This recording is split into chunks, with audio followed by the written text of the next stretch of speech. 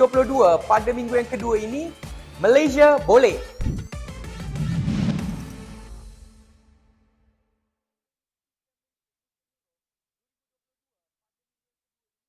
Dan walaupun mungkin nanti saya akan berhenti bermain, saya still akan groom player-player muda untuk teruskan bermain.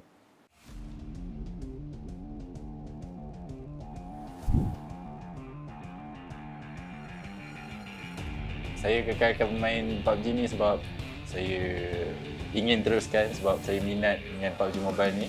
Dan walaupun mungkin nanti saya akan berhenti bermain, saya still akan groom player-player muda untuk teruskan bermain. Kalau cairan Geek Fam depends dengan manajemen apa yang orang bagi. And then kalau join tim luar tu, saya minat tim Navy sebab gameplay dorang pun nice. Terus spot kita orang pun sama. So, dorang lah.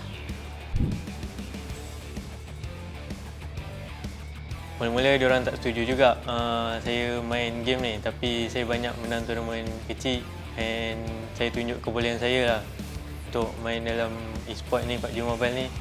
And bab seimbang dalam belajar tu kena pandai bagi masa lah. Kalau saya free, saya belajar.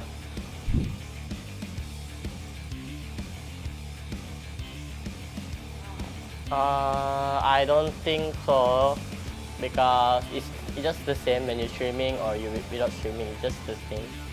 It's just how the way you manage yourself lah, and how you're thinking. Like put a lot of positive thing on your mindset lah.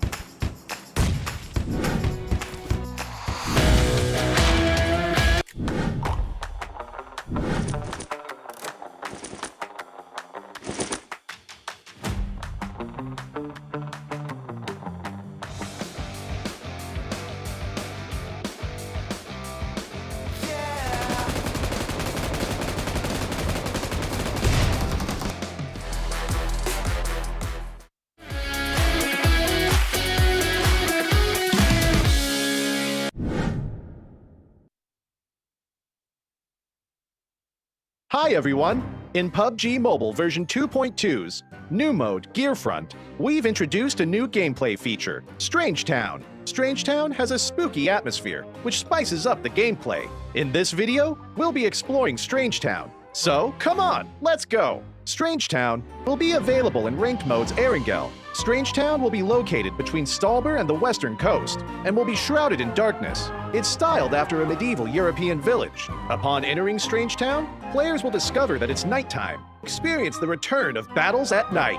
Strange Town has a fairly compact layout, where a tall, mysterious bell tower occupies the center. The four sides are surrounded with houses and cover. Strange Town is littered with Andy's puppets, as well as decorative pumpkins, which really add to the spooky atmosphere. This area's design is full of personality, and we hope it will give players new and interesting combat experiences. Strange Town will be available from September 29th to November 14th, UTC +0. During this period, Strange Town will become an important resource zone in Erangel, and will be a hotspot for trigger-happy players to scavenge and fight. Strange Town will also spawn a recall item, the Respawn card. If a player has a Respawn card, and they get eliminated, they'll be able to respawn and jump back to the battleground.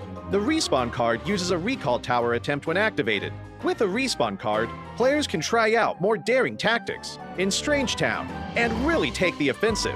But keep in mind that the Respawn card can only be used for a certain time after the match starts. The item itself only effective for this duration, and players can only pick up one Respawn card per match. Make the most out of it. After the match has started for a certain amount of time, 2 hot air balloons in the form of Andy's puppet will rise to the air. From the center of Strange Town, players can pilot them to get away from Strange Town and avoid more battles. Once players leave Strange Town, it will no longer be night. Hot air balloons can be flown across Erangel, and you can pilot them again even when you get off. When players are riding a hot air balloon, they'll be able to parachute to the battleground again. However, it's important to know that hot air balloons have an energy meter, and they will automatically descend before the final play zone, after which they'll deflate. Players should take the opportunity to pilot the hot air balloon while they can, and travel to a more advantageous position for battle. Furthermore, players can also ride the cable car at Stalber. There will be 3 cable cars at Stalber that players can use to quickly travel across the map. The new gameplay will be available from October 13th to November 14th, UTC +0. There will also be a disguise gameplay feature in Strange Town for a limited time. Throughout Strange Town, a special item can be found, Andy's puppet. When players enter Strange Town, they'll be able to disguise themselves as a puppet and blend in with their surroundings. It's a brand new, never-before-seen tactic. When players disguise as a puppet, they can still move about, albeit slowly. You can choose a good hiding spot to disguise yourself and avoid pursuing enemies to survive. You can also surprise unsuspecting enemies by removing your disguise and taking them out. The moment the disguise is blown, you'll become the target for enemies. Once struck by enemies in succession, players will still return to their regular appearance. Disguising comes with risks, so remove it with caution. At the same time, make sure to pay close attention to the Andy's puppets in your surroundings. Any one of them could be an enemy in disguise. If you see through the disguise, fire at will.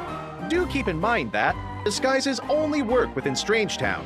As soon as players leave, they'll revert to their regular selves. So, have fun in Strange Town and experience the unique, spooktacular gameplay. While Strange Town is available, several strange garden parties will appear on Erangel. Players will receive a Halloweeks crate full of extra supplies from October 13th to November 14th, UTC +0. The crate will turn into a clown crate. When opening the crate, there's a chance that a clown will appear. Make sure to dodge its attacks and defeat it for advanced supplies and firearms. Strange Town's spooky theme, abundant supplies, and disguise gameplay will give players a fantastically fresh new take on exciting combat. Call your friends now to go to Strange Town and experience all the surprises. For more details, don't forget to follow the official PUBG Mobile community. See you next time! Gearfront Introduction. Greetings, PUBG Mobile players. Welcome. PUBG Mobile is launching a new themed game mode, Gearfront. In this video, we'll be introducing the skills gameplay, Strange Town, and more. We hope you'll like it. New Gameplay 1, Skills Gameplay. In the upcoming Gearfront mode, players can have 8 skills to choose from. Each skill has its own distinct characteristics, and players can bring 1 skill into battle for each match.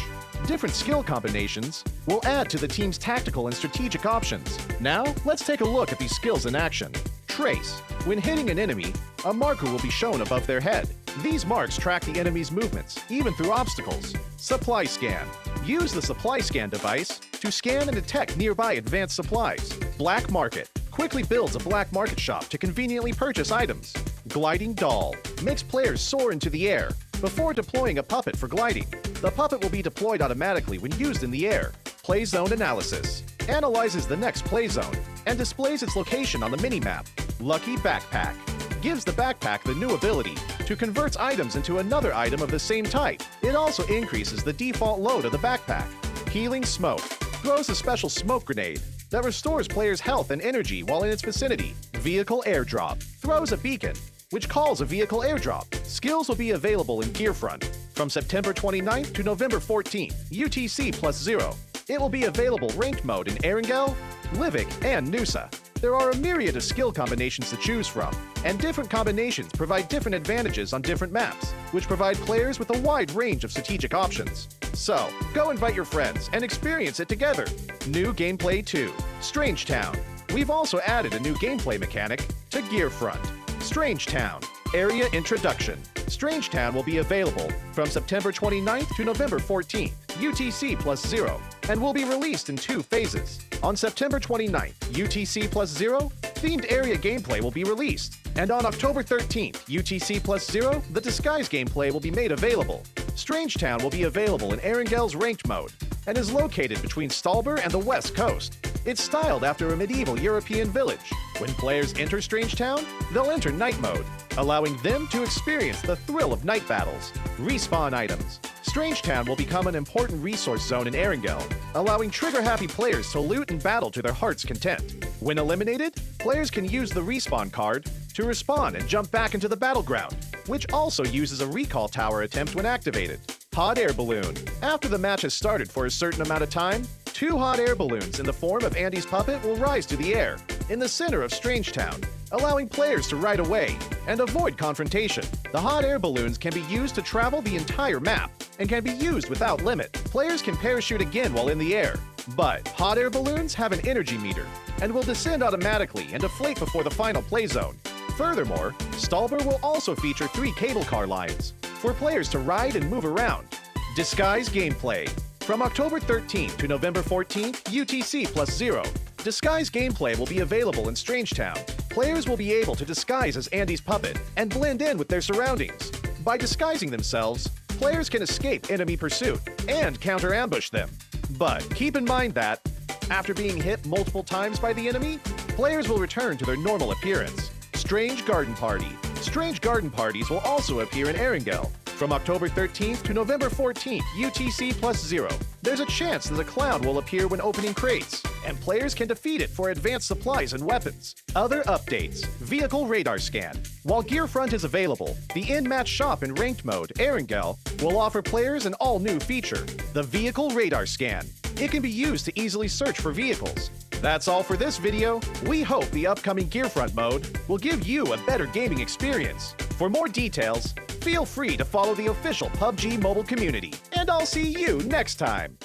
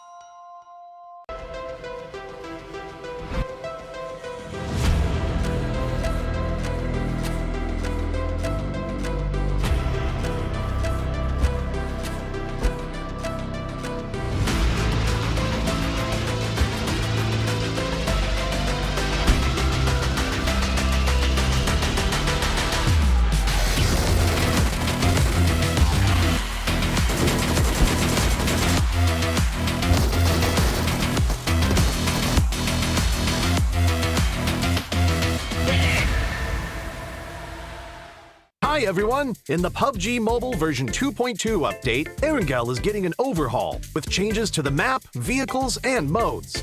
Without further ado, let's find out what these changes are. In this update, we made several changes to the map. First, the hospital. It's one of the bigger buildings in Erangel. In this update, the following changes were made to the hospital. How to get in and out of the hospital, its structure, nearby objects, and the vegetation surrounding the hospital. Veteran players should know that some of the fences of the hospital can be scaled to enter the hospital. The ones near the ridges are how most players enter the hospital. Now, 2 spots along these fences will be blown up, and players can enter the hospital area through the gap directly. The building itself also got a new entrance. Players that are on the ground can enter the first floor of the hospital directly through the newly added damaged wall. Those who parachute to the hospital can land on the roof and descend to the 3rd floor immediately. These changes will make it easier for players to spot the entrances and streamline their movements in this area. Those attacking and defending will know where they should focus on as well. On the inside, we simplified the structure of the hospital. Originally, the 3 floors had different layouts, and there were many rooms on each floor. So, searching the rooms was very tedious, because players had to go into each room. After the update, the 3 floors are now more or less the same. Some rooms are now also connected, making it easier for players to remember and to search the rooms for supplies. As for the surroundings, we also made some improvements. We added abandoned ambulances and ruined medical crates to the areas surrounding the hospital, so now it feels more authentic. We placed some objects at the entrance of the hospital so that it wouldn't be too empty. This gives players heading toward the hospital a covered area to protect themselves, so they are not directly exposed to enemies inside the hospital. Outside the fences on the side of the hospital, we added a new climbable spot. Players can hide here, or they can scale the fence to enter the hospital. As for the fences by the ridge, since there are now 2 gaps to enter the hospital, we've reduced the number of objects in this area to make it more visible. So now, both attackers and defenders can see each other clearly. Further out from the hospital, we've added some new vegetation, so that players hanging around the hospital will have more places to hide. Milta Power also saw some changes that are mostly in the generator area. Players who are familiar with this area should already know that this section was quite a choke point and was not easy to get in and out of. Those who entered either came out the same way or had to take a detour to the other 2 buildings. In this update, we added a new entrance on the 1st floor to make this area more reachable and easier for players to get in and out. The layout was also modified. We simplified the complex floor plan so that players can see more and plan their routes better. When battles break out in the generator building, players will have more offensive options, making these battles more exciting. In this update, 3 new ports will be added to Erangel. The first port is by Ferry Pier.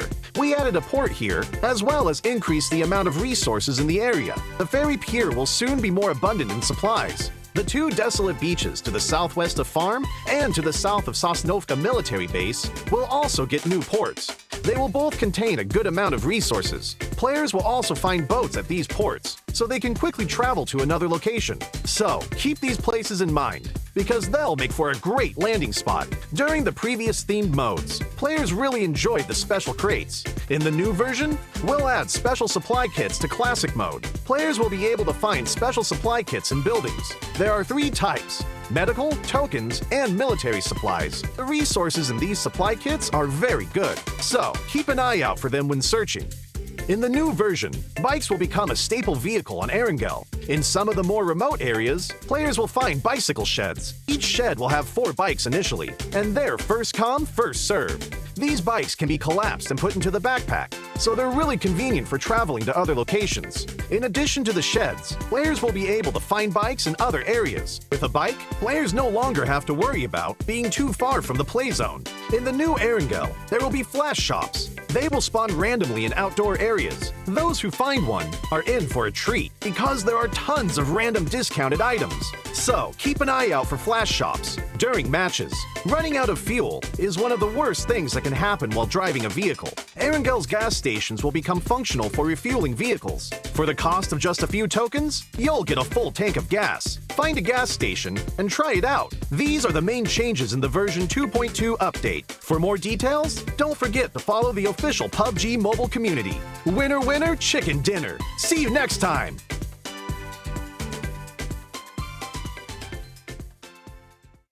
Gerakan silam, se elemental, Papa Boy,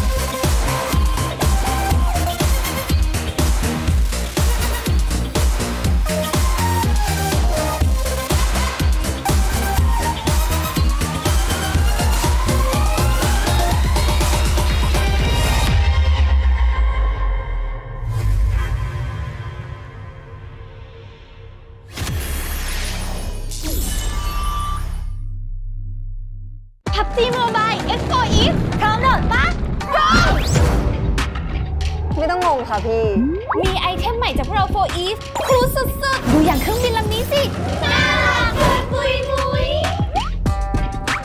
นี่ชุดระดับอีพิกและเลเจนดารี่สวยไหมคะ สวยพอคิวค่ะกรอบรูปโปรไฟล์ก็เลิศไม่แพ้กันเลยนะพี่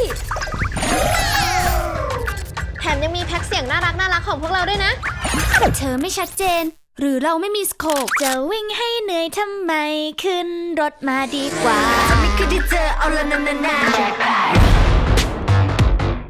PUBG Mobile X4 Eve ไอเทมพิเศษสุดคิ้วจากพวกเรา มีแล้วแจ็คพอตแน่นอน PUBG Mobile X4 Eve ที่หนึ่งในใจฟิล์มเลย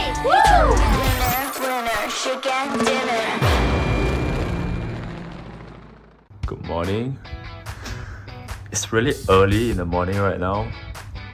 Today I'm gonna do a vlog. It's a very special day because I'm gonna do something very special.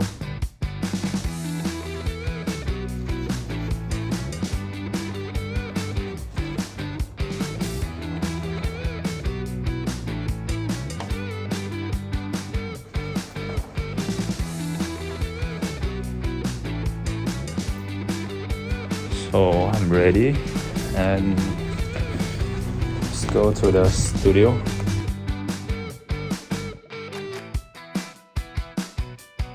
It's so hard to find the parking here. I'm at the studio now. So we are here today to do something special.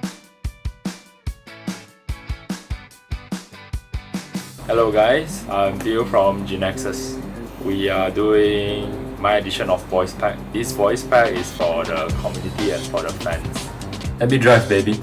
Baby, I got you. The experience so far, I feel like I'm an artist because this is my first time. The experience it was fun. It was strangely fun. I'll go from the back, baby. Nice one. Because it's too early today, so I decided to came here a day in advance. So I came yesterday night and I opened my waist. It was super jam. So I closed my waist and I waited until midnight. Only I came to KL and then just check in hotel and then just sleep. Yeah, it's also my first time doing vlog. It's a very strange experience also because the moment I enter my hotel room, the first thing I look at is there anywhere I can put my phone to because I don't have the tripod with me. Anywhere I can put my phone to record myself. Oh, there was here and here and here.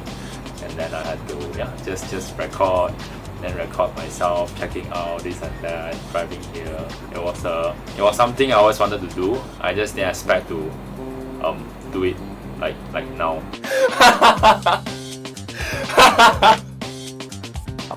Get in the car. Get in the car.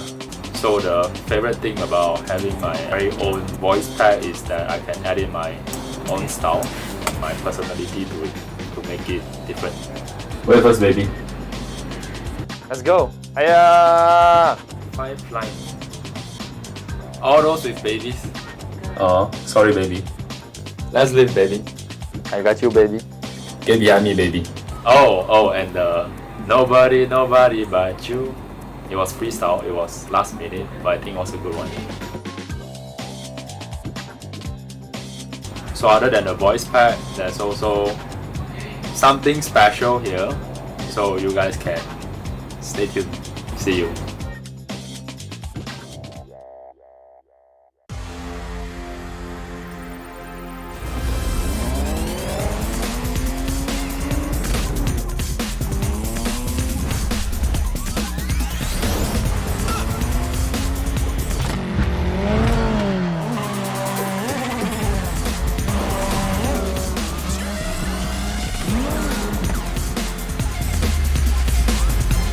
Realme GT Neo 3.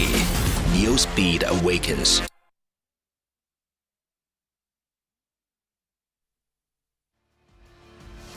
Welcome, ladies and gentlemen, and welcome to the 2022 PMPL Championship Fall. You are with me, Contra, and this is Sir Cloud, your commentators for the entirety of the evening. And we are here in day 2 of the championship, and we've seen the rise of many of all these teams as they try to book their slot into the PUBG Mobile Global Championship League. And we won't be here. All of us will not be here if not because of our official smartphone partner, Realme. This is the GT Neo 3 that comes together with MediaTek Dimensity 8100 5G chipset as well as a dedicated display chipset.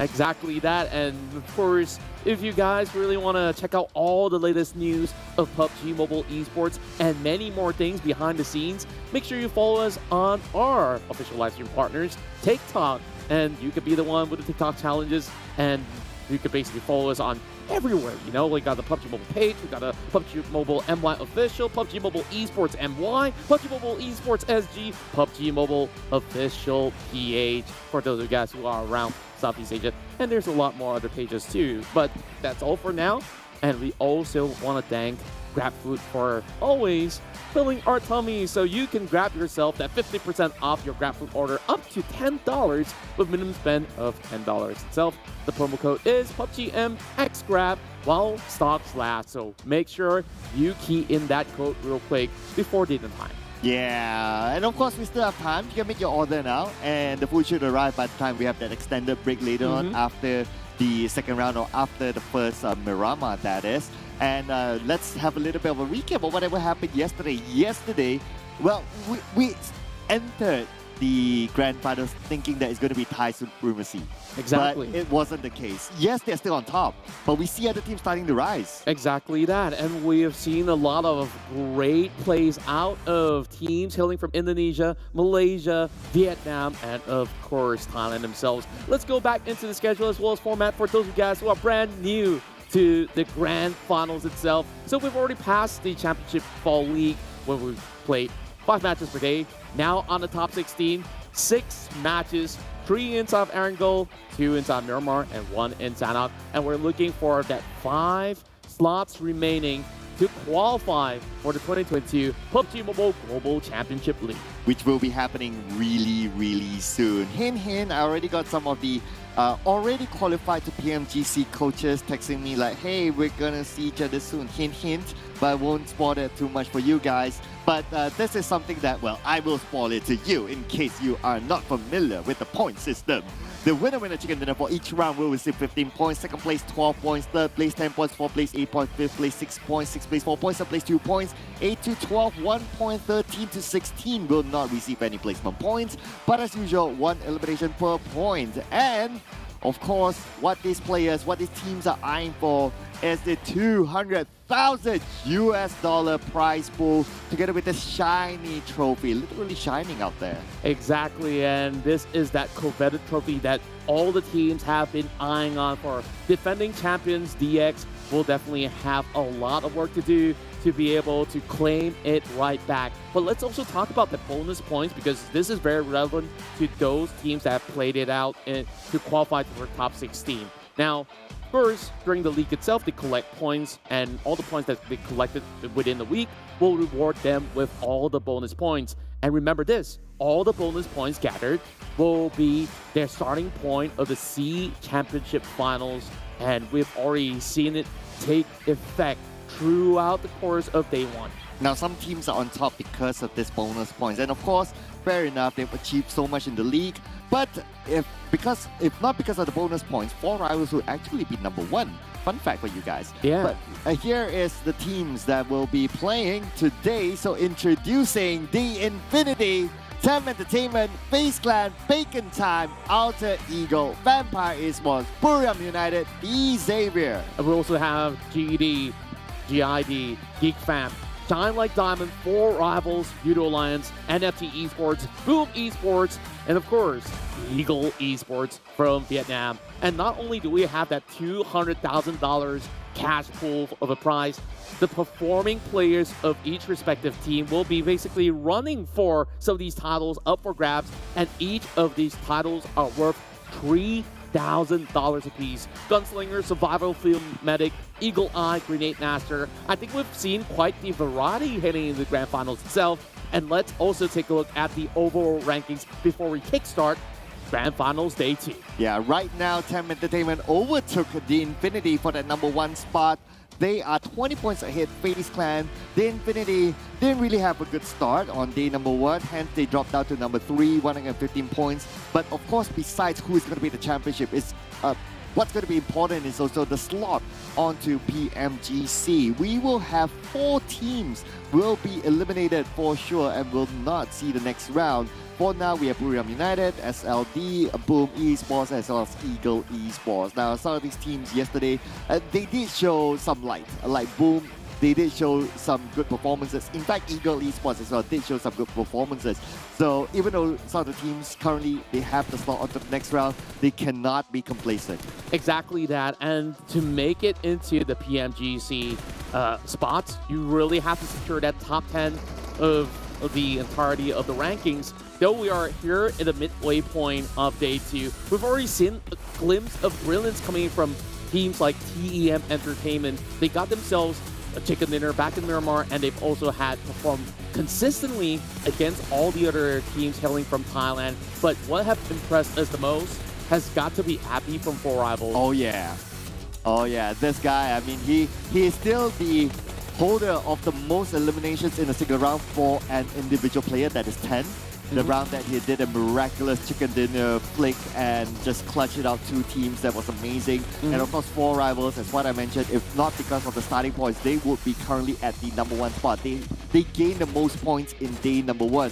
Of course, the big question mark is that can they be consistent? But let's not forget about D Xavier as well. What a comeback as compared to week 1 of the league. Yeah, and they've seen that steady rise coming in from the veterans of Vietnam, where they're still vying for that top spot.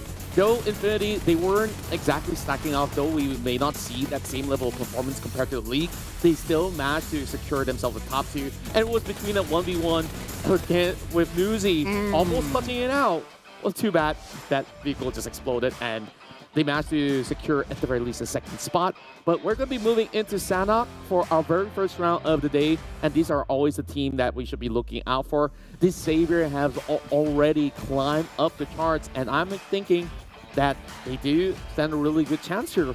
Though Bacon Time, they have the lowest elimination points per round. I'm hoping to see something different coming in from Bacon Time today. Now, not like I have any hate against Bacon Time, right? But their gameplay is so predictable. They'll drop around Sami, they'll open up 1-1-1-1, and they'll open up big, and they will just try to play for the healing game. So I think it's about time that if any team wants to catch up to them or want to get points, they can consider to do something about that. But this is something for the players to do about. So yesterday we did see a dominant performance from Newsy in terms of these charts. Now Tony K is back as the number 1 damage dealer. Yeah, and not only that, remember that there was a little bit of a slump heading into the first few matches of Infinity. Tony K has been able to catch up to that fragging numbers. The last I checked, I think it's about 136. So he's honestly not too shy to take that Terminator title away from Newsy. But yesterday's best performer, I think the top Terminator has to be Appy.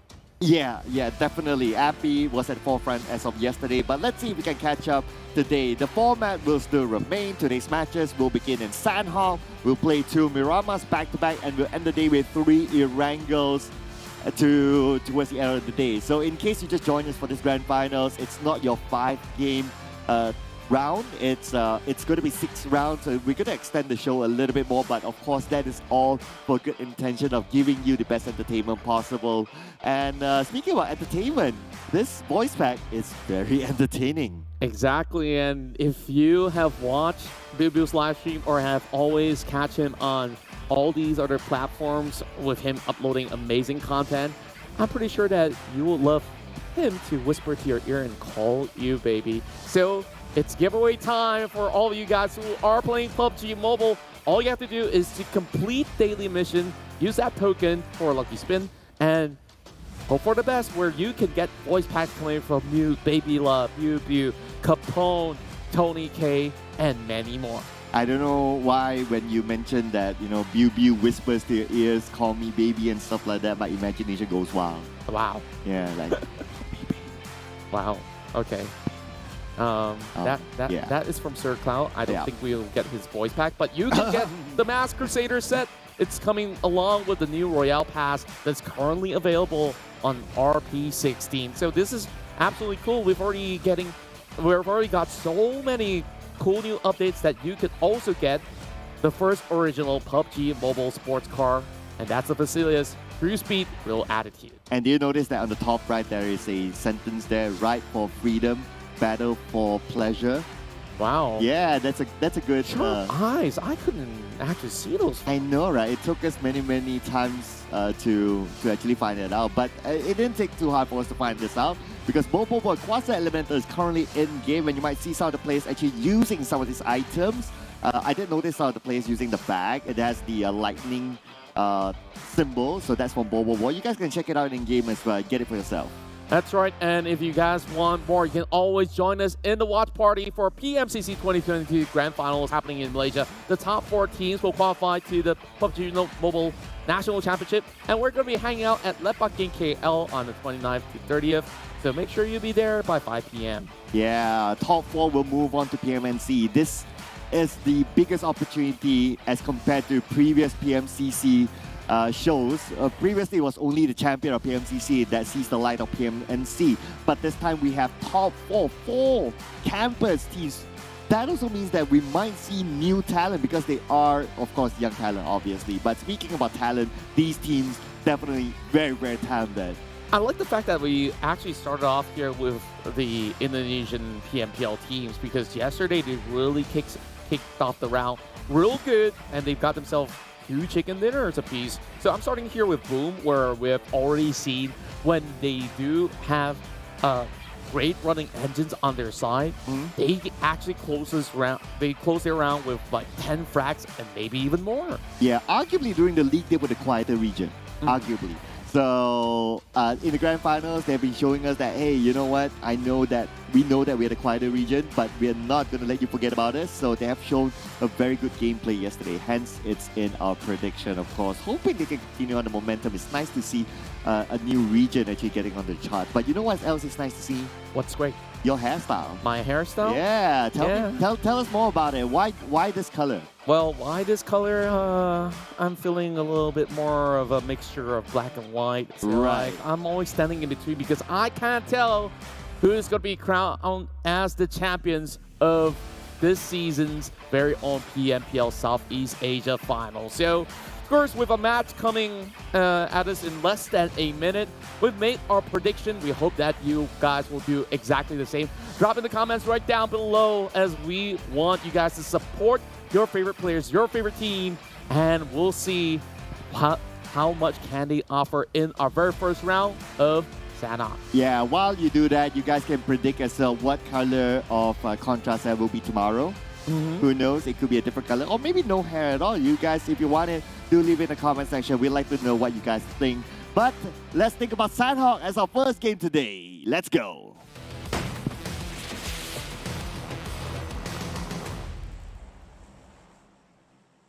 It's time to be the one as we head to Grand Finals Day 2 in the very first match inside of Sanhok. This time the flight path comes in from the southern part of the terrains, cutting across Sami all the way up to Hatin. But of course, most often than not, when it comes down to Sanhok, the team will be able to reach every single destination without much complications, unless if there's going to be teams who will be challenging each other in the early span of the round. Now, I do see Renale dropping out really early. They should be folding into Camp Alpha along with the rest of Alter Ego. For a moment, I was kind of concerned because it looked like he was about to go to Ruins where Geek Fam's usually at. Yeah, Renare, that's normally where they drop on the left side, so that's kind of common for them. Although at some point it does look like they're going towards Geek Fam, but yeah, they will avoid each other, especially during the early fights. But what's going to be interesting as well is that Bacon Type again doing the same thing, dropping around Sahmi, 1-1-1-1, and again, no one punishes them. They will have free reign to play the healing game to number 2. As for TM though, they're looking to punish Hexas. We've seen this scene before where Boom Esports definitely have been able to basically contest. Now, Sozip doesn't seem like he has weapons, but that it goes. A couple of shotgun shells coming from Mormon, and they will secure first blood for TEM. This almost feels like a deja vu from yesterday. The same thing happened. Boom, dropped into somewhere where TEM Entertainment is at, around the areas of Quarry, and they got punished for it. But speaking about punishment, Boom happened to lose another player to FaZe Clan. We saw on the elimination feed, Tony K got an elimination for himself.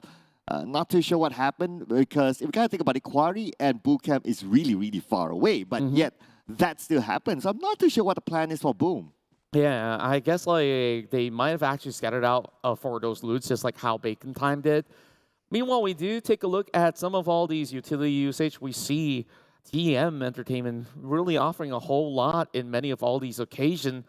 I guess like with all that sort of utility, that is their recipe to success. When you take a look at the standings overall, TEM still sits at the top one.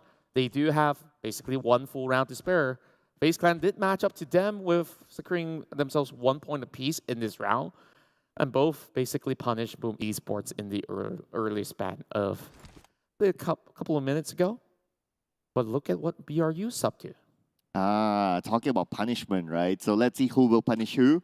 As the Eagles, they're moving towards compound where Sky Only is at. Mining Piece on the left, and they have some sort of a backup on the other side as well. So I'm worried that this is some sort of like a trap for the Eagles. Now Chua just right beside Sky Only. Sky Only gets a preemptive shot, but not able to get the knockdown to Chua. Chua 10% of health. F1 takes over his position.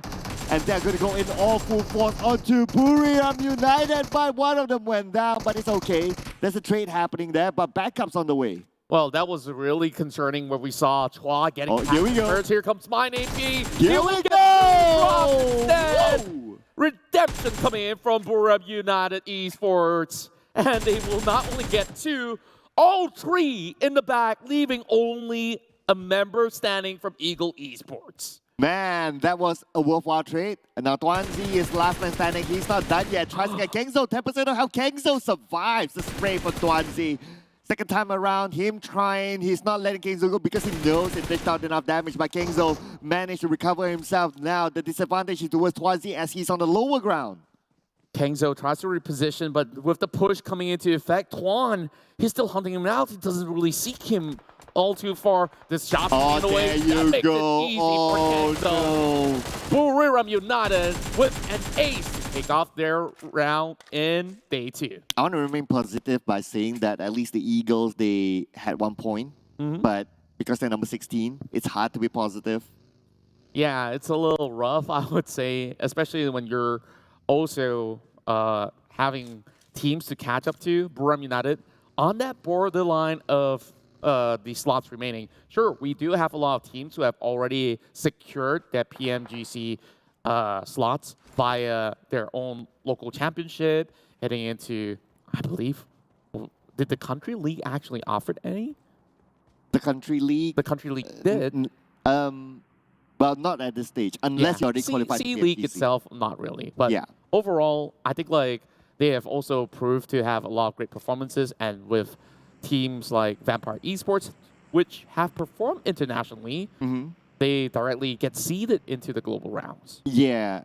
So the Country League, whatever that's calculated there, we're done and dusted with that. So the teams that qualify straight onto PMGC, we already know who they are. I mean, if you want to recap, you can just wait for the scoreboards to come out. So those highlighted in red and green. Yeah, those are the ones that already got the slot onto the next round. Green is the ones that still haven't got a slot, but they need to fight their way through this round. So it so happened that the Eagles are actually not in that slot category. So they are still fighting for lives unless they want to go for an early vacation. Exactly that. And we talked about 4 teams to be eliminated by the end of the grand finals.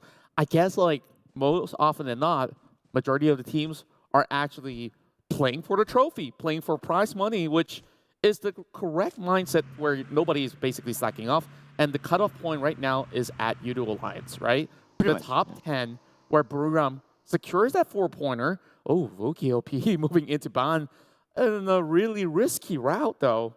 I think they've been able to hear him on those roaring engine, as he's currently surrounded by both GD as well as BRU, who have just concluded their fight. Oh yeah, Daybot waiting for the right moment. Voki, he considered he was lucky. He should count his lucky stars that he didn't move further forward. If not, he'll be caught But speaking about a player that's currently caught, MR5 doesn't seem to know that someone's in the same area. He's still moving freely. It's a little bit of a risky move here, but let's see what he can come up with. He seemed to be all alone, though, a little bit concerning there. But besides that as well, it's quite interesting to see that MR5 and the rest of FaZe Clan, they came all the way from bootcamp into Quarry. Ooh. Spots Beviel through the hills. FaZe Clan tries to tag him out. Misses the pixel, but Tiger finds another one from TEM Entertainment. As so is it will fall, though.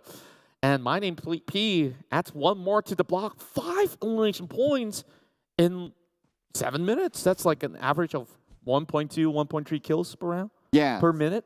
Yeah, I know, right? We're off to a good start.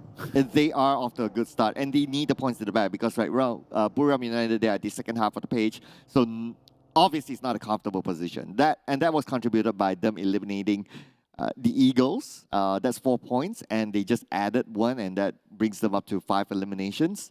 So very, very good start for them. What I'm noticing right now is that for FaZe Clan, they seem to be playing the go to the middle sort of strategy. Hence, they move straight into the areas of Quarry, try to find those high grounds, prime positions, and park themselves there. But the worrying thing is that for MR5, if he's caught out here and if he goes down, it's very, very tough for his teammates to come and recover him. Exactly that. And usually, FaZe Clan comes up with this sort of tactic to gate every other team from moving into the central area. MR5 is the anomaly here. I think he've already heard some sound coming from Morpheus to pop that grenade. Oh, so close. He managed to dodge that just in the nick of time. And MR5, he's getting ready with the DBS on hand. The question here is there going to be any sort of backup being provided? We do have a vehicle for him. I don't think he's going to be able to sprint off, but Venturis has been keeping watch. So TM Entertainment, they may not be able to push MR5 for now, but eventually, once they do, I'm pretty sure that FaZe Clan is ready for that fight. Just look at the amount of spread, right, for FaZe Clan as well as TEM Entertainment. I'm really liking it. It just shows the confidence that they have. They spread out like, okay, 1%, two of the players in the same compound, but they're kind of spread out with different buildings, and you have one person on the other side, and they're playing as a trio, yet they still have that area dominance. FaZe Clan, as a full squad, you can see that, 3 of them are at the high ground, but even though if they're in the same high ground, just look at how wide they have opened up themselves. This will also give them a lot of information, and at the same time, if anyone comes by, they can chase them away through warning shots. So a lot of advantage for doing that. However, for them to pull that off, they need to have skill, obviously. You need to be highly skilled, and they need to be super duper confident. And I'm really liking what they're currently doing. It's no wonder they're currently at the top. Exactly that. FaZe Clan doing so well through the league into the grand finals, and they definitely have shown that they can be top contenders in the global rounds as well. We have seen them perform back in the World Championships before, but that has been quite some time. FaZe Clan trying to make their mark once again.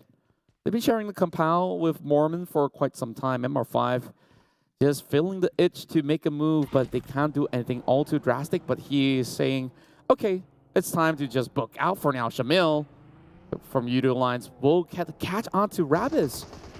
That's going to be a really big pickup against the Savior, but it's just going to be a knock for now. But look at the zone potential coming from Shamil. He's already on that watchtower, and I don't think DX can do anything about this. I really want to see the circle, because I wonder what DX is doing at the areas of Barn, because they moved from the left side of Paradise Resort all the way to the right side of Barn just to bump into Yoodo Alliance, and it seems that Rabis is not ready for it. Just look at the location of his teammates. He could be doing the scouting work, so that's fair enough to him. But a little bit of a call out there by Yoodo Alliance. Yoodo Alliance, they're not normally the team that tries to gatekeep other teams. They're normally the team that likes to come in a little bit later. So that's where I really want to see the circle. So if the circle is like somewhere just below, but they are not in it, you can kind of expect that's a pattern that Yoodo Alliance will be playing. And Xavier probably should have been a little bit more aware of that kind of a movement or that kind of pattern rotation from Yoodo Alliance.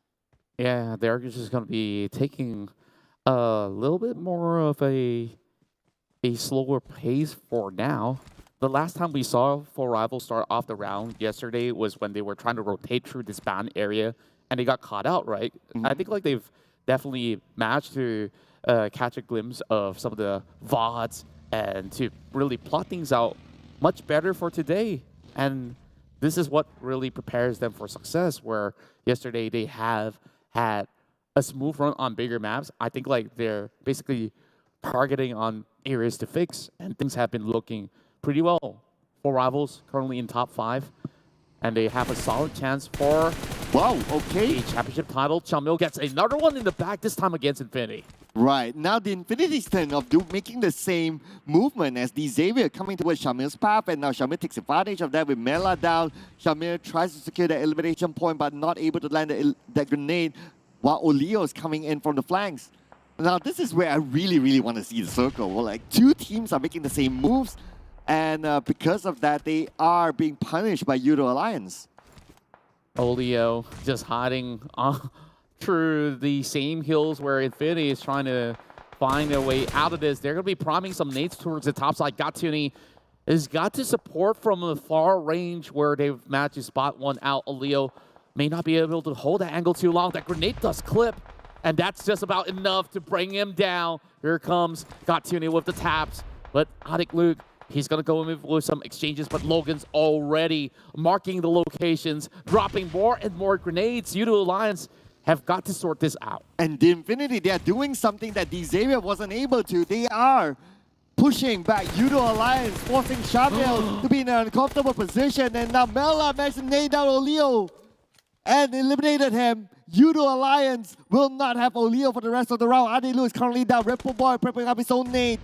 He needs to save Adelu, his main fragger, but can he go in? It's going to be tough as the Infinity they have no one to pick up. Newsy is still up as well, and now they are pushing it through.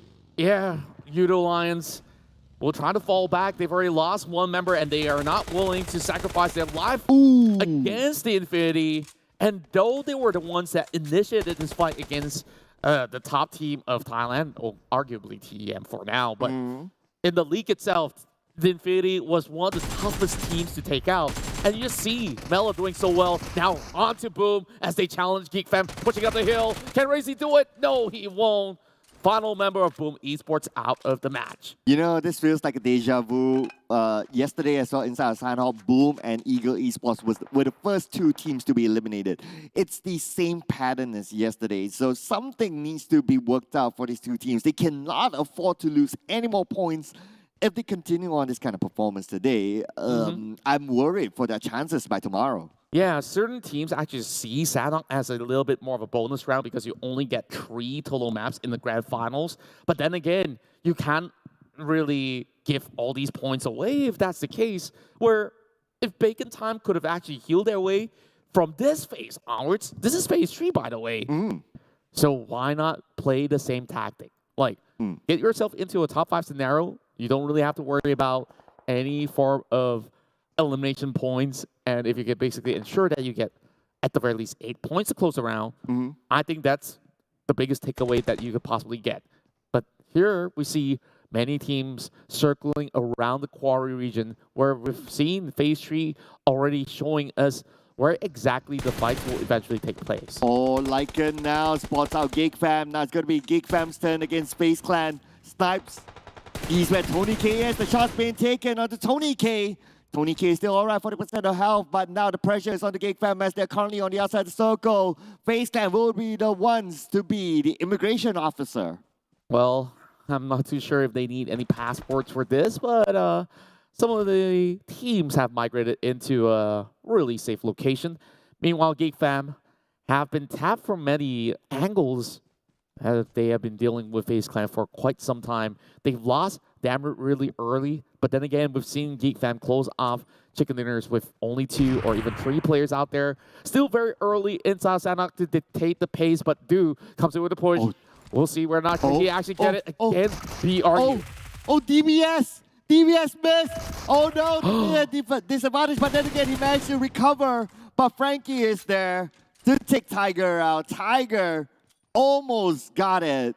Almost, guys. So close. And Du basically just baited him into that fight. He did manage to land, at the very least, 60% of the hits. And after that, going into the challenge, that was a respectable challenge, I would say, until the rest of the backup arrived. He had that full confidence to flush in, though it was a DBS. Yeah, now looks like the Infinity, they want to take advantage of that. They heard the commotion. They saw the elimination feed, and now the elimination feed has stopped. They see an opportunity here, and they're going to take that opportunity. Xavier, now, just look at where they are in. What situation they are in. They are, all three of them clumped up inside one house, and the Infinity have them surrounded. And if they really want to take those points, they can just rush into it from multiple angles, and it's going to be tough for Xavier. Exactly that. And we've already seen one player drop out from 4 rivals. That's going to be Voki, as they have been picked up by SLD. Though it was somebody else who knocked Voki down. So make sure these players have a 360 view through these angles, because we're about to have that fight to happen through the hills. So this is great prediction coming from most of the teams that are currently within that region. Vampire Esports, Yoodo Alliance, as well as Alter Ego will move in from the north. And I think like they have a lot of leverage. Sure, if they still have some first aid kit, they can hang around and then find those compounds to be worthwhile. But Infinity will be seeing who actually gets to challenge them for that central zone. Okay, looking at the current map, I think the toughest rotation will be for Yoodo Alliance, because Alter Ego is a slow rotator. They will always like to play by the rim of it. That means they will kind of gatekeep Yoodo Alliance, and it's either them or they have to go up against Vampires. And we know that the Vampires, they are doing fairly well as well, so they're on the roll. So it's either they go in against a team that's just okay, but they like to gatekeep, or they like to play a little bit slower, or you pick your poison and go against Vampires who's kind of performing as well. So it'll be interesting to see what sort of decision that Yoodo Alliance will take. Interesting enough, we see BRU crumble after taking multiple fights. They did walk away with at the very least 6 pointers here in Sanok, so it's not too shabby after all for them to kickstart the day.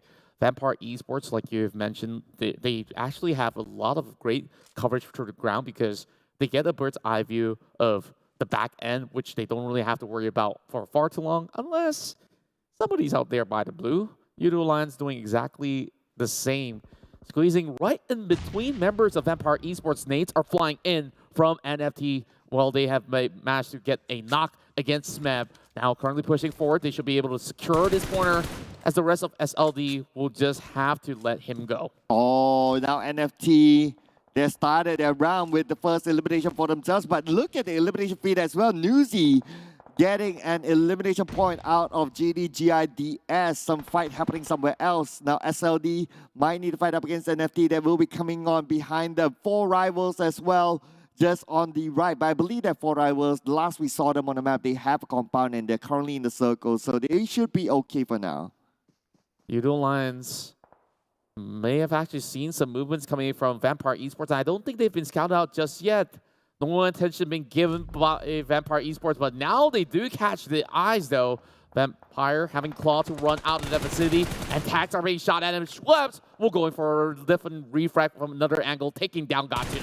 Oh, Vampires, they saw Yoodo Alliance, but at the same time, Vampire, they need to move a little bit further forward, because they're currently still on the outside of the zone. Repo Boy still trying to sneak in. He does have Shamil as a marker inside the circle, so he knows where is an area that he can go to. But the question is that how he's going to get there with Vampires. Probably have a little bit of an idea where Repo Boy is at. But now the circle seems to favor 4 rivals. Alter Ego, these two have the prime position of a compound, but the Infinity as well, a little bit of elevation for them. So that is a position that the Infinity likes to play, because with elevation, you can get eliminations. That's right. I love the rhymes coming out, Sir Cloud. And this is also quite a rare occurrence where the circle actually moves nearer towards the Lakawi area.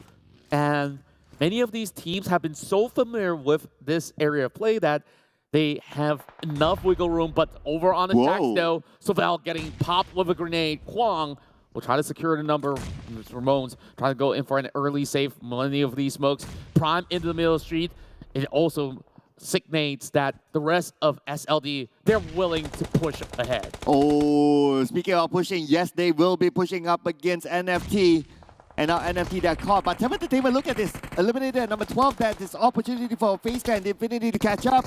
But now, focusing on this fight, Gosu is moving in with the DBS coming in from the other side. Poison seems to be in trouble. Poison down to 10% of health. Poison still wins the fight. He managed to pull up his DBS just in time.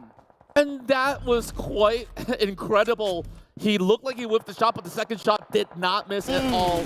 Still availing the TEM, but there is still more fights to be continued throughout the rounds of Sanout as we see teams dropping one after another. That includes FaZe Clan as well as Geek Fam. Now we move into top 8, and we have 9 Noisy trying to push forward. They thought that SLD were not prepared for this, but they were absolutely wrong, where SLD still managing to hold on the outskirts. Wong being knocked, but there's great shots coming away. The Infinity has the circle.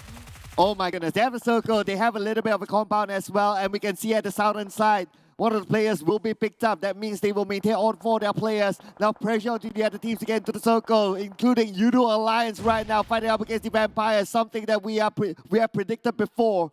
Outer Ego coming from the right side, the long range of the Vampires. Outer Ego is butting in, 2 stops, almost taken down. Fnatic with quite the incredible range on that weaponry, but he doesn't seem to be able to control the recoil, or else he might have actually secured 2 knocks in a row. He's still attempting for it, and here goes Pombi. He'll be able to cover the grounds as the damage has been done much early on. Schweppes running inside the smoke. Alter Ego has to reposition. They don't really have the circle, but the push comes through. Lambo still fighting up against VPE. Contra Rebel Boy is just behind. He can take the shot onto Vampire. Maybe, or even onto Alter Ego anytime. He could be the kingmaker between these 2 teams, but Rebel Boy seems to be playing the healing game, focusing onto that. But that's going to be his final first aid. Not enough time for him. He'll be taken up by the blue. That is the end for Yoodo Alliance. Really close call, though. He could have actually been shot by other teams out there. 10 elimination points for the Infinity as they conquer the top end of the hill. And most often than not, when they do have the high ground advantage, they will command and they will conquer. The closest rivals will be 4 rivals themselves, but they're nowhere to be seen around the map. Playing by the blue zone is not going to be the way that they really want to work this out, but they have no choice whatsoever. April slowly bleeding out while they still have Appy in within reach, but the rest of them will have to pull through ahead. And though Infinity may not have the circle yet, they're going to swarm in real soon. Yeah, just look at this Contra. They're the only team with a full squad at this moment. 4 rivals, despite we seeing them having 3 active players, but one of them is playing the healing game on the outside. That's going to be April. That means technically, inside the circle, fighting their way through, you only have 2 players. That's going to be Appy and Bamburu, so it's pretty much like a duel.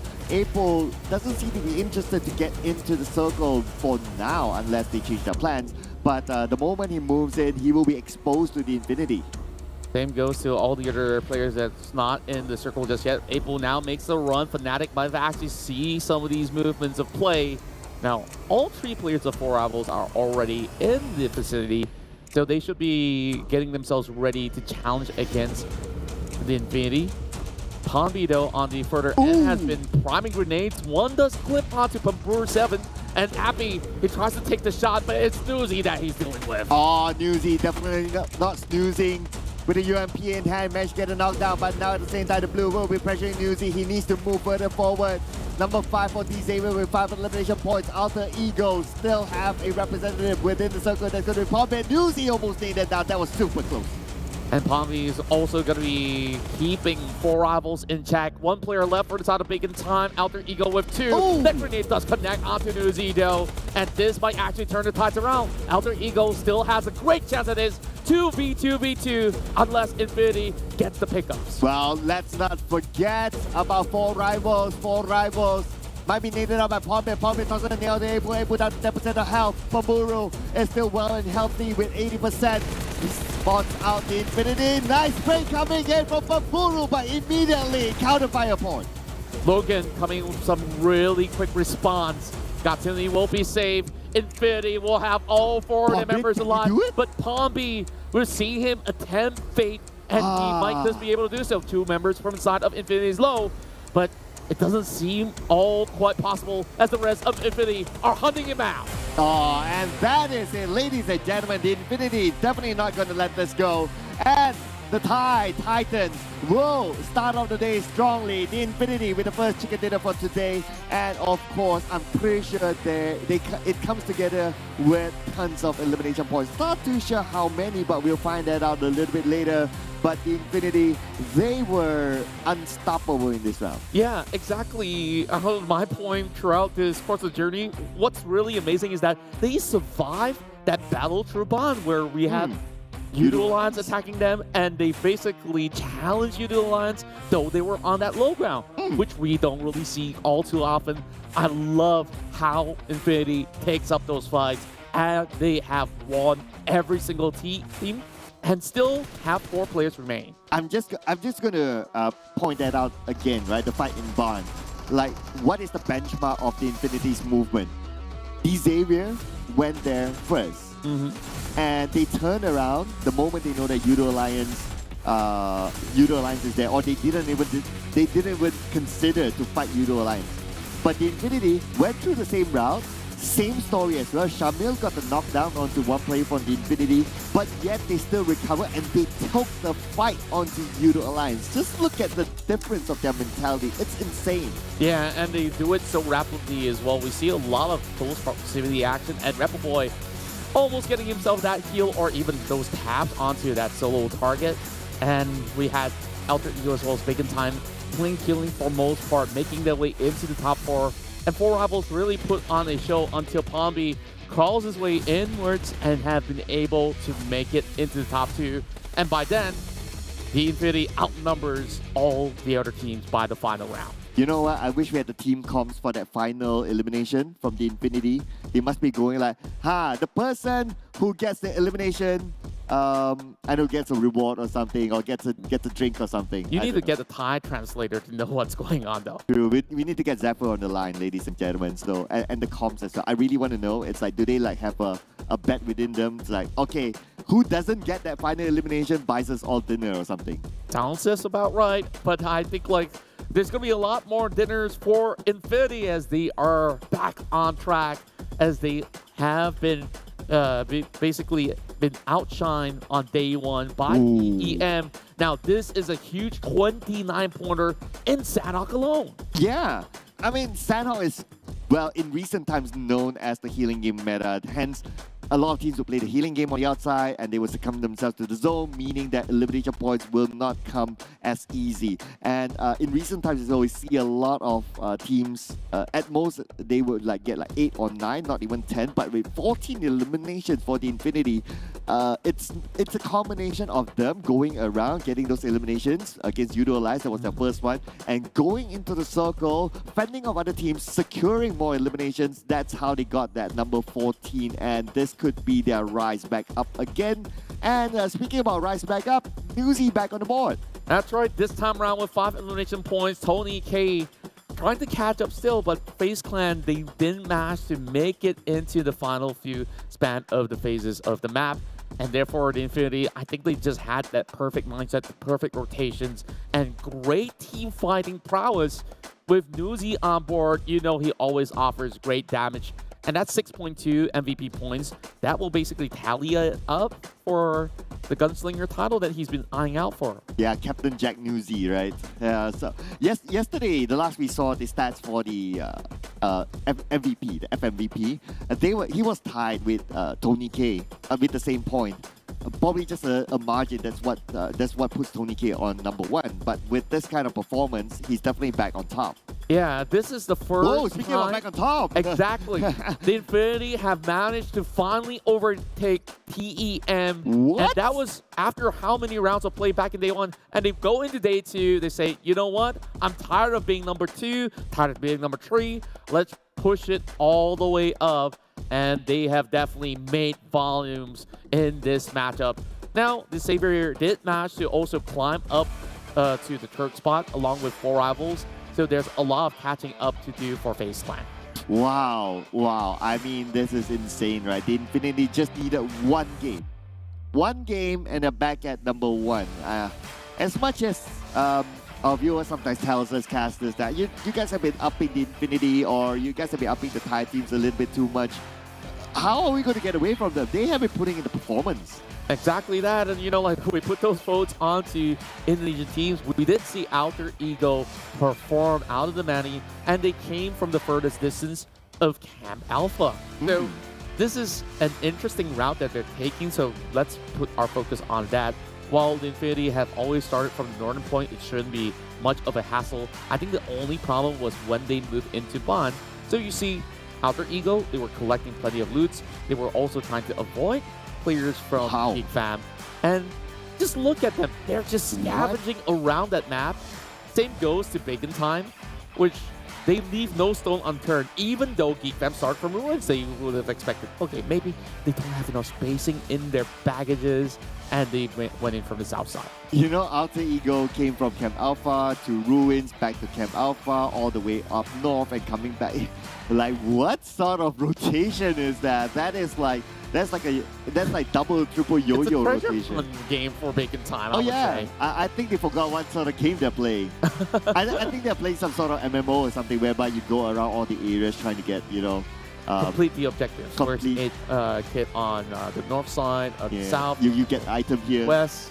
get item It's there. interesting though, like the amount of commitment coming in from Bacon Time itself have made us draw so much focus that we wanted to highlight Alter Ego, how they moved in, Yeah. but it was more of a direct passage compared to Bacon Time. So that was quite something, but what's definitely something was that chicken dinner. That was a huge round for the Infinity. Now, they are the #1 team to beat.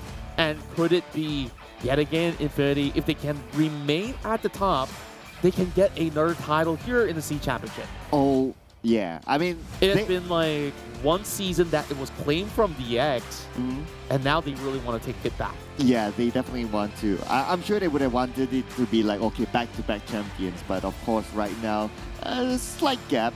But let's not forget as well, like D-Xavier, they definitely want the back-to-back championship. We have yet to see Southeast Asia having a back-to-back winner. Yeah, and that has always been the case where it's always the passing of the torch, where we've even seen, sure, great dominance coming from teams back in the past, or Arcutina, Bigatron, Red Aliens, and now the new generation has shown so much strength, and to call them new is also not exactly the case because the Infinity has been around for quite some time. Uzi, well, we've already seen the stats of him getting the highest elimination points, and he'll be able to stack it up. Still #1.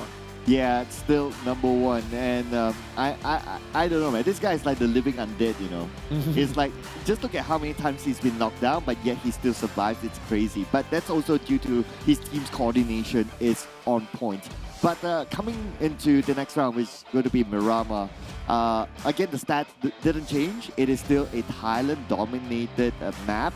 But yesterday was a little bit different result. The Indonesians did really well in Miramar. Yeah, I gotta say that it was a really huge win coming in from both of these teams. There was also TEM that have been able to secure one of the matches in Miramar. So that has always been a clutch factor. But then again, there has always been a lot of all these scenarios where teams coming from Vietnam, they have been able to also pull some big number of rounds inside of this map itself. So I'm pretty sure that all the teams are pretty hungry for that chicken dinner. And for rivals, we also have to highlight that in that past round in South Sadong, a top 3 finish as they continue on that streak. Oh yeah, correct. They still continue on the consistency despite not getting the chicken dinner.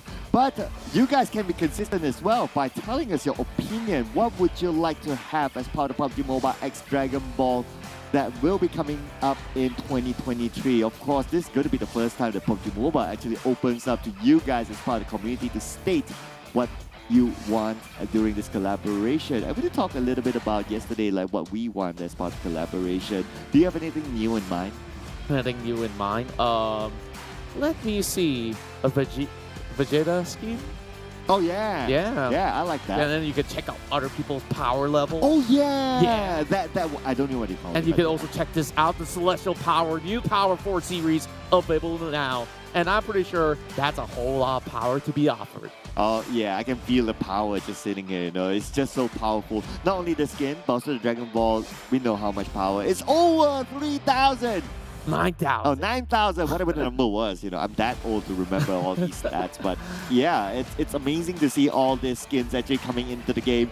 And it gives you guys out there a variety of skins to try out and to make it as part of your collection. And you can match up with players like Voki, who really likes to collect stuff. Yeah, he did collect a lot of stuff, but past round he did not have to collect points though. He was taken out very early. But the good thing for Rivals is that the whole time they were around that region, so they didn't really have to rotate all too much. So kudos to them to make it into that top 3. Now, for Rivals in Miramar though, what are their odds getting a chicken dinner? Oh man, okay, so I think for Rivals, it's a matter of time for them to get the chicken dinner. Like, yesterday, a lot of limelight was stolen away from them just because they didn't get the chicken dinner. But like what I mentioned yesterday, if we didn't have that starting point, for Rivals will be number 1. They were the team that collected the most points in day 1. And without a chicken dinner, mind you, no chicken, no problem for them. Exactly, and remember we have always talked about this team to be a little bit more momentum focused as compared to many others. And I felt like once they do have it, they will never stop. Yeah, I do see that happening. But what that has yet to stop is our prediction. You got one correct yesterday. Yeah, yesterday on the Fire Final round. I'm absolutely happy, and I'm banking on hopes that GD will be able to make the cut. You were voting for them the past round. Now this time, I'll try to take over. And GD, they've shown us that when they do have 4 players alive heading into late game, they've always shown up incredibly well. But TM, I think like they should be motivated to give chase to the Infinity in this round. You know, I did say yesterday that if anyone picks a Thai team, it's like you're cheating in the prediction. I gotta catch up to you, so allow me to, you know. I don't mind. Just go ahead. Go ahead. Take it away. I mean, you guys can do exactly the same. Put in your predictions right now. We're preparing ourselves for our run inside of Miramar. As match 2 should be underway real soon. So let's also talk more about what has been the case for the past matches, where we've seen yesterday in round 2, the team from Indonesia have been able to claim that, was it PUBG Esports? Yeah. Exactly. Yeah. But speaking about like teams like on the second half of the page, right? Like PUBG Esports, like Ego Esports, right? They're kind of struggling. Not only in terms of overall performance, but even today as well, the first game, they were the first 2 teams to go out. And I think that for them to make that comeback, it's still mathematically possible for them to get into PMGC. So they shouldn't give up. That's number 1, motivation-wise. Number 2 is that they need to get their heads together. Like we can see that their coordination, they get caught out by other teams. Their rotation allows their players to be sacrificed. And not only 1 player, it was like 2 players in the previous round. That left them handicapped very, very early on. And you don't want that to happen, because if you're down to only 2 players during the first circle, there's not much you can do but actually play survival. But let's see if that changes in Miramar.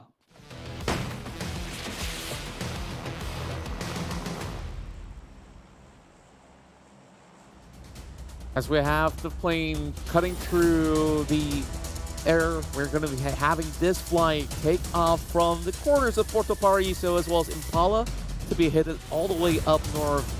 And let's see if there's going to be any form of winds of change, as we'll have quite a significant area that will be cut off from the entry. So Montenegro is going to be quite the stretch for some of these teams. Then goes to Buriram, Chimachera, Valdemar. So a lot of the teams might actually have to switch locations. And I'm looking at Los Leones. That could be a temporary shelter for teams without a home for the time being. Winds of change. I really like the Scorpion reference there. I see it. But anyway. Do you have a flute too? Or like something that we could play that music? I don't have a flute, but I do have a flute cap. Oh. Yeah, with vampire. But that's a flute. That's not a flute cap. Yeah. I mean, he ain't a flute for sure. Close enough. But Contra, just look at this. Keep your eye on Impala. Oh my Ego goodness. Esports and Buriram United. Are we Let's actually go. seeing 3 teams? It looks like it's 3 teams. It looks like a 2, but that's good Buriram enough. as well as Ego Esports. I think we're going to be keeping our eyes close to this. Ego Esports already landing some shots onto BRU. And that's a vector shot connecting as well. They've already got first blood. Ego Esports bouncing back up ahead. Well, I kept my eye on the timer. It was 1 minute 24 seconds for the first blood, one of the fastest in the grand final so far. Wow, Eagle Esports, what are you guys doing here? I mean, they were Surprise. Yeah, exactly. They normally drop around the areas of Chupacera. So I understand that the flight path is far, but for them to drop inside of Impala, where Buriram United is at, Buriram United will be saying that, you know what? Yeah, we're gonna get back at you for sure. I'm pretty sure that's their call. But remember the last time Geek Fam did exactly the same against BRU? Remember what happened? Like, they tried to bait them into a compound, and after that, sandboxed them into a corner, and they just dropped plenty of nades. This time around, the scenario is absolutely different for the rest of BRU. C-Sky only books off of that city, running towards the back, not having any vehicles, no first aid kits, and only 1 grenade to work with. They're not really stocked up, and I don't think that this is going to be a green light for Buriram until they get into a different location, and he's already eyeing on that warehouse on the further end. Yeah, that warehouse, hopefully he can get a vehicle, because without a vehicle inside of Miramar, it's just not doable. At least the good news is that the circle is not too far away. So that's at least a good, some sort of good news. But the bad news is that they had to succumb to the Eagles. But okay, I'm just going to flip it onto the other side, right? So the Eagles, they are desperate for points as well. And I can understand as well why they kind of challenge Buriram United, because Buriram United, they don't have to start the PMGC too, so they're in the same condition as the Eagles. They're still on the outside of that. They're still at the bottom 4, in other words. So naturally, you will want to try to eliminate your closest rivals, which is those in the bottom 4, so that you can go up.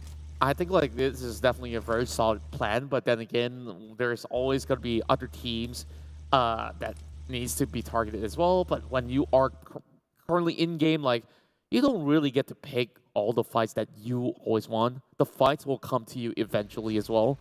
So I think those form of preparation is absolutely important. But since we were talking about Miramar on certain play styles of the team, remember back in the very, very early seasons of PUBG Mobile Esports, where certain teams would take like circle number 2, circle number 3 to finally rotate.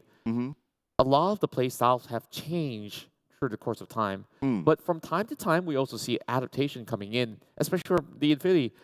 Some of the late rotators into the matches in Miramar, especially when the circle is not favorable to them, or they have to travel further distances, they don't basically spend the quickest time to rotate to the middle circle. They'll take it as slow as possible and be the latecomers of the scene, like a VIP. Yeah, do you think that that's also because like wherever the draw spot is and depending on where the circle is, that's how they play it? Or is there any other factor that's that usually if it's going to be far, that's where they will implement such a strategy when they are already upon it, or if it's just by the outskirts. They don't mind sitting around for a little bit more, but they can basically opt to just relocate for a tad bit. Speaking of locations though, Booms, in the middle of nowhere through the hills of Impala, it's just trying to be seeking a higher elevated angle as he tries to make his climb to the top.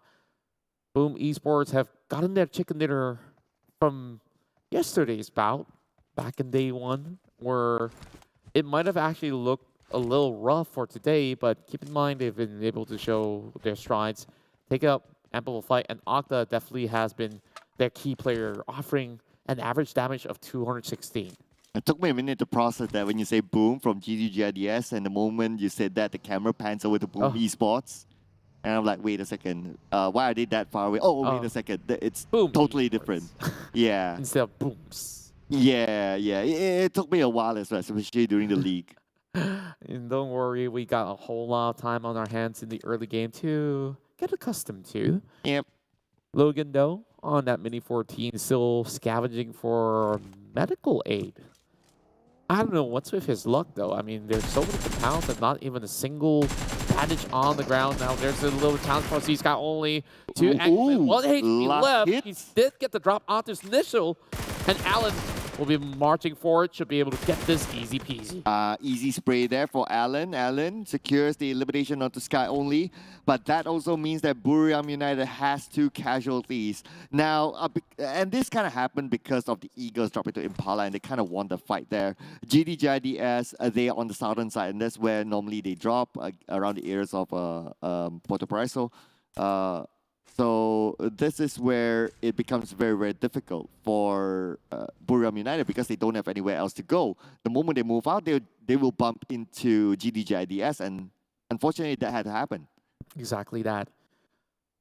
A rare occurrence to see snipers being in play on bolt action rifles. And for most part, back in the days, we've always seen players like Luxy to favor M24. I think like it have slided out of favor. And we haven't really seen that many spawns of the AWM as well, one of the hot favorite weapons back in the days. Basically, one tap will be able to take anybody out there that wasn't wearing a level 3 helmet. And even if you do, it still punctures your health bars. While we have a lot of long-range scouting up ahead, Vampire Esports will expect FaZe Clan to be off around the lower end of Graveyard. Geek Fam by the warehouses. So hopefully, Fukov will be able to get some of these pickups as he's trying to draw a little bit of attention to himself. Yeah, Flukiv, well, with the winds of change, looks like he's not really changing his location where he stays still with the high ground. Now we move over to 4 Rivals, another team that is not talked about that much. Well, we talk about it, but I'm pretty sure that they don't get enough limelight because they haven't got the chicken dinner yet. But they are on the rise right now. Number 4 in the overall charts and only 22 points difference from the Infinity.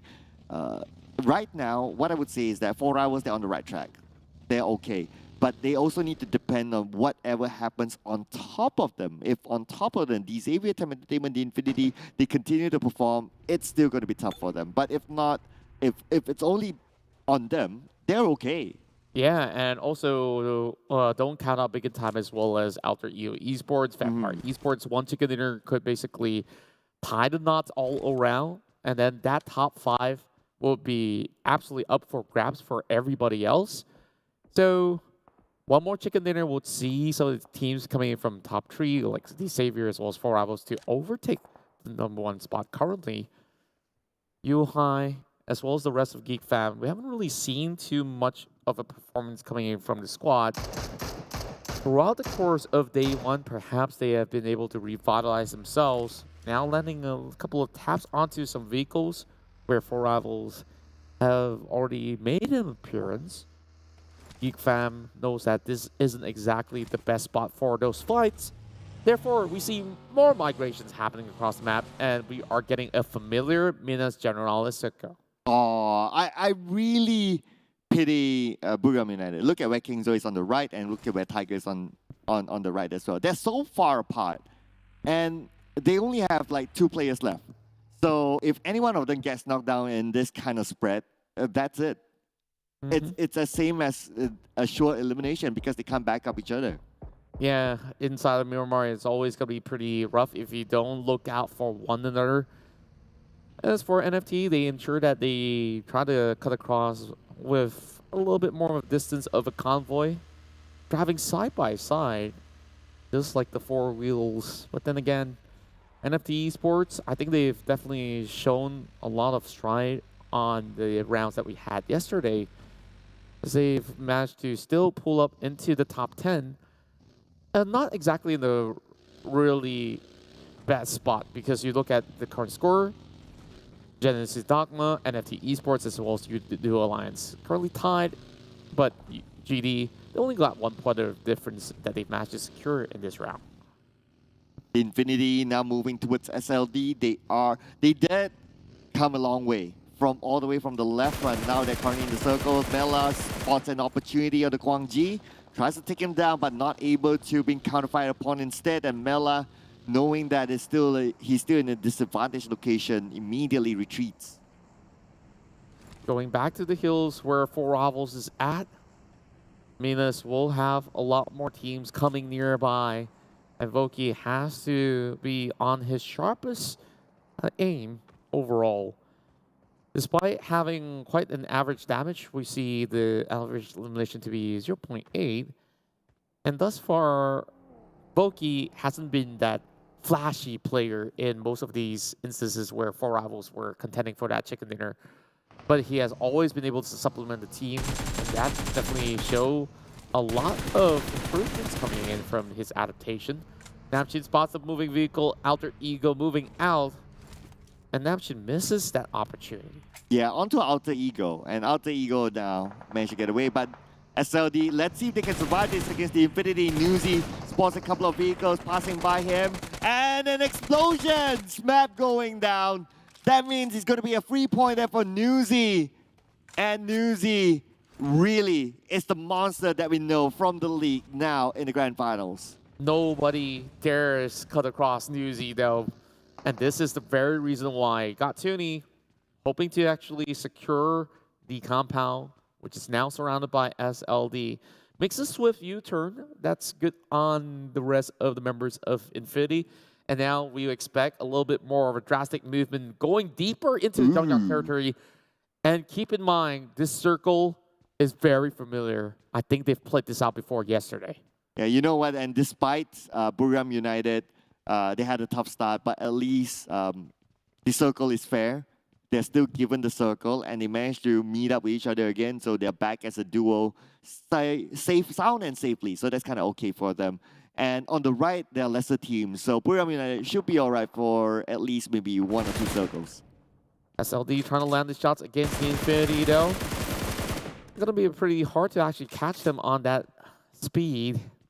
I guess they do have the facilities with them. True speed, real attitude coming in from Infinity to claim that top 1 position. But TM, they are crouched onto Infinity. They really get the pick against Bevy the moment they've landed. Oh, and now the Infinity knows TEM Entertainment is the one sharing the same compound. They would love to eliminate them because they're the closest rivals to the #1 spot. And if they can do that, they will definitely be surely at the #1 spot by the end of this round, because the Xavier has a 20-ish point gap. And now TEM Entertainment tries to win this fight, but they only have 2 players, and it's up against the Infinity we're talking about here.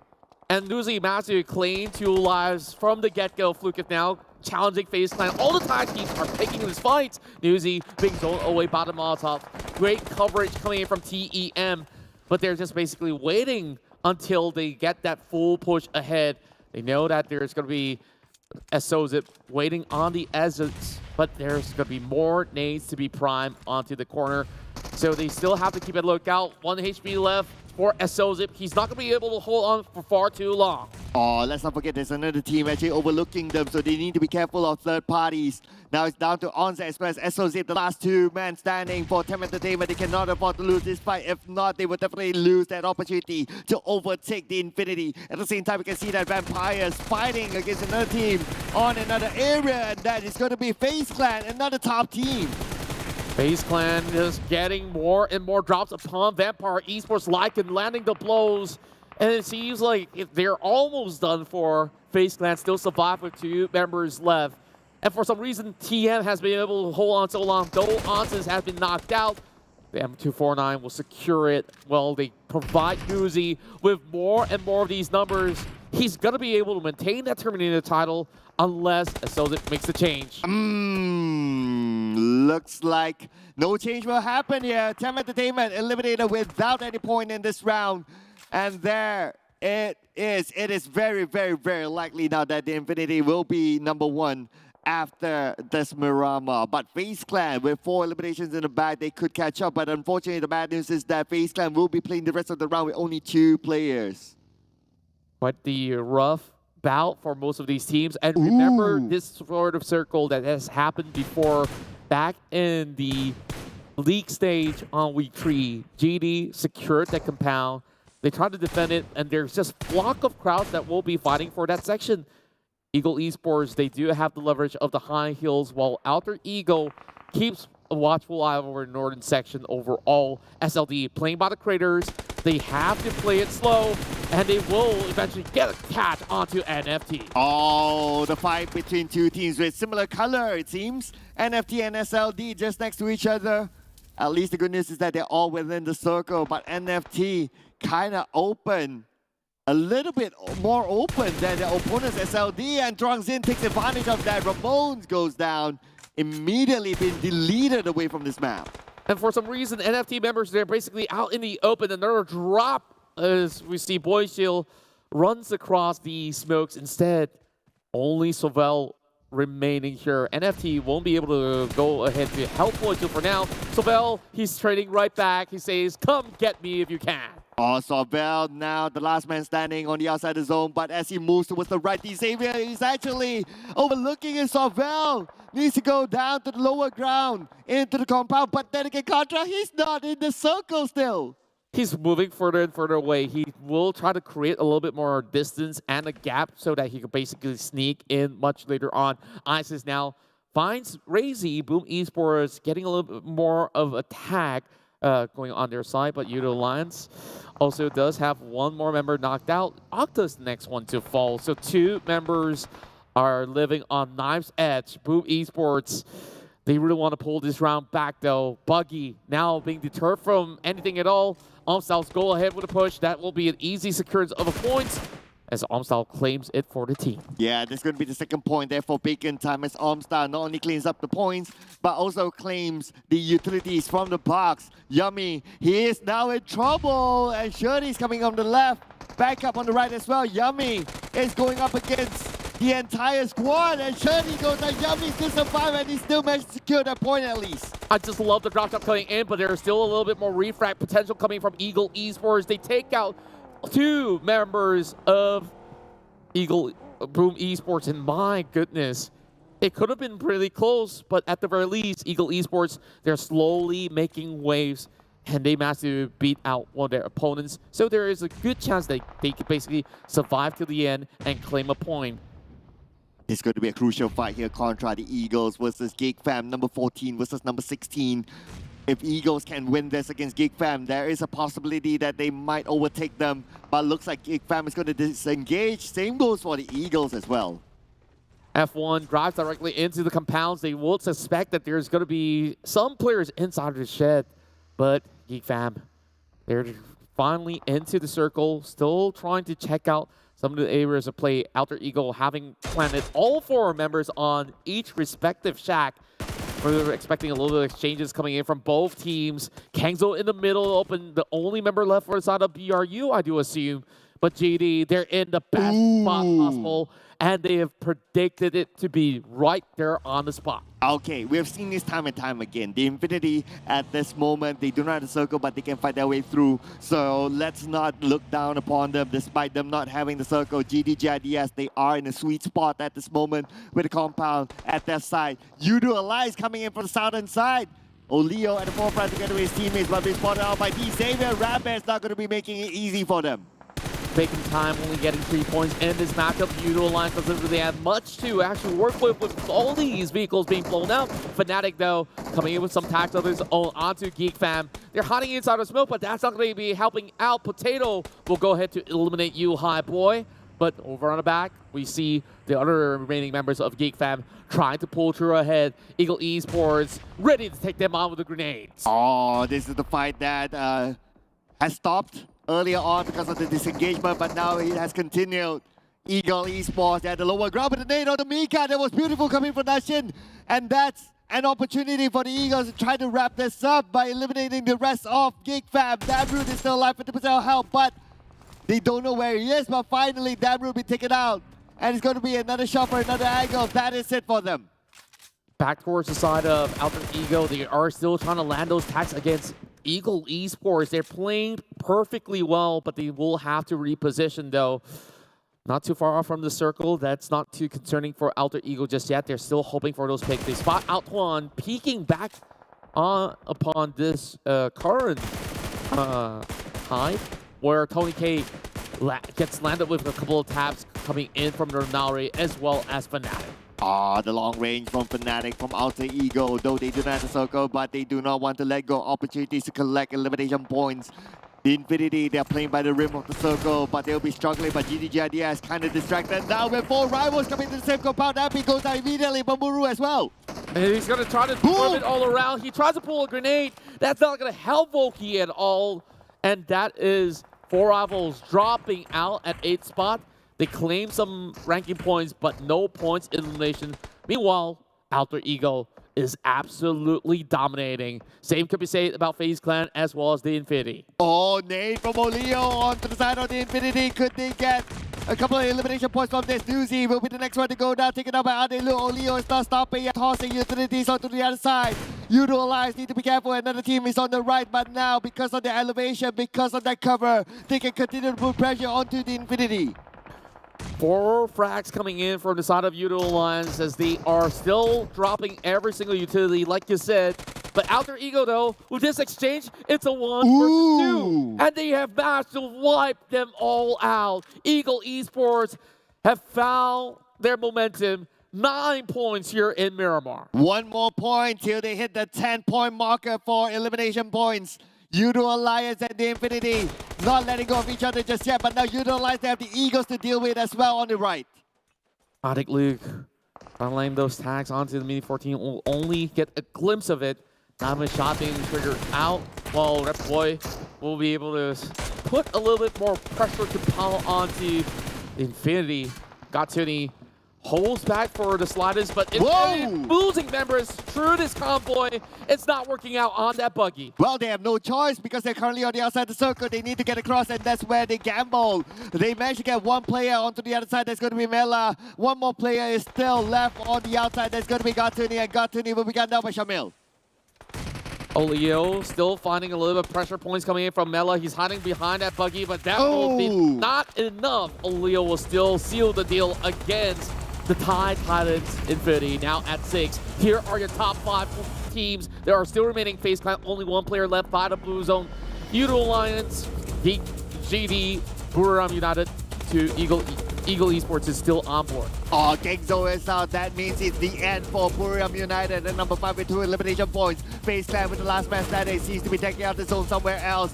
But right now, looking at the current circle, it seems to be an advantage for Yoodo Alliance. They have all of their players inside of it, and they're kind of like in the center of the circle. But the Eagles, they're not stopping as well. They want their number 10. They want the 10th elimination point at least. They definitely will have to fight harder for it.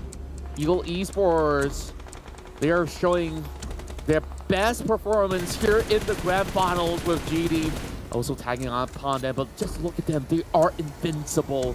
FaZe Clan, they were trying to move into the circle, but it definitely took a lot of effort for them to be able to challenge through the map, and they dropped out by the outskirts. Damage being done towards GD. Should be able to keep their health bars pretty much up and running. Now, this is getting a little bit awkward because every single team that's still on board, pick a tree, are having a 4 versus 4 on each side, and it's all down to the luck of the circle. So, who's it gonna be? Ooh, yeah, it's gonna be interesting, right? Because all these players, all these teams, they have a full squad still, so their odds are kind of even. But as what you mentioned, the circle may determine that, but now the circle seems to go in between these teams somewhat, but to favor GIDS a little bit more. They've always gotten the circle from the get-go. All 6 phases they were here, and they have never budged. The rest of Ego Esports, they do see the red smokes coming from the crate, but it's no time for any form of loot. There's only 3 smokes left from inside of Quant if they really want to push up ahead. So they really have to prepare a safe route into that section. The rest of members of Yoodo Alliance being spotted out. Moving into the top 3 here, Adik Luke picks up 2 pointers from the earlier span of the match. And now they're basically taking 2 teams at one go. Yoodo Alliance, going to be tough for them to cross this area. It's such an open area because the Eagles, they can shoot them down. The advantage that the Eagles have is that they still have a vehicle, so they can use that vehicle to crash into the compound and get into the circle or create a barricade somewhere in between. While GIDS, they have this compound, and it is part of the circle as well. So advantage towards them. We can see that how they are holding off Yoodo Alliance. Yoodo Alliance, they're kind of stuck there in that area that they're in is not in the circle. They're with pressure by blue. Yeah, they really have to book it right now with whatever vehicles that they have. They try to charge through the smokes. Now Chief does somehow survive, charge the vehicle, but they will still make that exchange happen. Oh, and now looks like the Eagles, they're forcing their way through, but it's going to be 5 elimination points for GIDS. They have their stronghold as their compound. Boom, putting pressure on the Yoodo Alliance, tossing things onto the other side. The smoke will be created as well, just to blur the vision of Yoodo Alliance. Adelu stopping the Eagles from coming any further. And one will be picked up by Chua. He needs to pick it up. He needs to pick up the pace faster and faster, but 20 cut down by Damon. And slowly the tides have turned. Ego Esports have looked phenomenal in the span of the early rounds, are starting to drop. And that should be just about enough. GD secures the final point onto Ego Esports as they are taking a flight close range. Oh, they're going in for it, but GDS, 2 of them knocked down. This could be the moment. Yoodo Alliance, they actually beaten the odds to take down GDS. A third party trying to come in, but they fail. And Yoodo Alliance, this is an amazing comeback. The odds were against them. But they have made it all possible. Who would have thought that GD, with all that advantage, they will rush through blindly into that area. They try to push them up ahead. They thought that there is no time for reset, but all the members of Yoodo Alliance were all very healthy to take them on. Wow. And the response was so quick. If you bat an eye, you will miss. Wow, I'm mind blown at this moment, Contra. I'm mind blown. They didn't have the circle, they were stuck there, and they managed to recover from an incoming third party that is GDGIDS to win that fight. That is crazy. You know what? I thought as well, GDGIDS could have done a little bit better because they had the circle. They could have like chill and wait for Yoodo Alliance to come at them, but I understand the thought process as well because they don't want to let go of Yoodo Alliance that is recovering from the fight with the Eagles. They want to take advantage of that, but it backfired onto them. It backfired so hard, so fast as well. And we saw a lot of interesting skirmishes in the early game, mainly catching people off of rotation. But what I do love is 1v1 challenges where we see them sort of left, right, and drop shot. But Yummy wins that trade. So we go back into GD, look at the way that they try to put compounds and they have established a chokehold. But the problem here is this, like certain teams, they were desperate, they try to run into the areas late, and I think that sealed the fate for Infinity, which had quite a long journey to move into the final circle. And this fight between Ego Esports as well as Yoodo Alliance, they thought, okay, this is that golden moment shine. But every member of Yoodo Alliance, they finished that fight, they don't even bother healing up. There was barely much damage to be done anyways. They just took that like a champion. Oh yeah, absolutely. Absolutely amazing from Yoodo Alliance.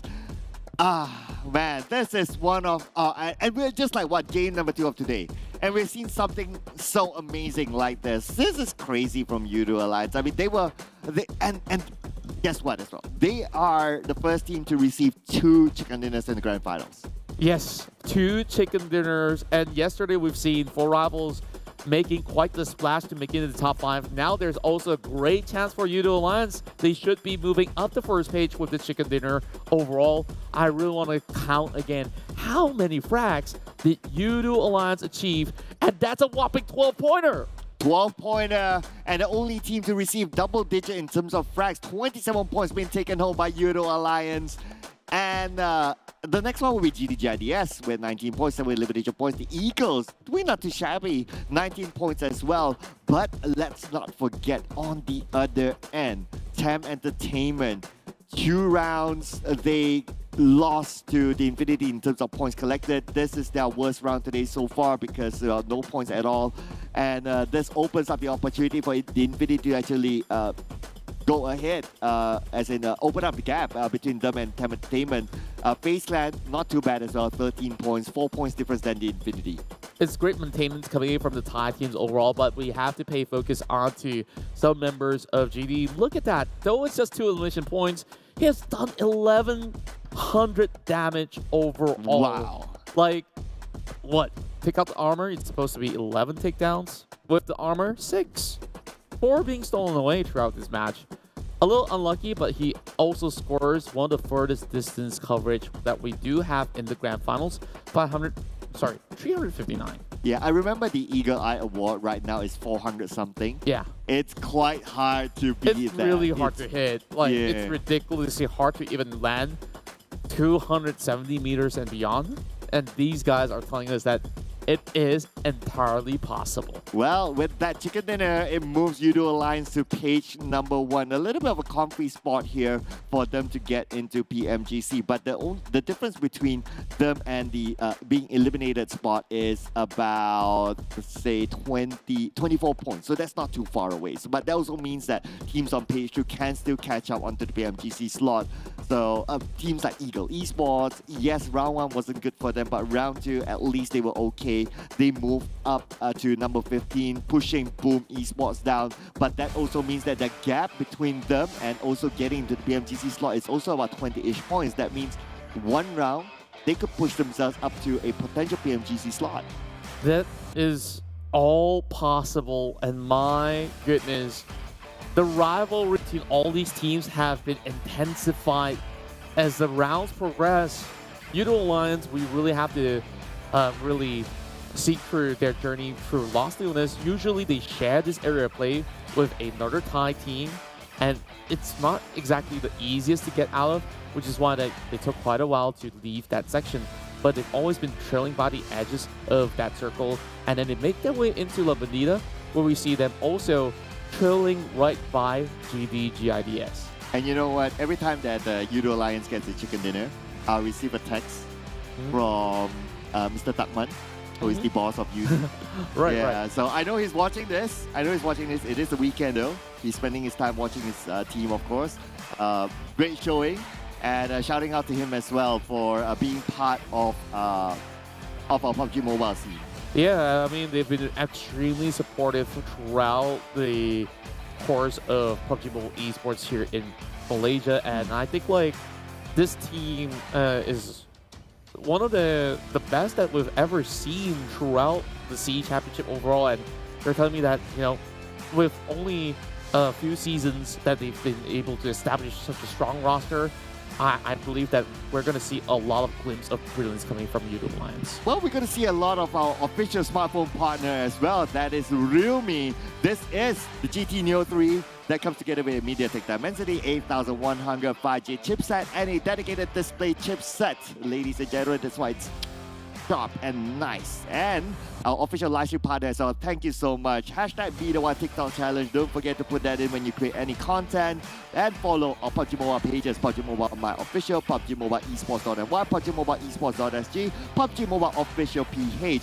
And it's dinner time, so make sure you make your order through our official food delivery partner, GrabFood. Ladies and gentlemen, don't forget as well, do stay tuned, because we have more games coming up, but we'll be taking a Margaret break, a little bit of an extended break for everyone to have their meals. We'll be seeing you after this break.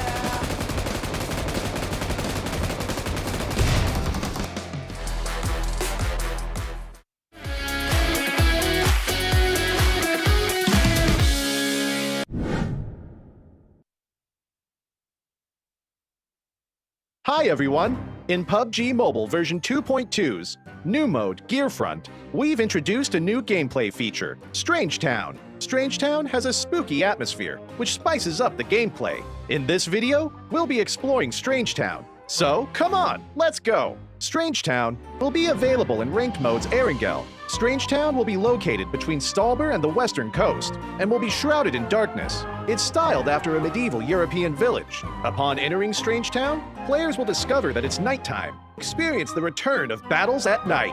Strange Town has a fairly compact layout, where a tall, mysterious bell tower occupies the center. The four sides are surrounded with houses and cover. Strange Town is littered with Andy's puppets, as well as decorative pumpkins, which really add to the spooky atmosphere. This area's design is full of personality, and we hope it will give players new and interesting combat experiences. Strange Town will be available from September 29th to November 14th, UTC +0. During this period, Strange Town will become an important resource zone in Erangel, and will be a hotspot for trigger-happy players to scavenge and fight. Strange Town will also spawn a recall item, the Respawn card. If a player has a Respawn card, and they get eliminated, they'll be able to respawn and jump back to the battleground. The Respawn card uses a recall tower attempt when activated. With a Respawn card, players can try out more daring tactics in Strange Town and really take the offensive. But keep in mind that the Respawn card can only be used for a certain time after the match starts. The item itself only effective for this duration, and players can only pick up one Respawn card per match. Make the most out of it. After the match has started for a certain amount of time, 2 hot air balloons in the form of Andy's puppet will rise to the air. From the center of Strange Town, players can pilot them to get away from Strange Town and avoid more battles. Once players leave Strange Town, it will no longer be night. Hot air balloons can be flown across Erangel, and you can pilot them again even when you get off. When players are riding a hot air balloon, they'll be able to parachute to the battleground again. However, it's important to know that hot air balloons have an energy meter, and they will automatically descend before the final play zone, after which they'll deflate. Players should take the opportunity to pilot the hot air balloon while they can, and travel to a more advantageous position for battle. Furthermore, players can also ride the cable car at Stalber. There will be 3 cable cars at Stalber that players can use to quickly travel across the map. The new gameplay will be available from October 13th to November 14th, UTC +0. There will also be a disguise gameplay feature in Strange Town for a limited time. Throughout Strange Town, a special item can be found, Andy's puppet. When players enter Strange Town, they'll be able to disguise themselves as a puppet and blend in with their surroundings. It's a brand new, never-before-seen tactic. When players disguise as a puppet, they can still move about, albeit slowly. You can choose a good hiding spot to disguise yourself and avoid pursuing enemies to survive. You can also surprise unsuspecting enemies by removing your disguise and taking them out. The moment the disguise is blown, you'll become the target for enemies. Once struck by enemies in succession, players will still return to their regular appearance. Disguising comes with risks, so remove it with caution. At the same time, make sure to pay close attention to the Andy's puppets in your surroundings. Any one of them could be an enemy in disguise. If you see through the disguise, fire at will. Do keep in mind that disguises only work within Strange Town. As soon as players leave, they'll revert to their regular selves. So, have fun in Strange Town and experience the unique, spooktacular gameplay. While Strange Town is available, several strange garden parties will appear on Erangel. Players will receive a Halloweeks crate full of extra supplies from October 13th to November 14th, UTC +0.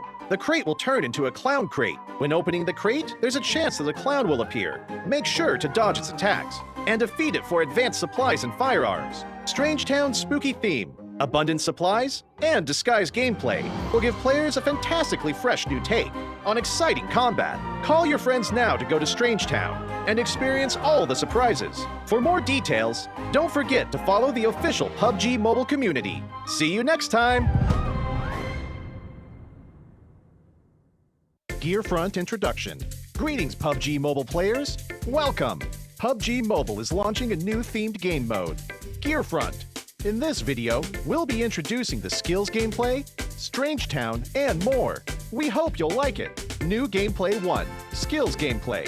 In the upcoming Gearfront mode, players can have 8 skills to choose from. Each skill has its own distinct characteristics, and players can bring one skill into battle for each match. Different skill combinations will add to the team's tactical and strategic options. Now, let's take a look at these skills in action. Trace. When hitting an enemy, a marker will be shown above their head. These marks track the enemy's movements, even through obstacles. Supply Scan. Use the Supply Scan device to scan and detect nearby advanced supplies. Black Market. Quickly builds a black market shop to conveniently purchase items. Gliding Doll. Makes players soar into the air before deploying a puppet for gliding. The puppet will be deployed automatically when used in the air. Play Zone Analysis. Analyzes the next play zone and displays its location on the minimap. Lucky Backpack. Gives the backpack the new ability to convert items into another item of the same type. It also increases the default load of the backpack. Healing Smoke. Throws a special smoke grenade that restores players' health and energy while in its vicinity. Vehicle Airdrop. Throws a beacon, which calls a vehicle airdrop. Skills will be available in Gearfront from September 29th to November 14th, UTC +0. It will be available ranked mode in Erangel, Livik, and Nusa. There are a myriad of skill combinations to choose from, and different combinations provide different advantages on different maps, which provide players with a wide range of strategic options. So, go invite your friends and experience it together. New Gameplay 2, Strange Town. We've also added a new gameplay mechanic to Gearfront. Strange Town, Area Introduction. Strange Town will be available from September 29th to November 14th, UTC +0, and will be released in 2 phases. On September 29th, UTC +0, themed area gameplay will be released. And on October 13th, UTC +0, the disguise gameplay will be made available. Strange Town will be available in Erangel's ranked mode and is located between Stalber and the West Coast. It's styled after a medieval European village. When players enter Strange Town, they'll enter night mode, allowing them to experience the thrill of night battles. Respawn items. Strange Town will become an important resource zone in Erangel, allowing trigger-happy players to loot and battle to their heart's content. When eliminated, players can use the respawn card to respawn and jump back into the battleground, which also uses a recall tower attempt when activated. Hot Air Balloon. After the match has started for a certain amount of time, 2 hot air balloons in the form of Andy's puppet will rise to the air in the center of Strange Town, allowing players to ride away and avoid confrontation. The hot air balloons can be used to travel the entire map and can be used without limit. Players can parachute again while in the air, but hot air balloons have an energy meter and will descend automatically and deflate before the final play zone. Furthermore, Stalber will also feature 3 cable car lines for players to ride and move around. Disguise gameplay. From October 13th to November 14th, UTC +0. Disguise gameplay will be available in Strange Town. Players will be able to disguise as Andy's puppet and blend in with their surroundings. By disguising themselves, players can escape enemy pursuit and counter-ambush them. But keep in mind that, after being hit multiple times by the enemy, players will return to their normal appearance. Strange Garden Party. Strange garden parties will also appear in Erangel. From October 13th to November 14th, UTC +0. There's a chance that a clown will appear when opening crates, and players can defeat it for advanced supplies and weapons. Other updates. Vehicle Radar Scan. While Gearfront is available, the in-match shop in Ranked Mode, Erangel, will offer players an all-new feature, the Vehicle Radar Scan. It can be used to easily search for vehicles. That's all for this video. We hope the upcoming Gearfront mode will give you a better gaming experience. For more details, feel free to follow the official PUBG Mobile community. And I'll see you next time.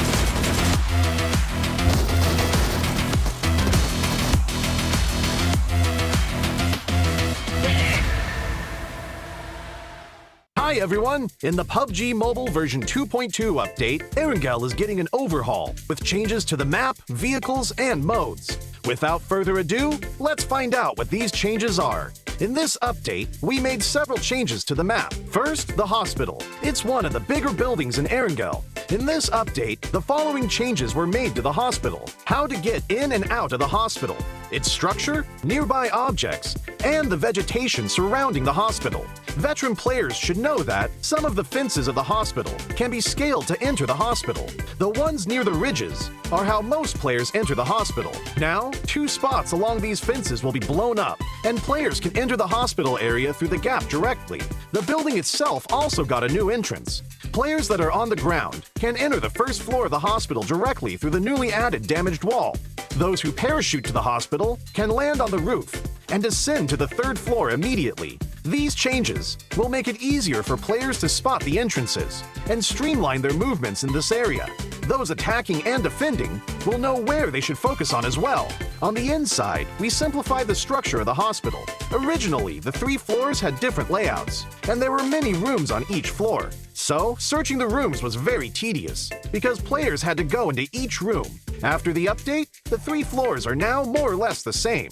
Some rooms are now also connected, making it easier for players to remember and to search the rooms for supplies. As for the surroundings, we also made some improvements.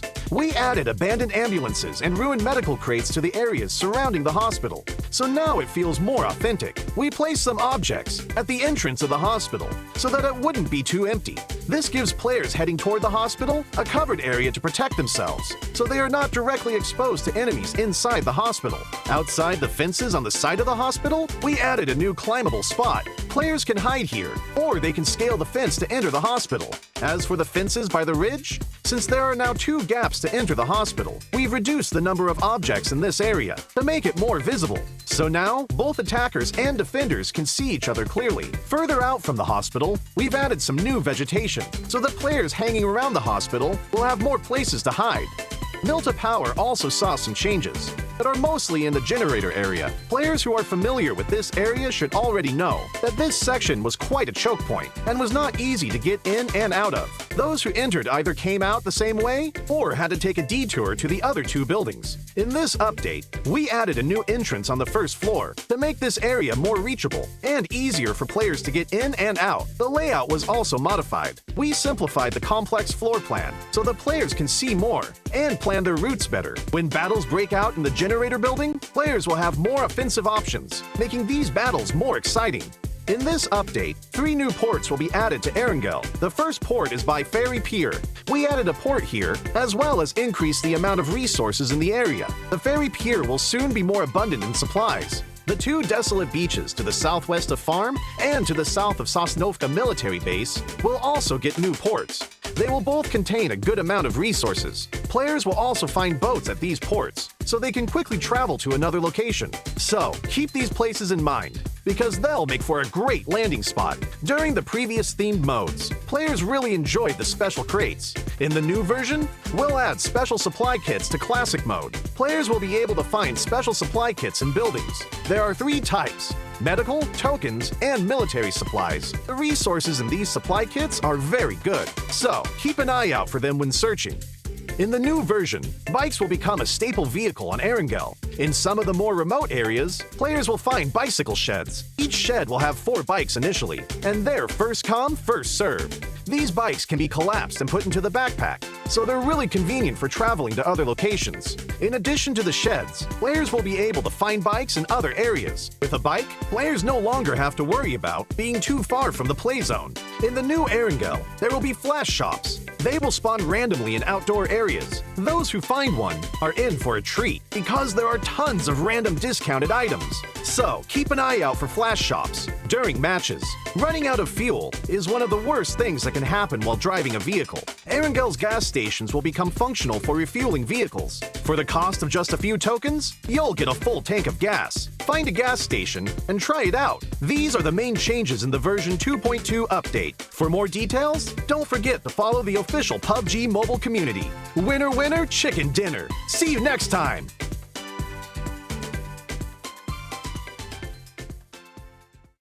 Gerakan silam musuh elemental Papa Boy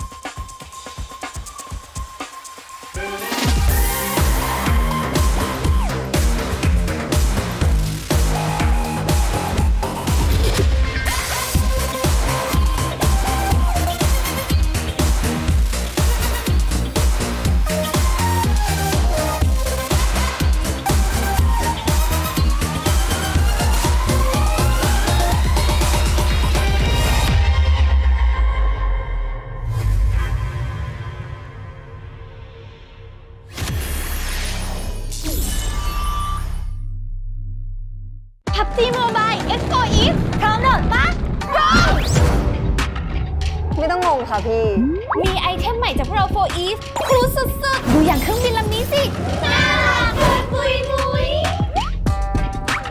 นี่ชุดระดับ Epic และ Legendary สวยไหมคะ สวยพอคิวค่ะกรอบรูปโปรไฟล์ก็เลิศไม่แพ้กันเลยนะพี่แถมยังมีแพ็คเสียงน่ารักของพวกเราด้วยนะเธอไม่ชัดเจนหรือเราไม่มีสโคปจะวิ่งให้เหนื่อยทำไมขึ้นรถมาดีกว่าไม่คือที่เธอเอาละนาPUBG Mobile X4 Eve ไอเทมพิเศษสุดคิ้วจากพวกเรามีแล้วแจ็คพอตแน่นอน PUBG Mobile X4 Eve ที่หนึ่งในใจฟีดเลย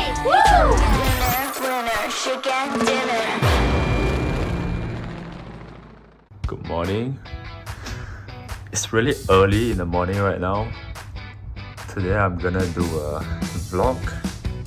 It's a very special day because I'm gonna do something very special.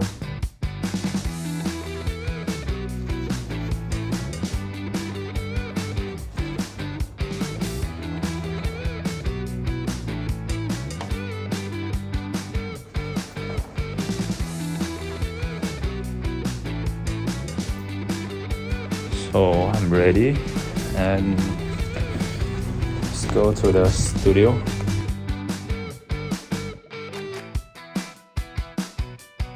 It's so hard to find the parking here. I'm at the studio now. So we are here today to do something special. Hello guys, I'm Bill from GNexus. We are doing my edition of voice pack. This voice pack is for the community and for the fans. Let me drive, baby. Baby, I got you. The experience so far, I feel like I'm an artist because this is my first time. The experience it was fun. It was strangely fun. I'll go from the back, baby. Nice one. Because it's too early today, so I decided to came here a day in advance. So I came yesterday night and I opened my waist. It was super jam. So I closed my waist and I waited until midnight. Only I came to KL and then just check in hotel and then just sleep. Yeah, it's also my first time doing vlog. It's a very strange experience also because the moment I enter my hotel room, the first thing I look at is there anywhere I can put my phone to because I don't have the tripod with me. Anywhere I can put my phone to record myself. Oh, there was here and here and here.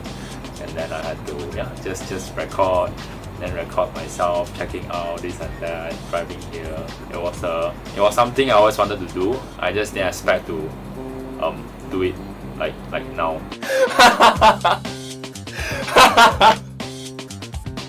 Get in the car. Get in the car. So the favorite thing about having my very own voice pack is that I can add in my own style, my personality to it, to make it different. Wait first, baby. Let's go. Hiya! Fine flying. All those with babies. Oh, sorry, baby. Let's live, baby. I got you, baby. Get behind me, baby. Oh, and nobody but you. It was freestyle, it was last minute, but I think it was a good one. So other than the voice pack, there's also something special here. So you guys can stay tuned. See you.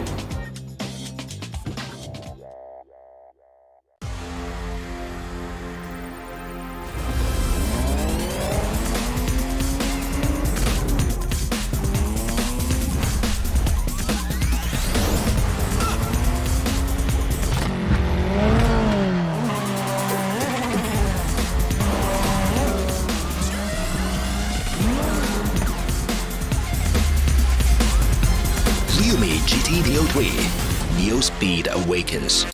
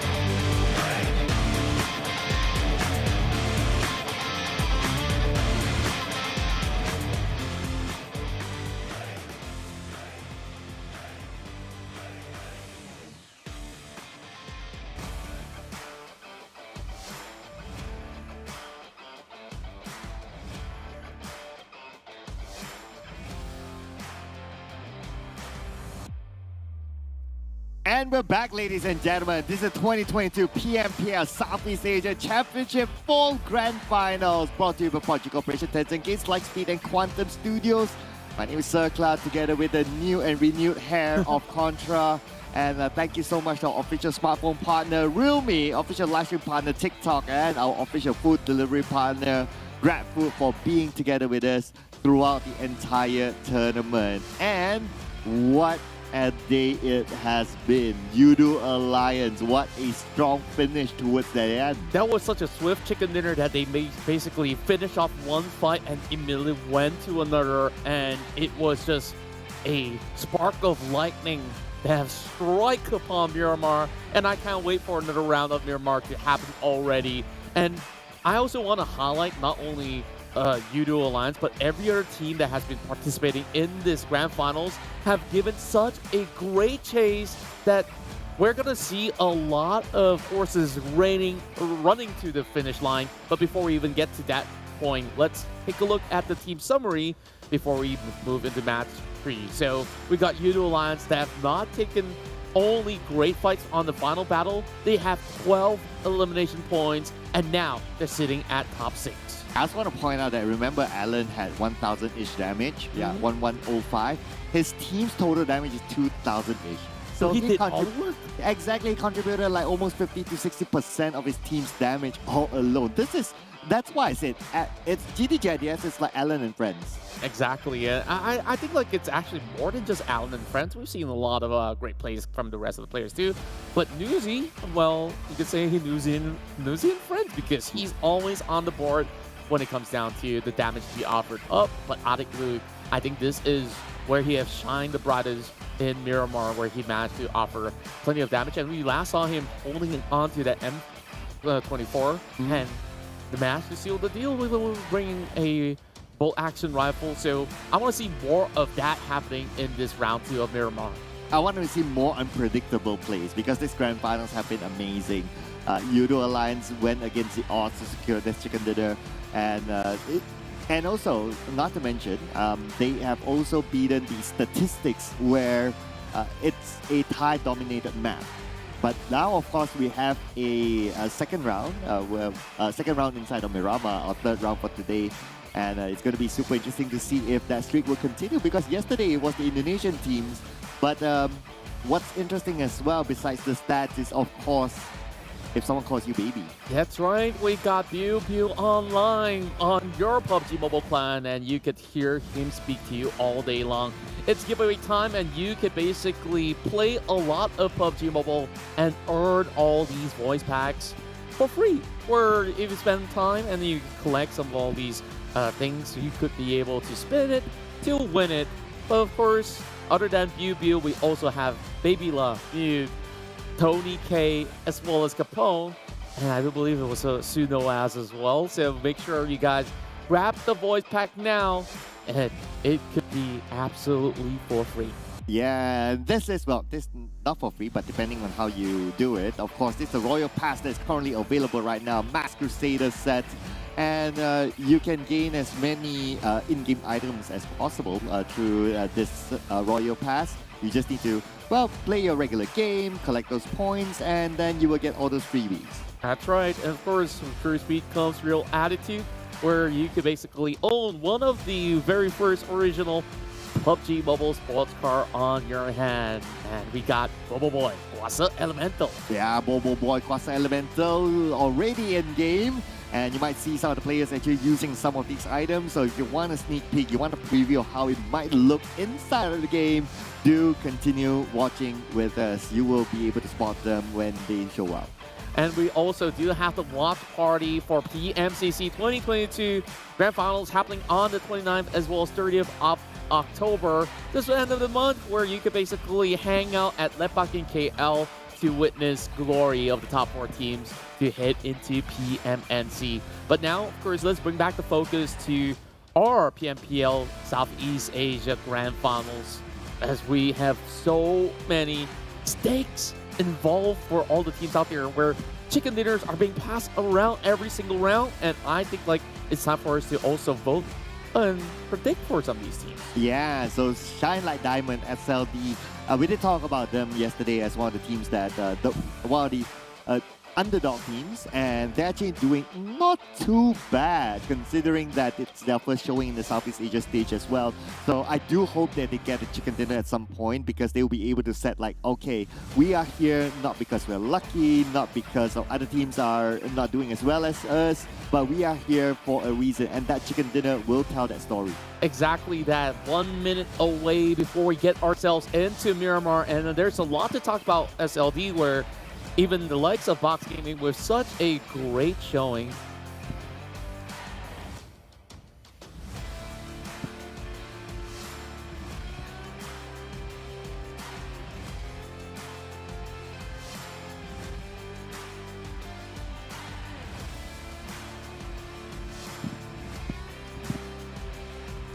Yeah, and so we will see Miramar round 2 after this. Now, coming back to the stats, of course, Thai dominant map, but in the grand finals, it wasn't a Thai dominant map. Yesterday was Indonesia, and as of today, it is Yoodo Alliance. So, do you feel that it could probably be Vietnam?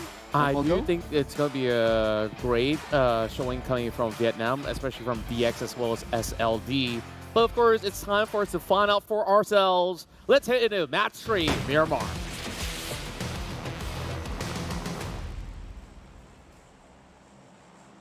Well, I'm liking the fact that you say SLD because that's my prediction. And if they can do it, I want to give out the scores with you because you already got one correct. So we'll I can't be behind too far. We got to wait and see. I mean, there's still a lot of chicken dinners to go. But first, if you're counting from here on, this is the exact midpoint of the grand finals. So this will be map number 9. And we are already seeing a lot of teams playing catch-up where I believe by the end of the score lines, we'll see mixed bags of teams of multi-nations to be racing for that title. We're already seeing Malaysian teams, 4 rivals as well as Yoodo Alliance now climbing to top 5 as well as top 4 respectively. And they can actually challenge for the throne. So with Infinity currently holding that top spot, I think there's still a lot of opportunities out there for TEM and also for FaZe Clan altogether. But we just have to see whether or not will there be any form of retaliation because we have so many slots to contend for. PUBG Esports, though they may have not gotten all too much back in Sanhok, these are the rounds inside Miramar where we have seen a lot of great glory for the team. Buriram United will breathe a sigh of relief now that the Eagles went back to their natural habitat in Chumacera. And the circle happened to be on the left. Earlier on, it was on the right, somewhere on the right. So now we're going to see a very different circle. The Xavier, they had a comfortable Miramar yesterday and throughout today, not being challenged. But this time, they have a visitor in the name of Bacon Time. That's right, and Bacon Time have also been really familiar with this sort of terrains as well back in their home region. And even before Bacon Time, there was that roster where we have ex-players from RQ Athena to be playing. And we know them to love El Pozo as a city. Now, the question is, will they actually commit to a fight? Because this region is somewhat similar to Los Leones. A lot of tall structures involved where you basically have to find elevated grounds to be able to get a little bit of a eyesight onto the targets. But then again, when you have so many walls to basically shelter from yourself, most likely than not, these teams will remain to be very safe in the city. So you just got to make that sort of split. Which sort of compounds you want? The northern side, the eastern side, the south, like there's a lot of loots to share. Meanwhile, FaZe Clan, they've been up for certain challenges, but today it hasn't been the most performing map altogether for the team, as the Infinity have been able to overtake many of all the other teams out there. And even TEM, it was an absolute no-show. 2 rounds back-to-back, close to 0 points. Yeah, it's been a tough day for TEM Entertainment, not gonna lie there. And you know, it feels like the reverse of the Infinity yesterday. The Infinity yesterday, they were the ones missing. And today, so far, I mean, to be fair, it's only 2 rounds, right? The TEM Entertainment has yet to step out the game, and that allowed the Infinity to overtake them for the top spot. And speaking about overtaking as well, Ego Esports overtook Boom Esports, and now they have like an 8-point gap. It's not that big, but you can see that Eagle Esports, they're slowly climbing up. And yesterday, they did fairly well as well, towards the end at least. They did fairly okay. And I think that if any team were to sneak into the PMGC slot at this moment, as much as I would like the Cinderella story of SLD, it feels like Eagle Esports have the potential. Yeah, Eagle Esports, if they do secure one more chicken dinner, they're definitely racing for the middle of the pack teams where top 10 is absolutely doable for those who are currently sitting at the bottom 4. Same could be said about SLD, or where they're currently sitting with 79 points. NFT have been able to at least find themselves into a 98 score, or that will see them place just 1 point below Buriram United. So it's definitely a very close contest between some of these other teams. If we do focus onto the top end of the spectrum, we're looking at the Savior, top team of PMPL Vietnam, to be able to match up with the tempo. We've already touched on some of these Malaysian teams to be able to catch up.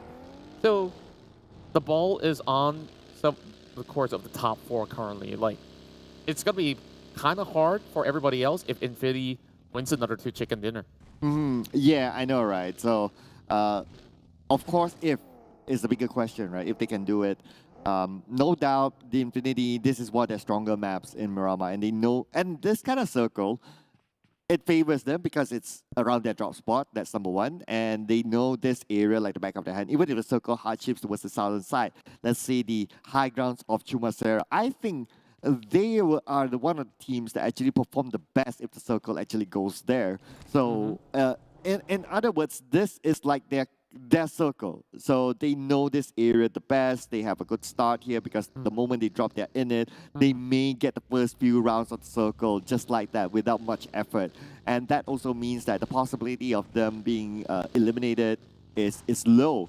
And if it will be higher for other teams. And if that happens, naturally, they would have a better chance of going up the charts. Exactly that. And for the team, even if it does shift wherever else, it should be very close for their rotation. While Alter Ego will be challenging Eagle Esports. So that could be the difference maker up in the early game, where most players that do rotate into Chumasera, they like to take those high heels right above the factory. And we're already seeing smokes being popped up coming from Namshin. He got the level 3 vest. I want to see his weapons though. I believe that's going to be an M4? M4? AKM the side. Is that it? Yeah, looks like it. M4 is kind of obvious because it's the only M4 Ice, right? Right. Yeah, it's the only M4 Ice or M4 Glacier. Some may say the most expensive skin in the game. Yeah, I wonder if there are others now that have overtaken that reputation. Probably. Yeah, but no doubt the M4, the original name, by the way, fun fact, the original name for that weapon or that skin is M4 Glacier. Yep. But somehow, when it reaches some level of the community, it turns into M4 Ice. I think it's really easy to type compared to Glacier, where, you know, when you're playing mobile games and you want to chat but you don't have your mic on, that's where you know you want to get a new phone, so get the GT Neo 3 with GT Neo 3 Neo Speed Awakens with realme. That's a good segue. Yeah. I like that. Somebody give him a raise. Yep. M4 Eyes, I think they definitely need to chill here in Miramar in the early rounds because it does get blazing later on, and those are one of the weapon skin lines that actually offer graphics on the shots. So it's easy to basically track some of the shots coming in the way. And when you do land perfectly on the target, the kill feed basically tells you, oh, this guy's got the M4 Eyes because it's shining in blue. Yeah, and as of now, that is the only weapon skin that comes with a different color when you shoot. But after they turn into the box, then you have a lot of others. You have the M4 Joker, you have like, you have the Snowman skin and tons of other skins. But for that shooting marker, that is the only one that offers. That's why it is still very, very popular until now. You can still see a lot of players using that despite like you have a lot of skin iterations over time. Exactly. Some of the prime skins available in PUBG Mobile. I think, like, of course, skins aside, we want to look at some of these other players that has relatively performed. SLD have also relied on SMEP on majority of the counter flank angles. And remember the fight between them as well as Geek Fam that took forever to finish? SLD actually came up on top with some of these exchange until, of course, the tide's turn. Geek Fam did get eliminated early on. This time, they're definitely not making any form of mistakes heading into this span of the round where they're taking a little bit more of a central region of play. While GIDS, yes, they're not exactly in anywhere close to the circle where Los Leones is so far away. And there's a lot of team on the south side. So this is a little tad risky for them to really rotate deep into the center. Well, I hope GIDS don't drop the ball. Just saying. Yep. I definitely need a brand new phone. But take a look at Four Rivals. They're still luring around on the outskirts as well. Where it's going to be a clear passage for them at the very least when they do move in. Infinity, though. Look at God Cuny's damage. Every single round he offers an average of 1 elimination point. And that's the kind of performance you want. And he's also the main healer of the team. 307 pointers out there. He's definitely catching up to Newsy's performance. We do see him popping up on the charts plenty of times with takedowns. Yeah, he is definitely one of the... I mean, if you talk about the Infinity, right? Like, okay, now that you open up the topic. Did I just open up a can of worms? Yeah, it's like a can of worms. Every time you fight against every single member of the Infinity, feels like fighting against the entire squad. That is how strong they are. But now, speaking about strength, the Eagles have been showing strength in the previous round. Starting off with Alter Ego in this round, but it looks like no eliminations, and that's okay. As long as they stamp their domination around this area, that's fine. Exactly that. Ego Esports comprises of veteran players like F1, Chua, as well as Namshin.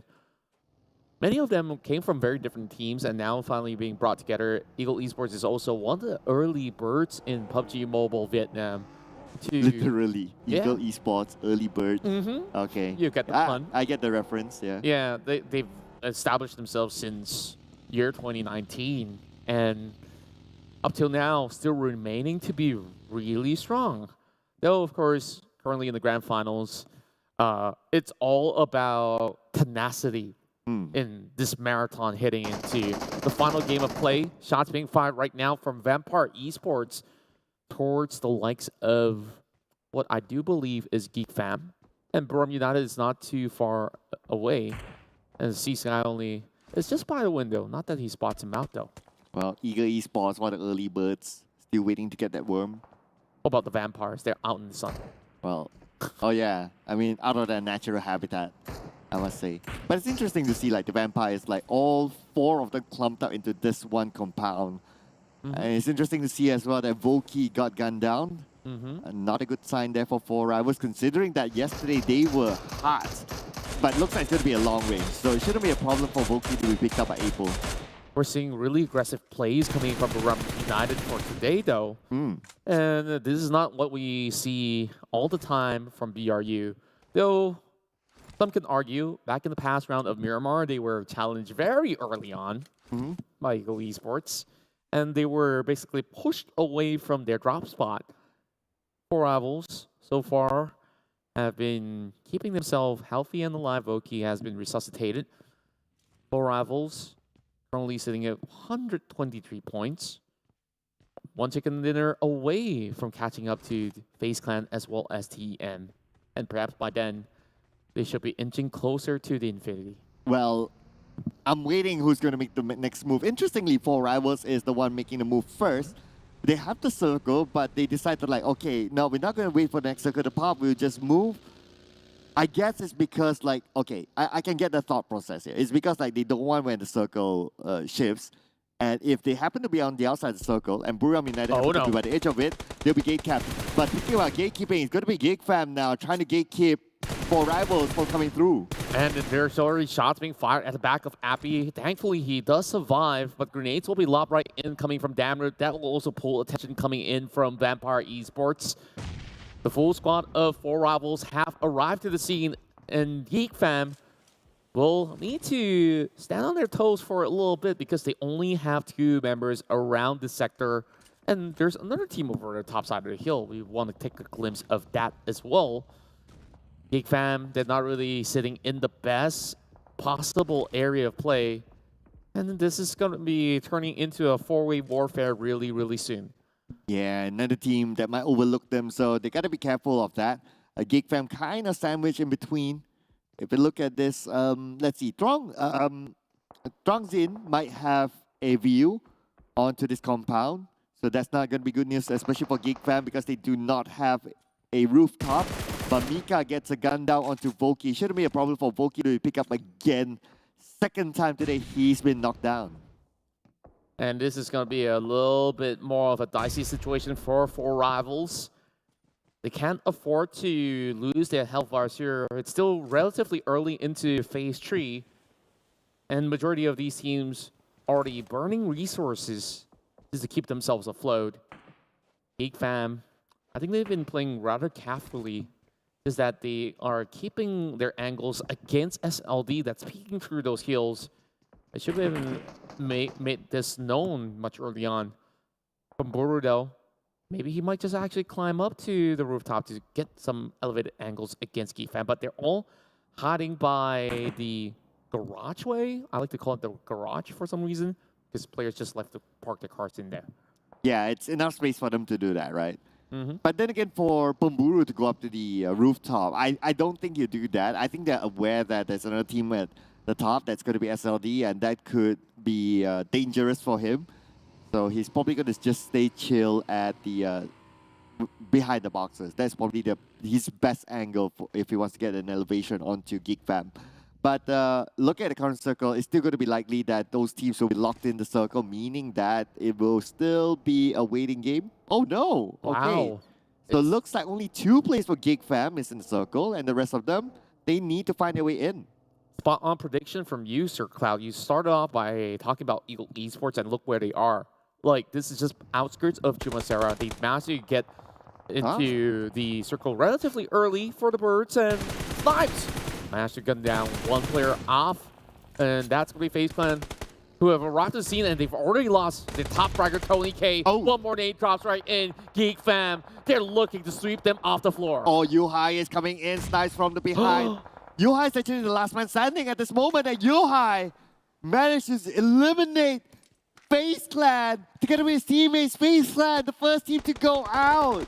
What a surprise, but there's still more blood to be spilled onto the sand. Chua now gunned down as he approaches to the compound itself. Frankie as well as Rabbit is defending, but there will be more bullets flying away. Namshin will be able to find Frankie from the top end of the hill. F1 trying to see if he can basically land that point by dropping a grenade, but Namshin's going to be finding a little bit more avenues of play. Trying to spot out Lamborghini, but Tuan, he's cooking 1 more grenade. Is there any time to save him? Voki comes in with a kill onto Kwang. Namshin needs to recover quickly. And now we can see that Xavier, they're trying to hold on. Rabis is down as well. There's nothing much that they can do to pick up 2 of their teammates on the other side. That means an opportunity for the Eagles to move in. They have the manpower advantage. They want this compound. They want this area. It is in the middle of the circle. It is a prime position, and Chua comes in. 1 knockdown for him. The last member for Xavier, and they will be out. Chua still holding on to a very close angle of play to E. They're finding all of this close quarter combat to be favoring themselves. DX have lost 2 members out of this skirmish, and that's also because they were committing to the flight for the top of the hill. That didn't really pull them much favors, though. DX relying on to make measures work for them. Still overlooking onto Infinity, though. They're not going to be able to catch those angles, so the only way out is to take on Eagle Esports. Oh, Lamborghini now together with Duke, the last 2 members of Xavier. The good news is that they're on the other side of the compound, so they have a little bit of time. But now we move forward to the Infinity, going up against another Thai team that's going to be Bacon time. Big in Time still gets a little bit more wiggle room to play shorties over the lower ridges instead.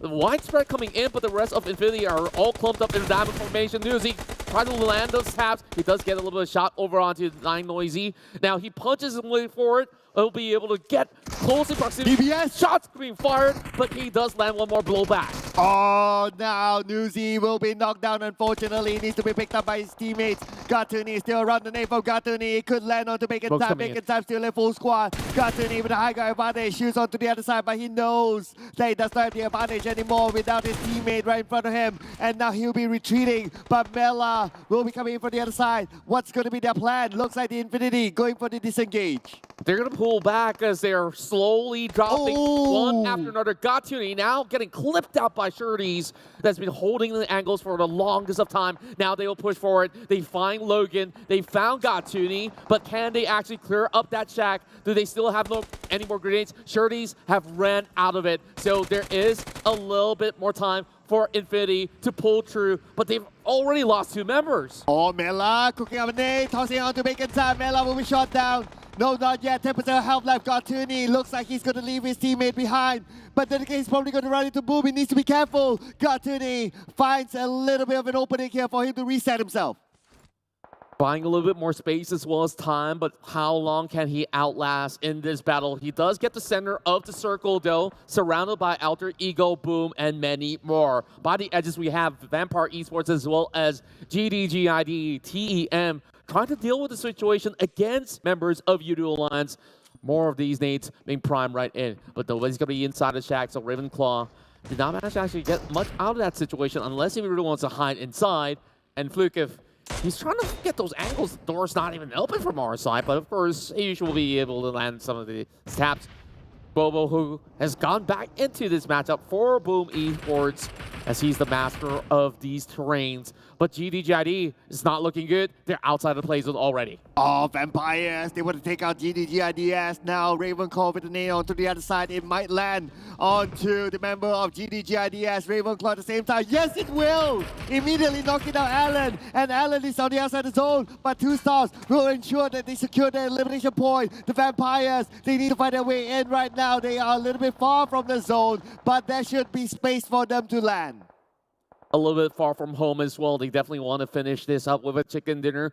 Boom Esports playing by the outskirts. They are relying on Octa to make the measures work. Boom Esports have already gotten 4 points coming in from elimination, and Ravenclaw managed to pick one up from 4 rivals. Appy out of the middle of nowhere. I don't think that there's going to be any sort of saving grace for 4 rivals, and therefore they will finish at 12. 4 rivals out. The Infinity, the Xavier, they are still in this, but Yoodo Alliance as well. They are climbing up, they are catching up. It's only like what, 31 points between them and number 1.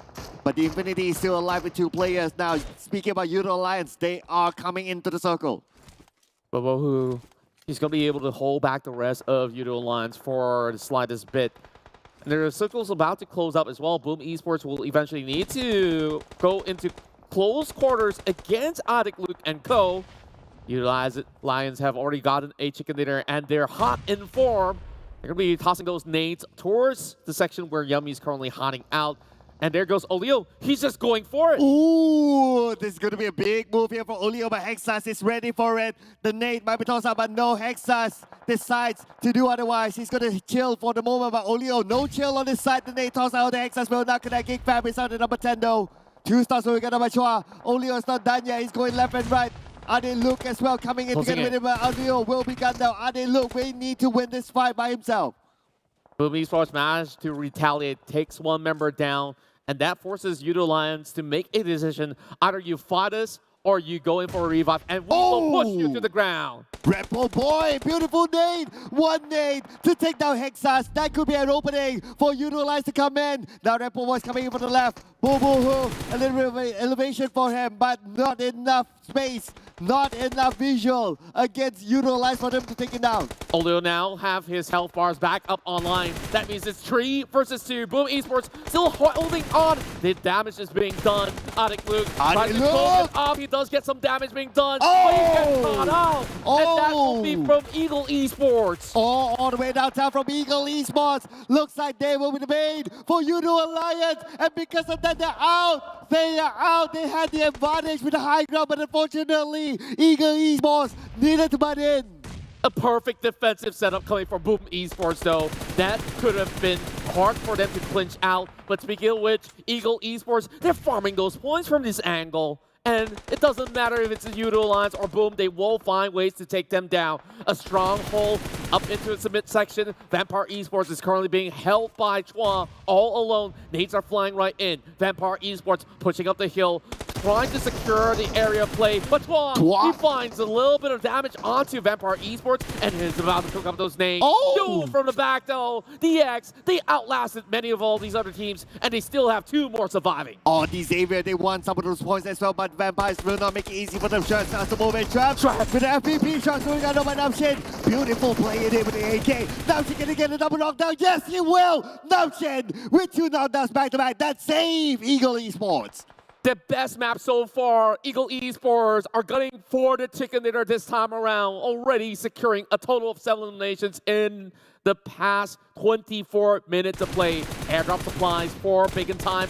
South doesn't even bother picking this one up just yet. He could basically last out for days, but there's still DX to deal with for sureties, as well as 9 Noisy, as well as Lambo. Let's see how they hold up though. Seems to be a 2v2 until OnStyles go in to pick up what is in the crate. All the level 3 gears are now in the stash with a Groza as well. Oh, but these Xavier, look at this. They're going to try to stop. They're going to try to stop their opponents from making time. But at the same time, we can see another team being eliminated. That's going to be Boom Esports with 6 elimination points. The Infinity, somehow they still survive. Mela got to need a duo that's going to do it. Taking time, still have 4 members strong. One, he will find it from the lower grounds, taking down a member of Infinity. That leaves only Gatsuni, but they have been able to defend so well. Both DX as well as Infinity, though they didn't really have those advantage in numbers, they make the cut into the top 4. Long range for the grenade doesn't seem to be connecting. It's just going to be a little bit of smoke coming out, and that's Eagle Esports pushing outwards. They still need to find the circle though, and they will need to challenge Bacon Time. Oh, Bacon Time, they have the circle, but then again, they have the Xavier to deal with for the back line, and for the front, they have the Eagles. Let's not forget that Gatuni is alive as well. He could be the kingmaker in this fight. Gatuni moves out to the high ground, but he doesn't have the circle. Now the zone will start to close it. Gatuni will be one of the first ones to feel the wrath, feel the burn of the blue zone. Look at 9 Noisy, he's basically closing off the section from the far western end of the map. He's still onlooking members of this Savior, forcing them to slowly climb up, and any drastic measure will turn into dust. Infinity goes out, 4th place, only with 2 elimination points, and Bacon Time, they're having the best areas of play, but Eagle Esports is up for that challenge. It's a good location for Bacon Time, but unfortunately they are in a situation where they're sandwiched between 2 teams, and now Eagle Esports, they will not make it easy for Bacon Time to get this chicken dinner. They want this chicken dinner for themselves as well. Bacon Time, however, they have a full squad. Xavier, they're coming in closer and closer. Lamborghini with the DBS, Offstar will manage to gun down Namshin. Eagles may lose 1 player, but Duke will be gun down as well. Looks like Bacon Time may just do this.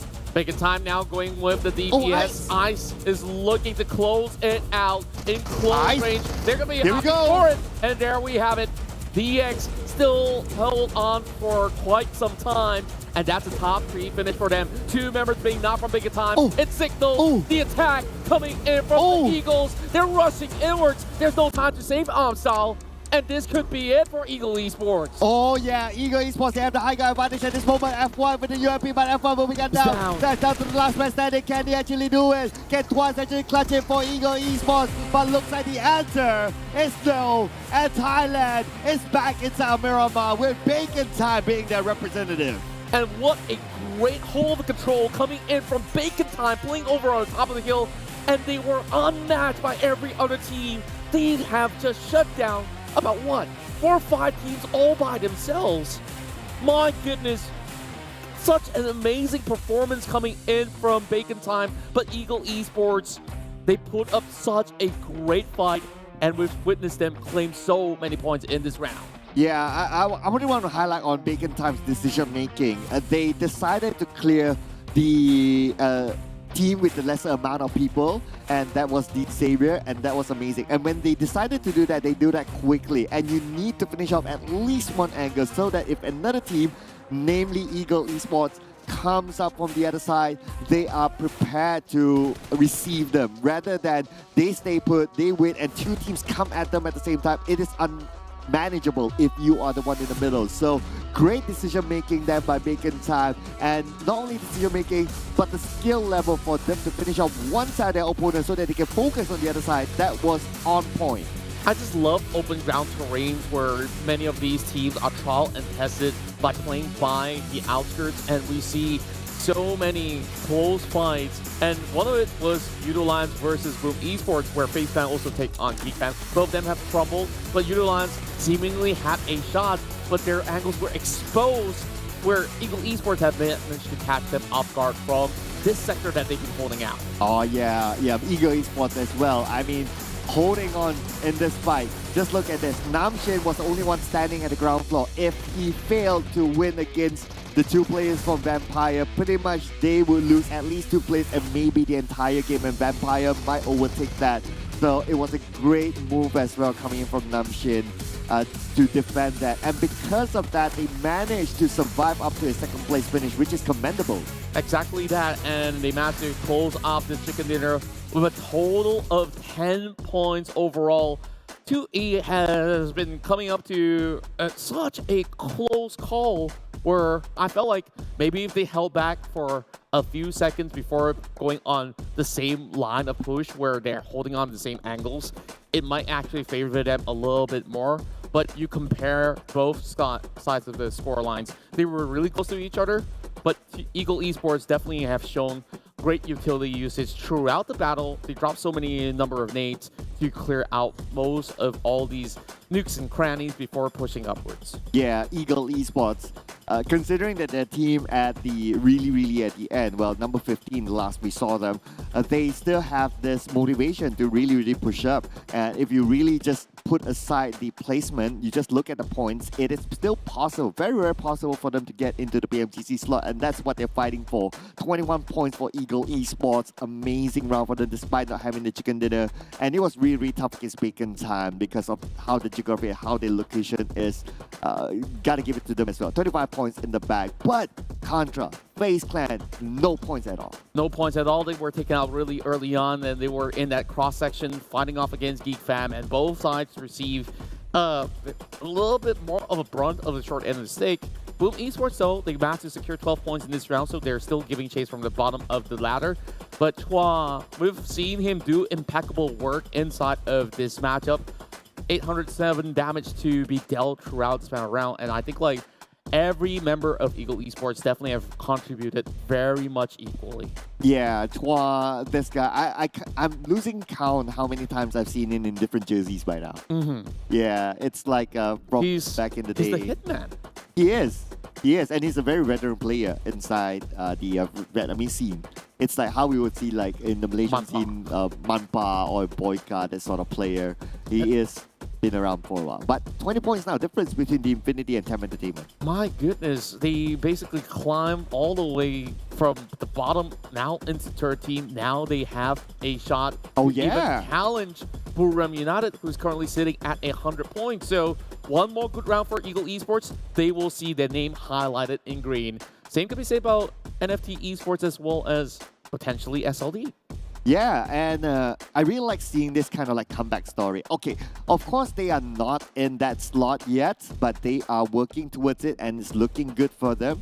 And because of this very close gap between Ego Esports and Buriram United, this answers why they drop into Impala challenging Buriram United, because you would do anything to take out your opponent and to get into the next round, and that is the chance that they took, and because of that they managed to get a couple of points. They handicapped Buriram United, and now they are closing up the gap.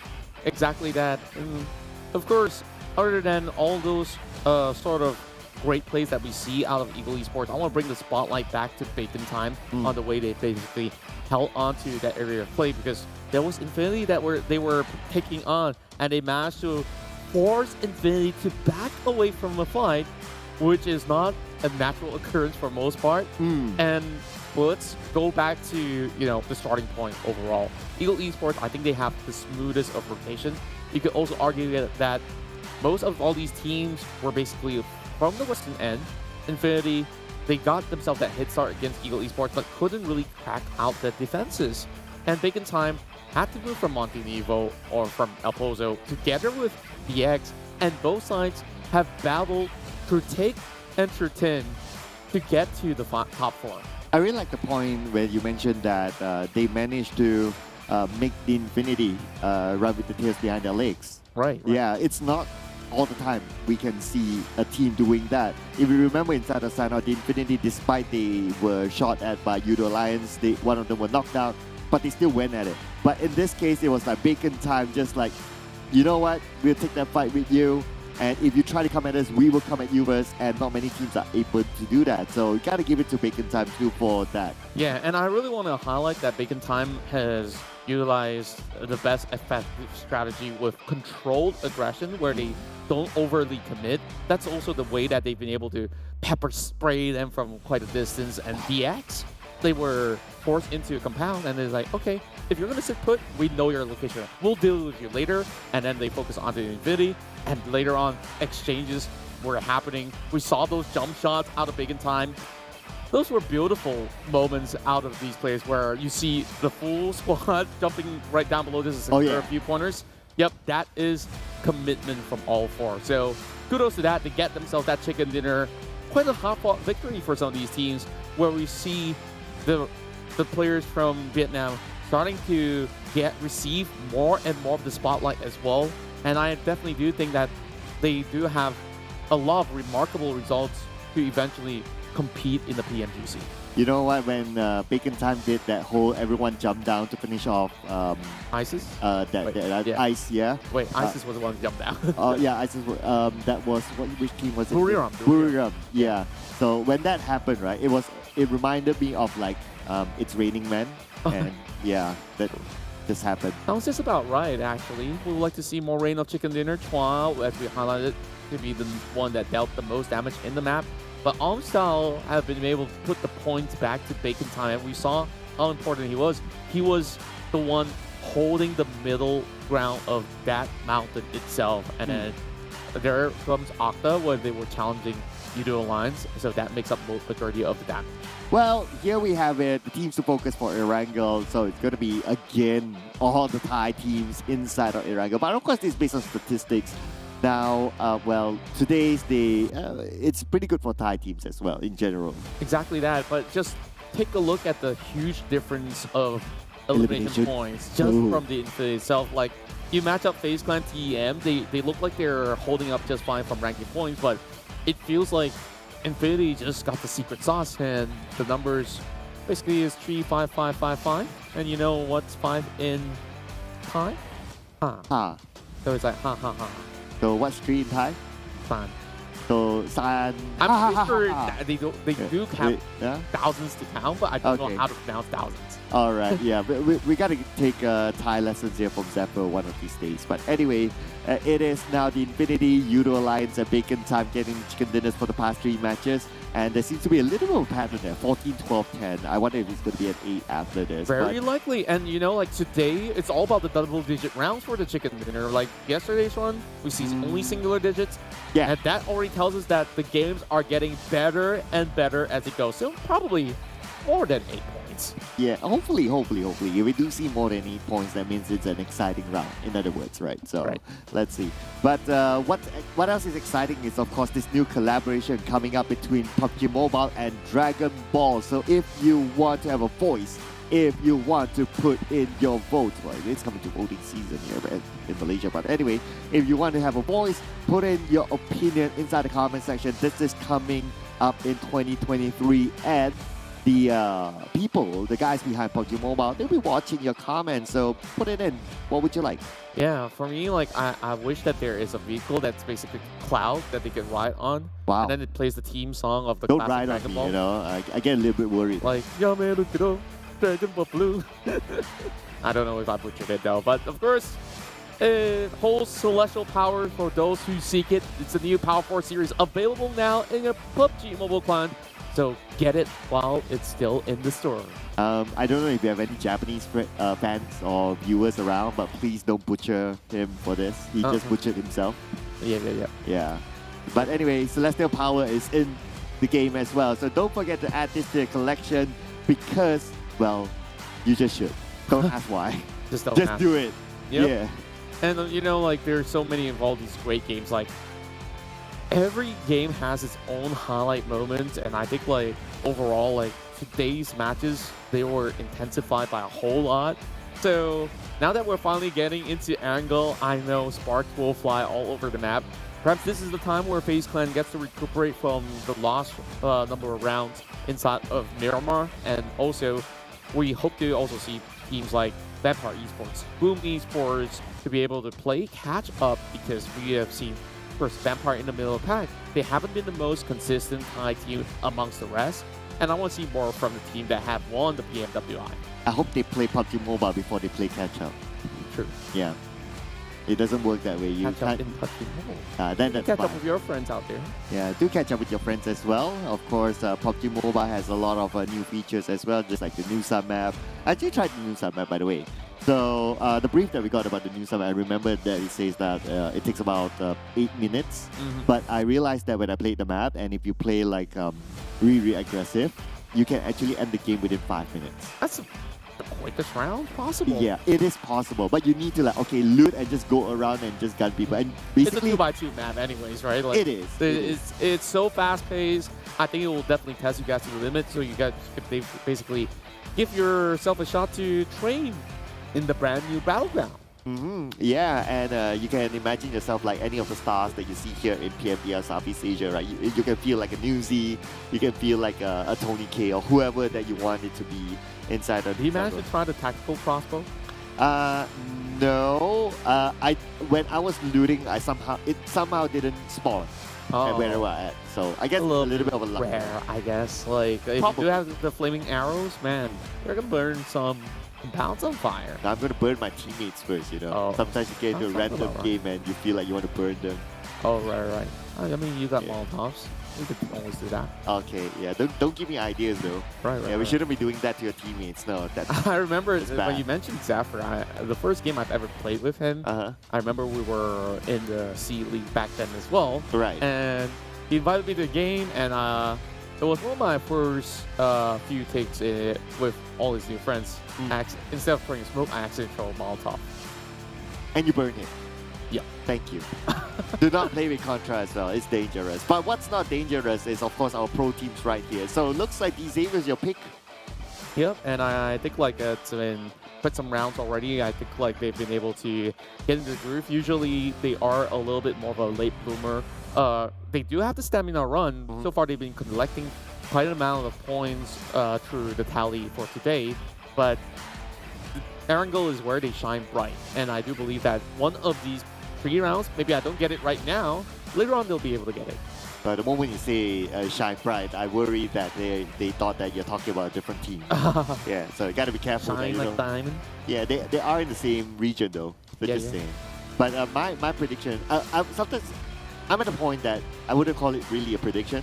I'm at the point that I would call it a support, like putting my support to Boom, because right now they're at number 16. They slid down from number 15. So they definitely, well, whatever happens, right, whether you get the slot onto the next round or not, you don't want to be the number 16 team. Definitely not. And we're going to be moving into our angle rounds, and we expect a lot of explosiveness coming in from the top teams out there. BRU have also been championing some of all these matches when they do get a good flow. And now that there's no 7-9 around their area of play, they have a lot more safety net to begin the round. Unless if it moves further northwards, you expect teams like TM to perform. And central area, it's anybody's game. And in fact, I stand by my words, DX, they're going to shine overall. But your thoughts overall? My thoughts is that you got to be careful, you know. Every time you say Xavier, you say they're going to shine. Yeah, they will. Someone from the management is going to listen to this and like, no, we are not going to shine. We're It's a good thing, though. Yeah. Well, okay. Let's see if it happens. Will they shine?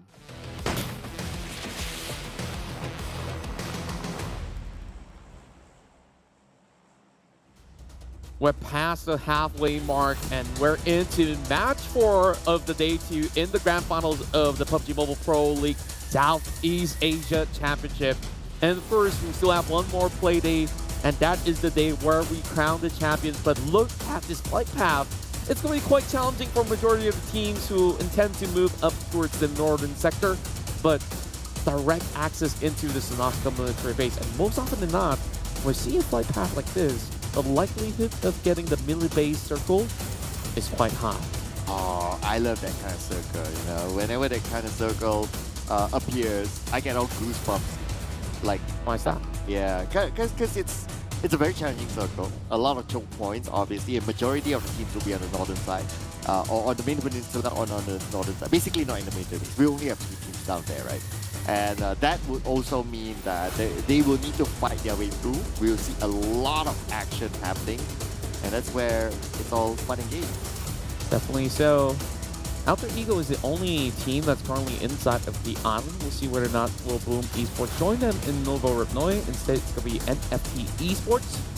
Vampire Esports know for the fact that Zarky is going to be far away to take over Primas, while SLD will be in Gatka. Taking time, moving in from the coastal shores over the western end, will get their access into Georgia Pole eventually.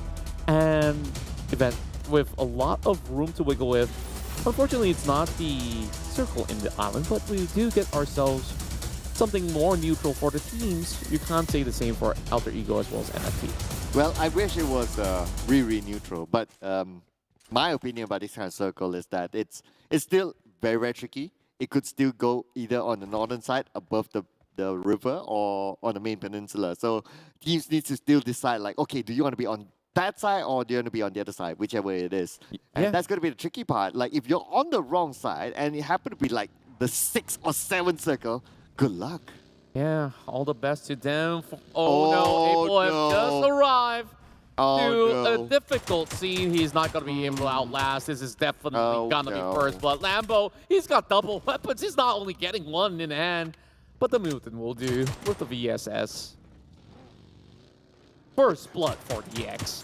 I'm starting on a good note, I would say. It is. They are shining, like what you said. But it's hard to see 4 rivals, you know. Like today, as compared to yesterday, it was like it feels like it's a 360 change. Yeah, night and day for 4 rivals. It feels like they're doing something different, but I couldn't really tell what. But then again, for April, he was just trying to get the vehicles. I don't think that he could control that parachute when he's so late.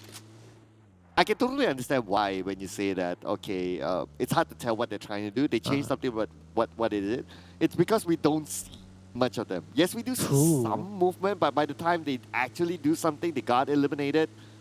So it's really, really hard to tell. And it's going to be hard to tell this round because they'll be playing the rest of the round with 3 players. Yeah, and of course, with a lot of pressure on each and every team's back, we're seeing many of all these teams amp up the firepower very early into the round. And not only in the early phase of the round, most of them have been able to do proactive plays, even if they don't get points, so that they could gatekeep other teams. One such team is the Infinity, who's currently sitting at the top of the table with perfectly 20 points gap created between them as well as TEM. 20 points, still possible for them to lose that #1 spot this round, depending on how both teams fare. And it's not too far away as well from Bacon Time, D-Xavier. The points are super duper close. It's just like, what, 1 point difference between Bacon Time and D-Xavier, and then you have like 4 points with FaZe Clan, and then you have a little bit more gap, but it's only about 7 points with Yoodo Alliance. Yeah. Yoodo Alliance today have been really, really hard as well. And they might be one of the quiet ones to sneak up to the top 3 by the end of the day. Yeah, that's definitely true. And do you also notice for the fact that the top 5 teams are also some of the best teams that are playing in Miramar? And, yeah. And like, I think like it's really crucial because we have more rounds inside Miramar. We see total healings coming in from majority of all these players, and I think the race for those titles are still on.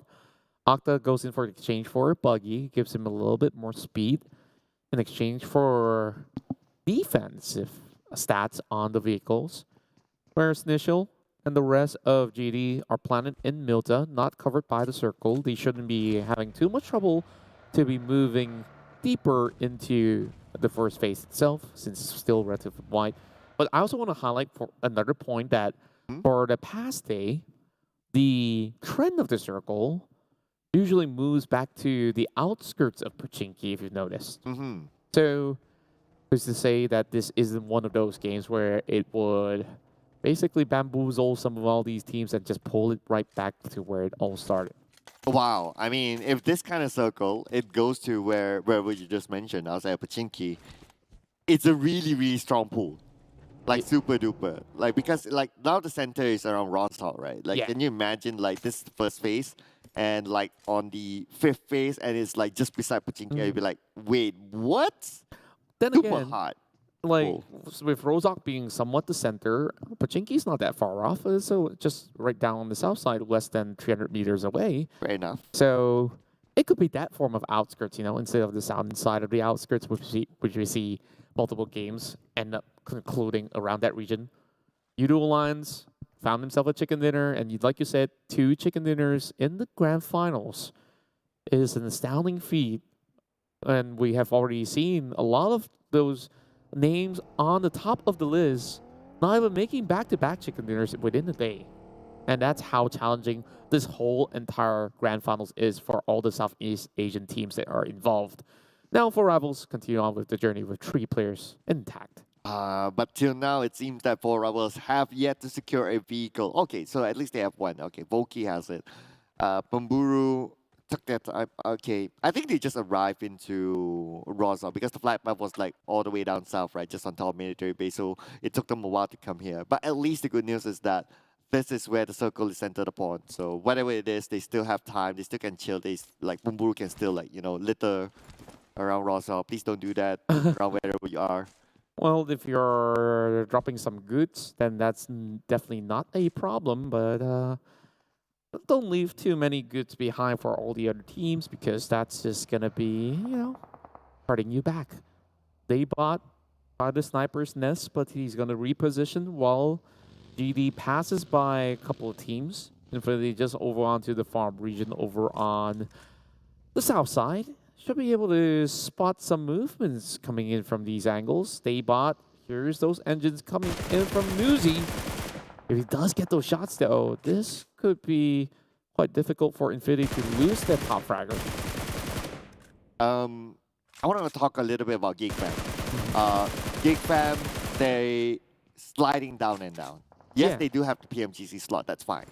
But in terms of like performance, putting aside the PMGC slot, right? It's not at all. They started off like what, page? Not page 1 or maybe the end of page 1, something about that, something like that. And now they're at number 15. And I noticed that all these sort of changes that they've been trying to pull off every single game may not have been the most effective way to go about. We see a lot more constant measure coming from the rest of the squads. And I think like teams have already gotten used to the surprises that Geek Fam has brought to the table. And we haven't seen them hot drop anybody so far. And usually when they do get those chicken dinners though, they score with double-digit kill numbers. And those elimination points have definitely helped Geek Fam. But now they started off in the middle of the pack. For some reason, they haven't been getting all too many points. A gatekeep coming in, and we're seeing Geek Fam on duty as we speak. This is the gatekeep we're talking about here. And the circle, well, still has a little bit of outskirts of Pochinki. So you still have that opportunity to see that. But I'm really, really interested in what Gatekeep is doing right now. So we will see an elimination point given towards the side of Geek Fam. Now Yuha is going towards Outer Ego. And Outer Ego knows that this fight is not favoring them. They immediately bail this. My goodness, they're immediately going for plan B. It's already phase 2. That damage is going to start chipping in. And perhaps there might just be a boat back in Novorodnoye they could still utilize, but it's far from the grounds that they need to get to. And I don't even know whether or not when they dock, they could find another vehicle, as a matter of fact, because most of them has been snatched up already. FaZe Clan, breaking windows, breaking records, and many more to go. Currently sitting in the top 5. We see them sliding down the ladder and climb back up. We see double packages over onto Rozhok. This could be a really good area of play for many of these teams. Now, Yoodo Alliance challenges the Savior. I can totally understand why Yoodo Alliance wants this area. It is a worthwhile fight for them. It is in the circle and it's going to be a prime location if they can overtake these area. But looks like they're not going to continue on because they noticed that FaZe Clan is shooting from the other side, so they need to deal with two teams at the same time. It's not going to be worth it for Yoodo Alliance. If it's only the Xavier, that's fine. But because FaZe Clan shot at them from afar, they'll be like, nope, ain't nobody got time for this. Not at all. And they've retreated back into a very familiar territory because usually back in the local league, Yoodo Alliance like to play around the water town itself. And this is going to be a decent location for them to hold out at the very least very safely without many teams to be contesting. And FaZe Clan will need to perhaps cross that bridge eventually. So they could still have a little bit more of an opportunity for a pickoff. Shamil on most of these rounds have been able to impress us with an average damage of 229.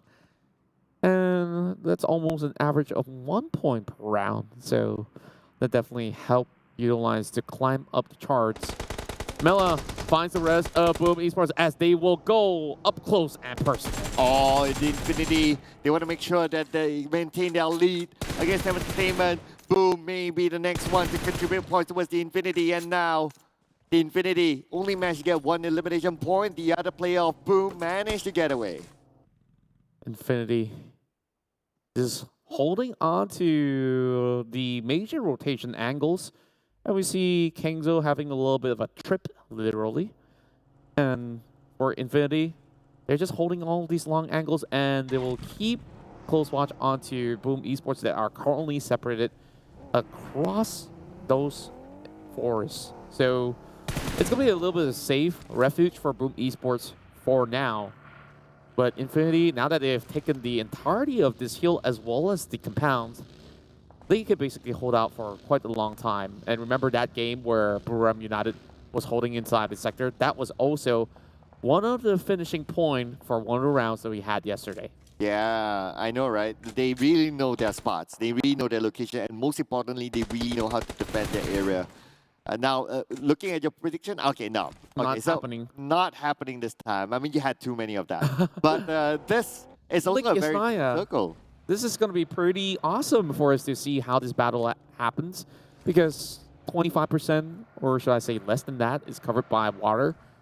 And it's really hard to decide should you be across the bridge into the 70 sector, which we are already seeing two Vietnamese teams, Ego Esports as well as SLD, to be taking that area of play. FaZe Clan is going to join them alongside with Bacon Time, while the Infinity will just be by the edge of Yasna Pollyanna. Yeah, it's basically the team's going to play eeny, meeny, miny, mo. It's like, where are you going to be? You want to be like on top, you want to be at the bottom, or you want to gamble to be somewhere in the middle, where most teams might go. So we'll see what happens and what are the choices for these teams. But TEM Entertainment, he's spots out SLD, trying to take them down. TEM Entertainment, they want that #1 spot back. They will try to secure those elimination points, but it's still too early if they go all in for SLD because other teams might be watching. They need to be careful of that. The Infinity, not a team that likes to be careful. They like to be all-out aggressive. Definitely so. The Infinity is still looking for an angle of play. They're going to be booking the Hills of Stalber instead.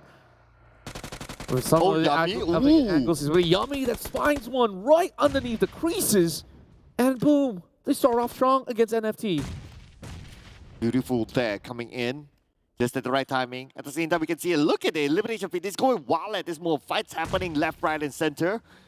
And now Boom Esports, they have a visitor just right beside them on the other side as well. They have Buriram United. Everyone's trying to get that middle spot. And now we go back down to GIDS versus NFT. NFT playing as a trio. Boy, Shield immediately dropped with a grenade. He's cooking one up as well. He might just actually blow up. Thankfully not on himself. Snitchel trying to close the gap. He will have him bleeding out. There's no way that he will be rescued. But then the refract comes in from Ramones.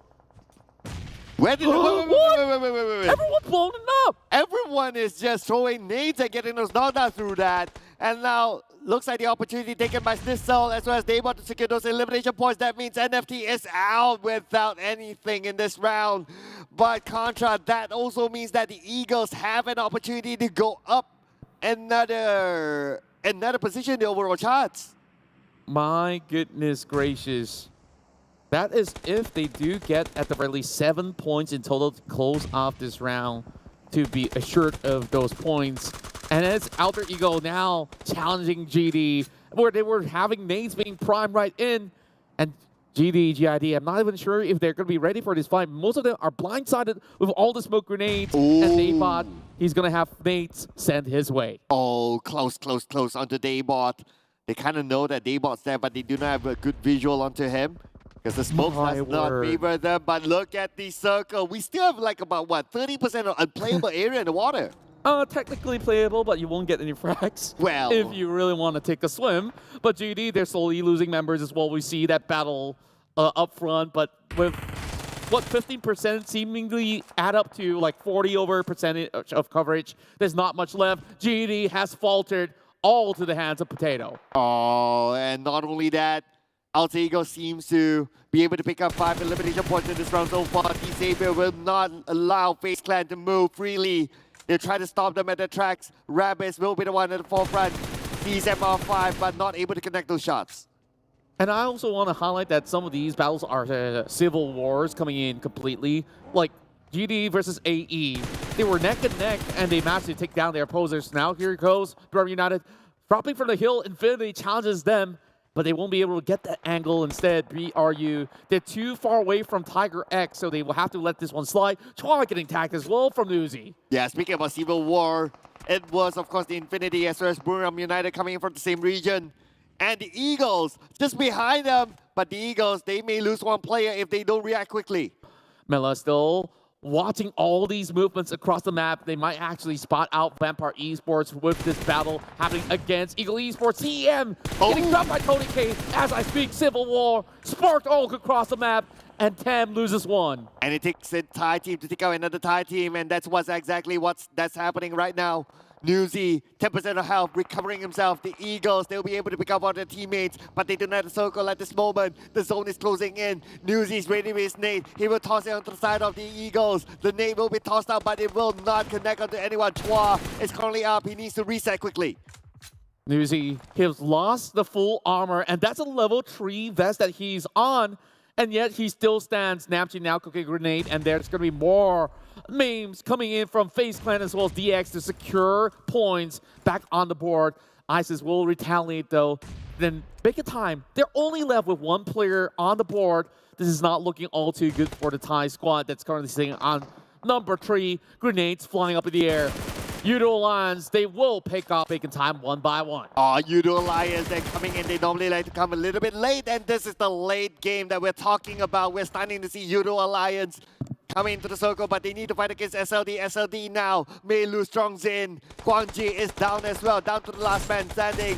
And Yoodo Alliance will pick up those points, but now back onto the Infinity, stopping the Eagles from coming in. Mela does find many of all these points against Ego Esports. Here comes Leap of Faith! Oh! Chua! He gets out of that match just like that. Mela still clutches it though, but such a close call against Infinity. Even though they did take them down, it would still have the rest of Infinity to fight for another day here by the top hills of Stauber. NFT will breathe a sigh of relief considering that Ego Esports failed to collect enough points to overtake them in terms of the overall charts. But now let's take a look at the circle. But before that, the Vampire seems to be struggling to get into it. Buriram United has the circle. It's going to be hard for those teams on the southern side to get into it. There's no way that they could basically make it out. FaZe Clan is also guarding the lake. There's going to be so little areas of play for them. But at least for now, Buriram United, they can wait for all these fights to finish off. And they didn't really have to do anything at all. Vampire Esports loses another name, but it's instead of Infinity, it's going to be Buriram United inside of the only compound that's left in Phase 6. We're not even getting to the finish line just yet. And look, we only got 12 more teams available for the time being. BRU, they're just going to be able to hold this out very safely. Oh, the Infinity needs to deal with shots as well. They can move further forward. They know that. They know that it's somewhere down there. But at the same time, time is not on their side. The zone will start to close. At the same time, Buriram United keeps them away from afar. The Infinity, I do not think they have another choice. They need to finish off Schweppes.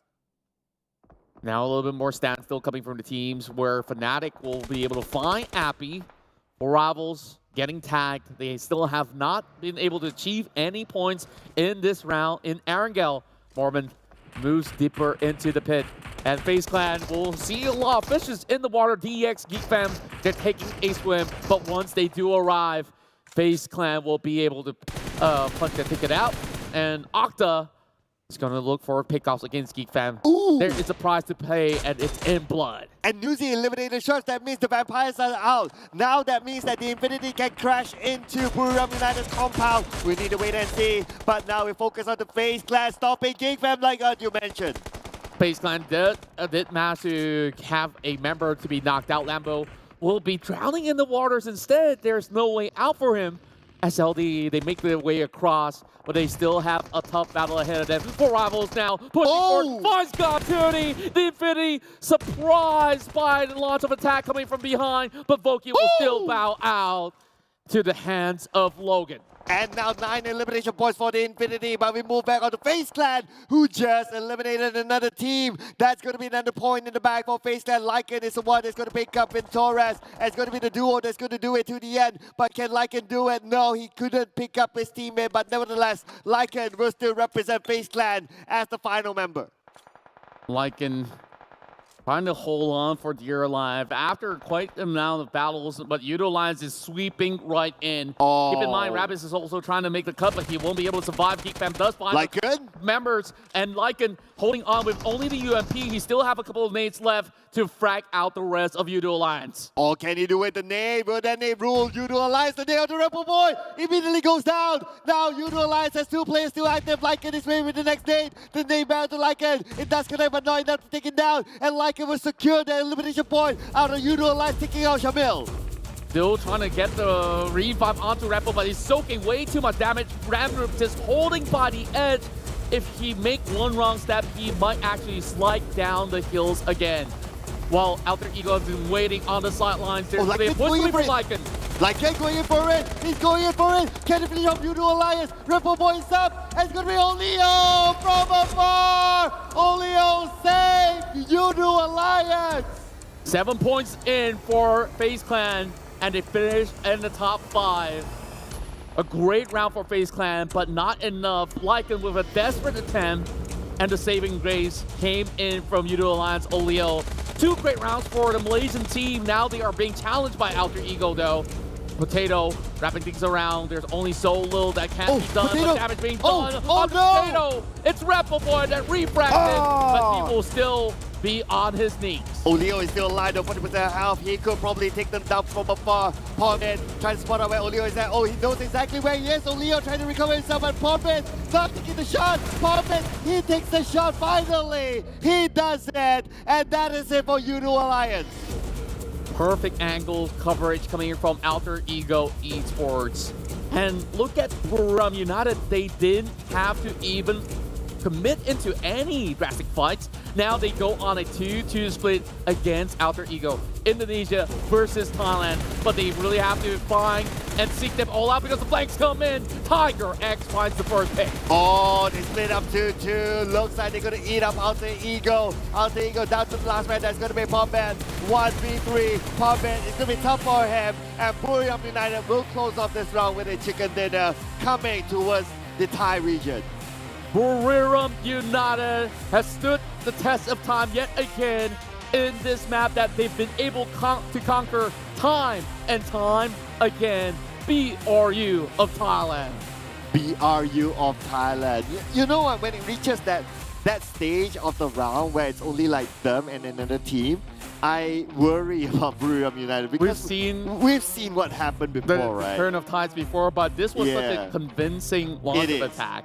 Like, they have all the advantage from that compound that they absolutely have zero worries in this matchup once they secured it. Yeah, this is a perfect move here for Buriram United.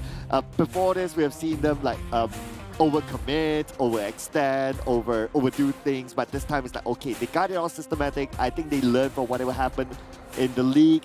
And when they go up against Alter Ego, it's not like they go like your typical 4 players just going straight at them, but they open up like 2-2, eating up Alter Ego from the side, and this is what we call divide and conquer. Yeah, and I really want to bring it back to the early game where Alter Ego was also gate-kept by Geek Fam by that bridge itself, and they hold out just fine, where they have one player to be taken out early on. And it was so impressive that they made that rotation, they survived through the lake, and it's just something that not many teams can easily do. Oh yeah. Yeah, you gotta give it to Alter Ego, right? Like, how did they get onto the other side? That was something. Later we'll be able to review again their movement, but what a game it was as well. This kind of circle is really, really tough because of that split between like the north and south. Exactly that, and we see majority of the Thai teams make a very quick move into the northern area of play, but even teams like FaZe Clan, despite them having a high number of frags, they did manage to outlast the majority of their members intact, and that play by Olio was just magic. Oh yeah, Olio, good thing he was behind, he was ready, just looking at his position. He managed to support his team. If not, it would have been an earlier elimination for them onto FaZe Clan. But Olio had to be the hero. That was amazing stuff from him. And look at the travel distance for all these teams. Because of that kind of circle, everyone had to work their way into the circle. And look at BRU. Because they're just chilling, they just need 3 smokes to get this chicken dinner. How cool is that though? Like, sure, they may have spent some time by the blue zone. Like, it doesn't matter because everybody else spent just as much time. That also includes Alter Ego because they were stuck there with Geek Fam. Yep. But they can't beat the record of day one where we had like a 0-0-0. Yeah, no one can beat that. I mean, that's the lowest that you can go, right? But nevertheless, using 3 smokes in a single round, it is still a very... Okay, 3 smokes to get a chicken dinner, that is efficiency. Super efficient.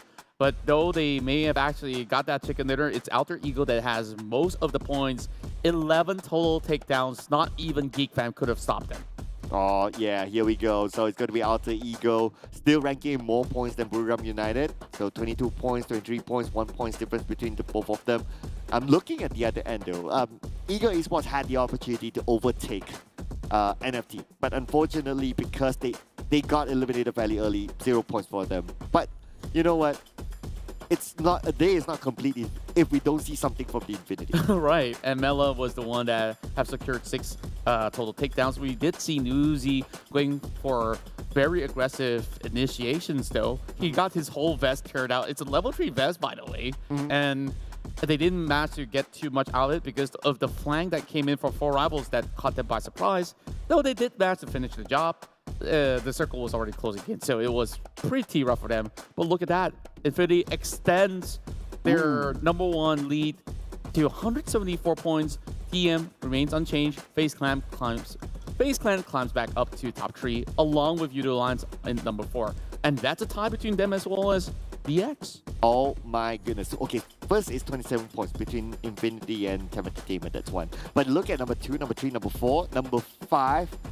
2 points difference between 2-3 and 4-5, and then you got 5 points difference between DX and Bacon Time, and they got 3 points difference between them and Alter Ego.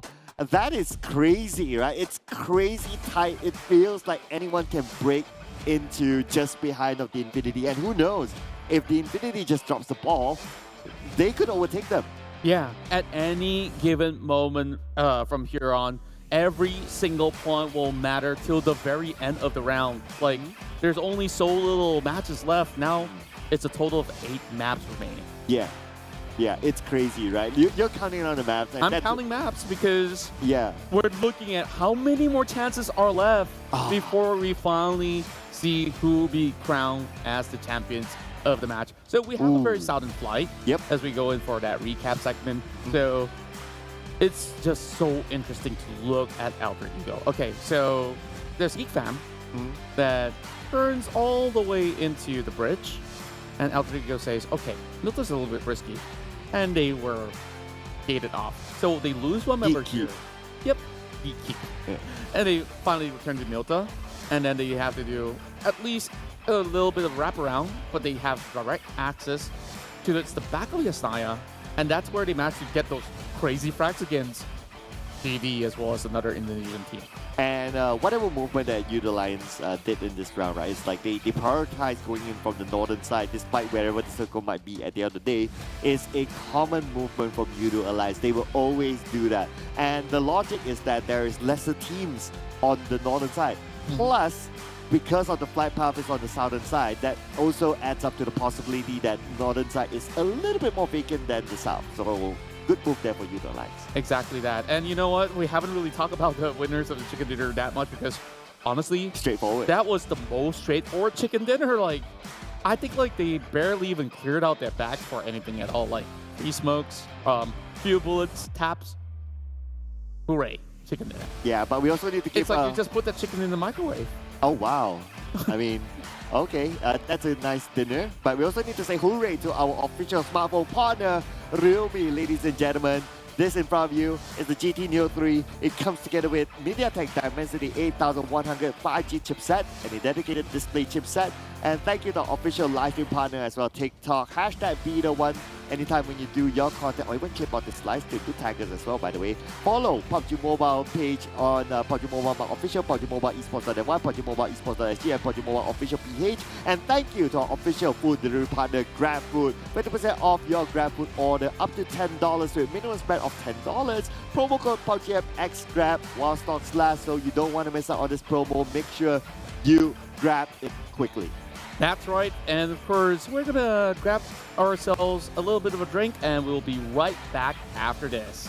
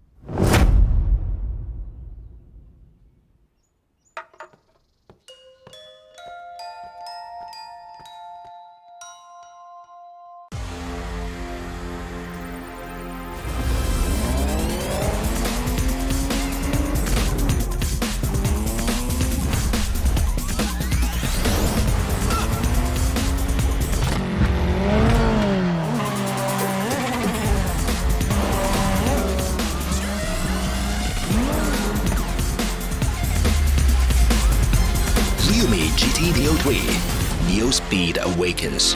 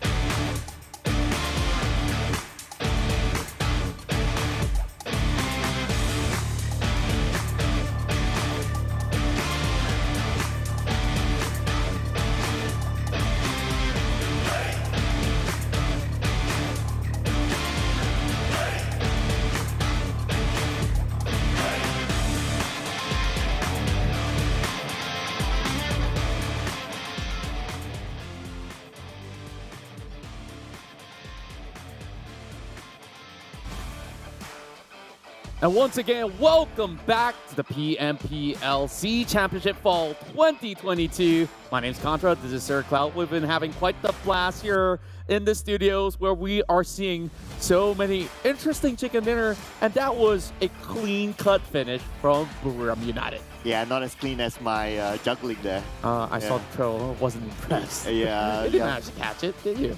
No, I guess that's why I'm not a professional clown or something. I guess like you can't juggle too many things at once. Oh yeah. But yeah. the players actually do. The players can juggle everything at once. They can juggle rotation, shooting, and making decisions all at a time. Exactly. Yeah, that was crazy. And of course, we definitely do have to thank all of our partners that have been able to make the 2022 PMPLC Championship Fall a possibility. And of course, with that, we'd like to thank our official smartphone partners, Realme, as you can check out their latest smartphone, GT Neo 3, their flagship gaming smartphone. And of course, we got the official livestream partner, TikTok, and not forgetting official food delivery partners, GrabFood. Let's go directly into some of the stats. We got the most limbs coming in from Mela. Yeah, Mela with 6. We got Potato from Alter Ego with 5, and we got Oleo. We don't always see Alter Ego players actually getting on the charts of most eliminations because their play style is fairly safe. But in this round, it's a little bit different. I guess they were kind of forced into fighting situations because of how the circle was, the terrain was tough to play, and they really need to fight their way through. It's not like they can just hang on and play it slow. They can't. But good for Potato. He managed to get on the charts. That's right. And of course, he will be moving into the top 3 as Alter Ego managed to clinch a second place finish. Lycan has done significant damage to everybody who tries to cross the lake. FaZe Clan can only hold out for as long as they could, but that push towards Alter Ego have also seen him almost clutching it out until Oleo shuts him down. Mela, though, with the rest of Infinity, they were farming up from the Stalber Hills, and now that we've already seen multiple chicken dinners, it's been 3 chicken dinners for different Thai teams. Oh, I wish Buriram United would have gotten one more elimination. So it would complete that -2 journey? Yeah, that premonition of having the -2. Hey, for that level of proactivity, 7 is already more than enough because they didn't really have to sweep too many players off the map. Yeah, they're kind of comfortable in that round, not gonna lie. If they get that shot against Lycan, maybe.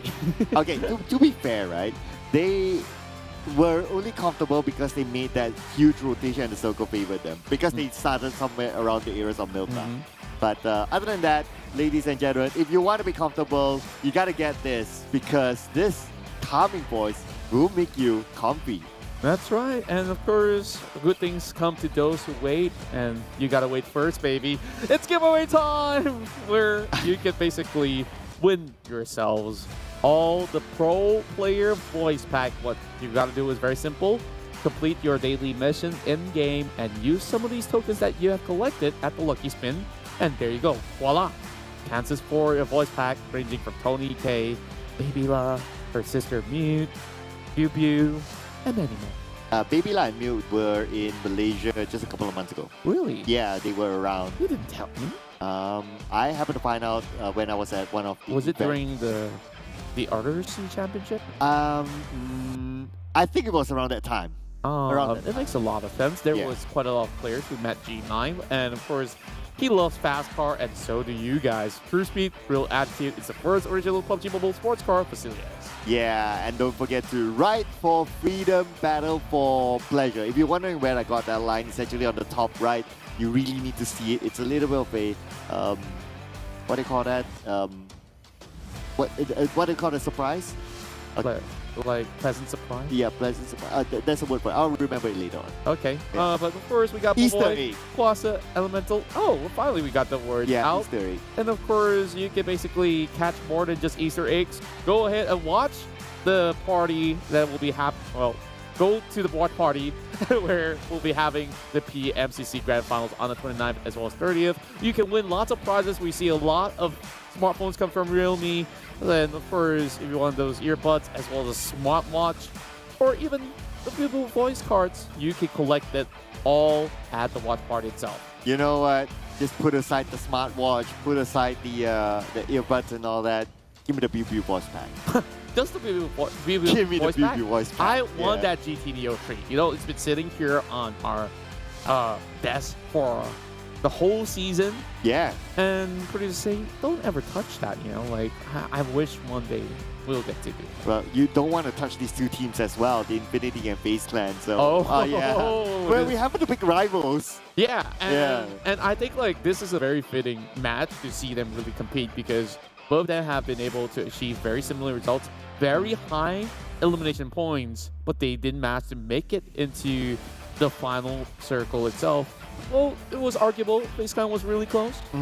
But really not too far away. And the Infinity, actually, they are doing pretty okay today. Yeah, they're doing really well, I would say. Very well, in fact. Way more than okay. So now with our predictions up on the board, I don't know, will this be a caster's curse or will it be a caster's blessing? It might just be a blessing, but there can only be one winner in every single match.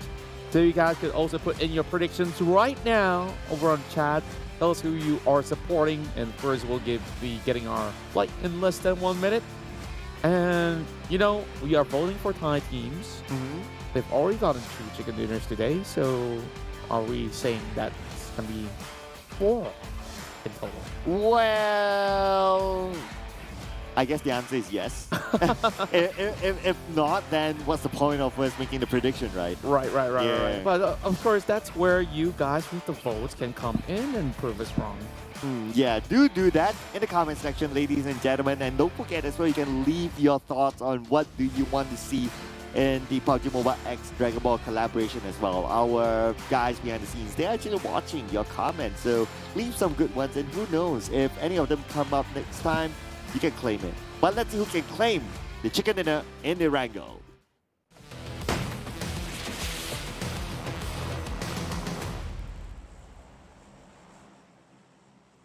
And now we head over onto match 5 of the Grand Finals, Day 2, the PMPL Southeast Asia Championship. And this is going to be a very similar flight, starting off from Primas, heading into Milka again. Does that also entail that we're going to get a similar ending? Maybe just turn that circle a little bit further to the left. You know, because this slides a little bit upwards to the Kafka instead. So it's been quite skewer.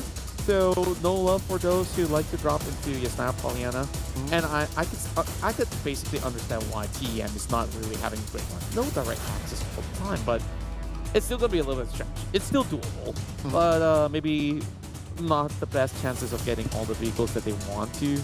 And Vampire Esports will do exactly the same. In terms of drop spot, I don't think anything will change at all. Yeah, well, as the great saying goes, right? You don't always get what you ask for or what you wish for. So you got to be prepared to, like, if you don't get it, what you're going to do. Right. Yeah, so there goes. Question is there redemption for April? Okay. Yeah, okay. Okay. FaZe Clan. All right. Oh, no. Looks like Ravenclaw's in the driver's seat. Okay, he's going to pick up something from his shack, hopefully a weapon. Oh, yes, he does. Yeah. He's got the AKM. Wow, a shotgun and an AK. And the circle, pretty similar, I would say, as a starting point. Oh, but another thing I wanted to point out, Contra. Look at Geek Fam at the southern side. On a little bit on the left, we have Mika. On the right, very pier, we have 2 players. It's a little bit of an unusual move for Geek Fam for them to, like, open up that big. Yeah, it's definitely a very wide angle of coverage that they're getting here. MR5 is hoping to get this plane flying though. Or, you know what? Just don't fly at all. Just get yourself a taxi ride. You also order that through Grab. But speaking of Grab, we got GrabFood offers for those of you guys out there who's hoping to order something for supper. Put in the promo code PUBG MX Grab. Is that it? Yeah. Yeah. Oh, sorry. You got me distracted when you mentioned about supper. I mean, it's almost about time. Yeah. We do have our regular suppers. Just Yep. saying, just putting it out there. After show suppers. We can definitely do that. Well, BRU, champions of the past round, has gotten direct access to that chicken dinner. They did manage to get 7 points though. They flying a few players out of Infinity by the hill. And I just love watching these players take a stroll, like calmly getting into the city. So scenic, I would say. How sure are you it's calm? Like for them? Like in their minds? At least for the first 3 minutes. Okay. Can't say the same for the first minute because they're always fighting for those vehicles. And at least FaZe Clan did survive. So it's calm Okay. and quiet for now. All right. So, but you know what? Like with the pro players that we're interacting, we actually seen them playing, like standing behind them and all that during the pro games, right? Although it sounds like it's calm, like you don't have anyone around you and all that, but in their minds, they're like thinking all sorts of possibilities. Yeah, it's like, guys, go to this location. I marked it on the map, and okay, jump to my vehicle right now, and we're about to get moving. So that's probably the comms that's going on. But also, let's take a look at the standings overall. Infinity have created a bigger gap. We started off with 20 points. Now it's 30 points. TM has not have too significant of a deal.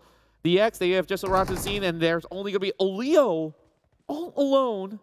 And I wonder if he could actually get out of this really sticky situation. Anyways, back to the point. I think like this could end up in one way or another, where FaZe Clan is tied with TM at number 2 right now. Yoodo Alliance, number 3. Oh, okay. Potential.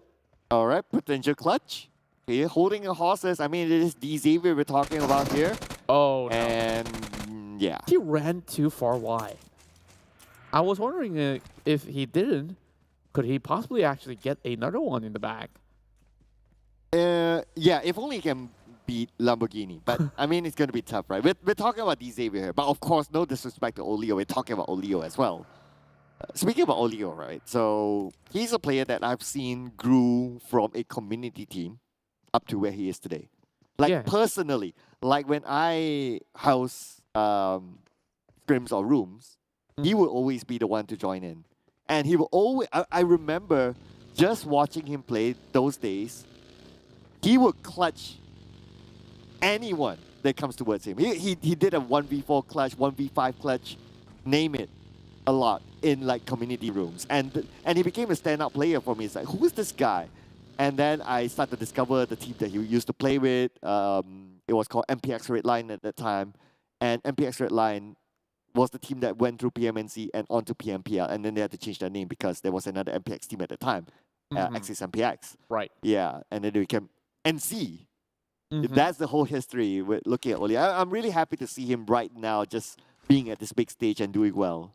Exactly. A lot of these players here are hometown heroes. Some have already made a name for themselves for the past couple of seasons, and we've already seen so many bright new talents dumping into Southeast Asia bouts and really making great remarks. And of course, everybody back in their respective homes have been cheering them on. Renaure have also been impressing the Indonesian audience so far, especially in those rounds inside Miramar. Alter Ego definitely have been outclassing many of all these teams. Sure, it may not be every single map of Miramar, but they do find a lot of points in those rounds. Even on that previous round, inside of Erangel, they were finishing on 2nd place. Has been able to put them on the 7th place, and that have further slided 4 rivals into 8th just by having 2 rough rounds. So there's definitely no point to lose for majority of all the teams that are fighting for those spots out there. Though, it could be safely said that top 10 will guarantee you that chance at the global championship. Yeah, you can pretty much say that because only 4 teams will be eliminated. So if you want to put aside all the confusion of like, okay, who will be at where and what, basically you do not want to be at the bottom 4. And it just so happened that Geek Fam happened to be in the bottom 4. That means that elimination slot will shift up to the bottom 5. Yep. Putting aside Geek Fam. So that is the pit that you don't want to be in for now. So even NFT Esports is unsafe. Vampire Esports have already qualified with a slot. GD, we'll have to check on some of all these plays that they'll be making, but Buriram United, I think this is where they are also not in a safe situation. However, for Rivals, like, sure, they're not really fighting for those spots. It's more of like retaining glory back to Malaysia. The last time that we've seen Malaysian team lift that trophy was back in Yoodo Gang. Oh, yeah. It's been a few seasons already. Yeah, I still remember it's a remarkable season for them. They went head-to-head with BTR. I remember we went down to the last game, and if Yoodo Gang lost to BTR, basically, BTR would have been champions. It is that close.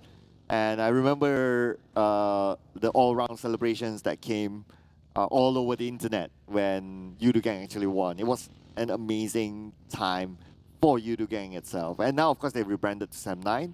It's a different era now. It's been a couple of years since then.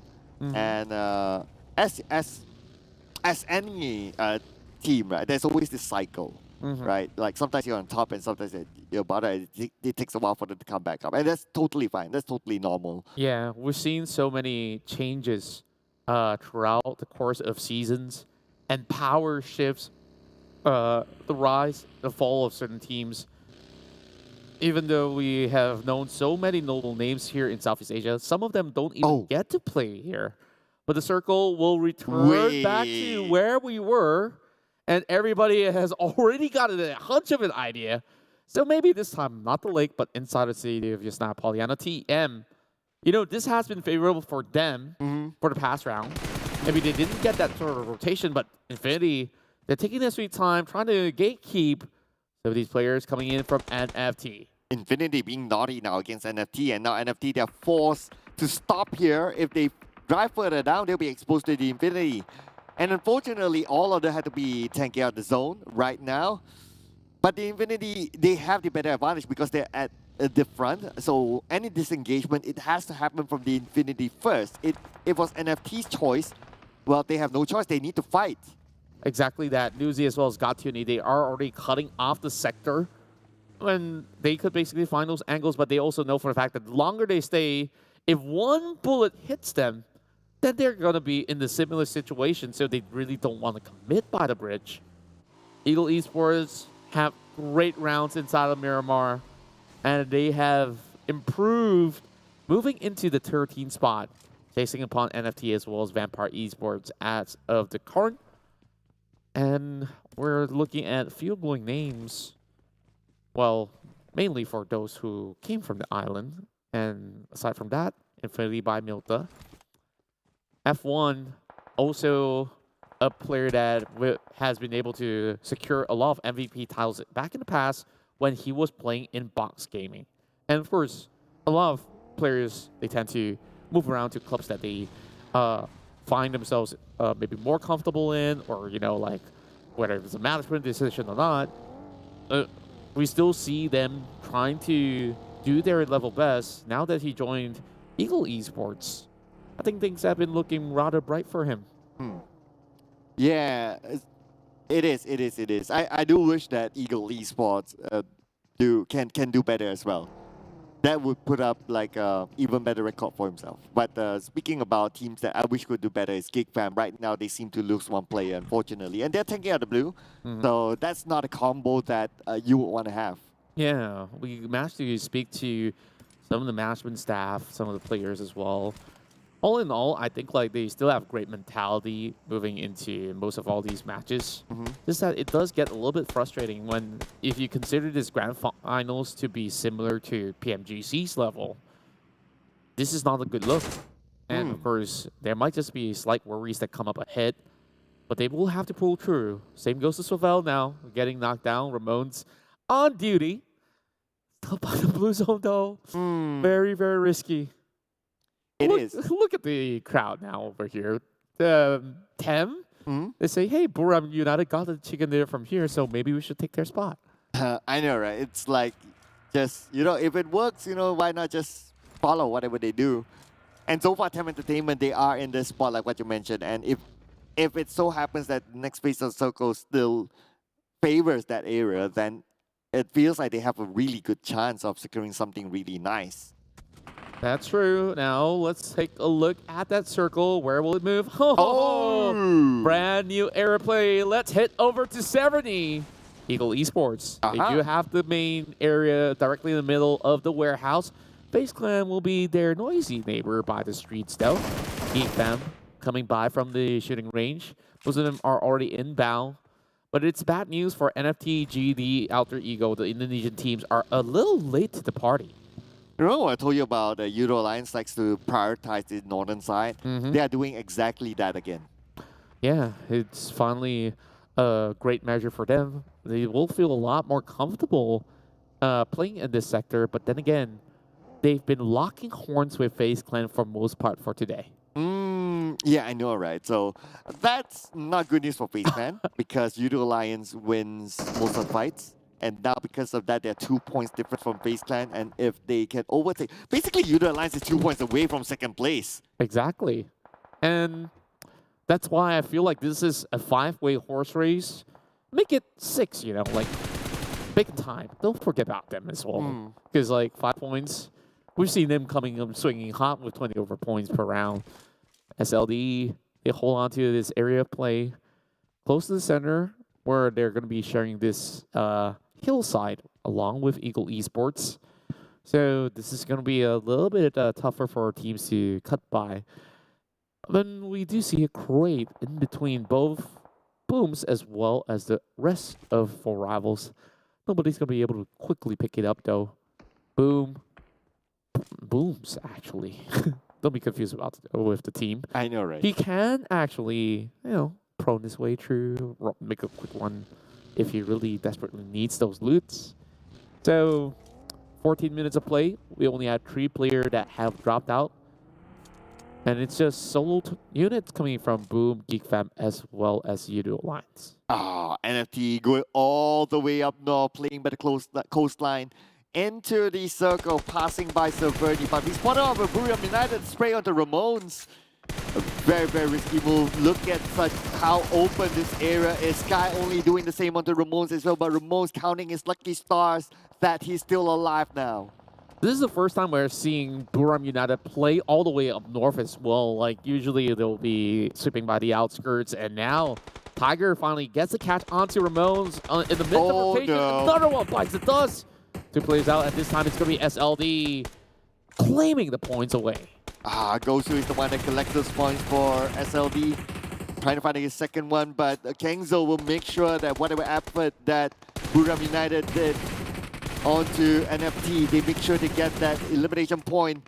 And now Batman is in big, big trouble. His vehicle exploded as well. There's nowhere for him to go. And now with a little bit of an update into the circle, we see 4 rivals dominating the southern sector. There's a little bit split between Voki and the rest of the team, though. Not too sure if that is the best area of a compound to hold out. I think they're going to reposition. Voki has already scouted up ahead. But Alter Ego, they're moving in the same direction. We may see a clash very, very soon. But on top of that, we do see the elimination feed sort of moving. One player has been knocked down. I believe that's from afar, but looks like it's going to be Alter Ego crashing into the compounds of 4 rivals. Oh my goodness, it does happen. April's down as well. Palmy sweeps them all away from the match, but still more attacks coming in the way. Every other team, they've been looking at the direct center, and Alter Ego, they're absolutely stuck. But now look at this. The Eagles will be looking upon them and trying to take out the members of Alter Ego. Alter Ego not in a comfortable position. One of their vehicles blown up, so that's 1 down. But then again, they have 3 other vehicles to work with. That's still okay for Alter Ego, but the bad news is that they're all in one single shot. One nade can rule them all. Yeah, thankfully there's no teams surrounding them for the time being, but BRU, they're doing the same thing. This is going to be a little bit safer because that warehouse is a little bit distant compared to where we saw the top side of the hill. Anybody that pops by, they can just simply spam those random grenades. It will hit either ways. Speaking of grenades, we have Tiger masking their area here with a little bit more smoke so that they can play on the outskirts and try to save the only vehicle, but the vehicle's pretty much stuck underneath. It's got a picnic table clamping that tire as well. Yeah, I'm not too sure if we can reverse and bring out the vehicle or, you know, or if we can. We need to wait and see what happens later on. But nevertheless, they are in the circle, so no big urgency to use the vehicles yet. Unless the next circle move away from them, then maybe they should start to call for the tow truck or something. But the Infinity now going to play the gatekeeping role against the Vampires. Vampire Esports now have to go against their nemesis, Infinity Esports. Mela now having bullets flying his way, but he managed to stay afloat, but the rest of the league crashes through. Big fight between VP versus Infinity. Oh, Trash looking at the name, wanting to toss onto the side of the Infinity, but a little bit of an over toss that fortunately will not land onto anyone from the Infinity. Schwab on the other hand, nailed down by Mela. Mela popping up the med kit, trying to heal back to 100%, but there's not much time left. They do have coverage coming in from Gatiuni, and all of a sudden the Tides will not be in the favor of Vampire Esports. Only 2 stops hiding behind that tree, and there's just no shelter left. Infinity, they close out with 4. Just like that, they deleted Vampire Esports without losing any players. 4 points in the bag for the Infinity. And now Bacon Time will be pressured by the blue. They're currently on the outside of the circle. Armstar will need to move, but at the same time, GIDS is out.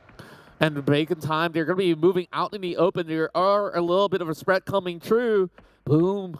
They're a little bit separated from one another, but now exchanges have been made. Hexas trying to hold out against Shirties. They're just by the edge of the circle. This is not looking the best for either team, especially for both in between. What? Circle will pull towards the warehouse. SLD as well as Ego Esports, they're challenging each other, and we have Buriram United with a 2-2 split.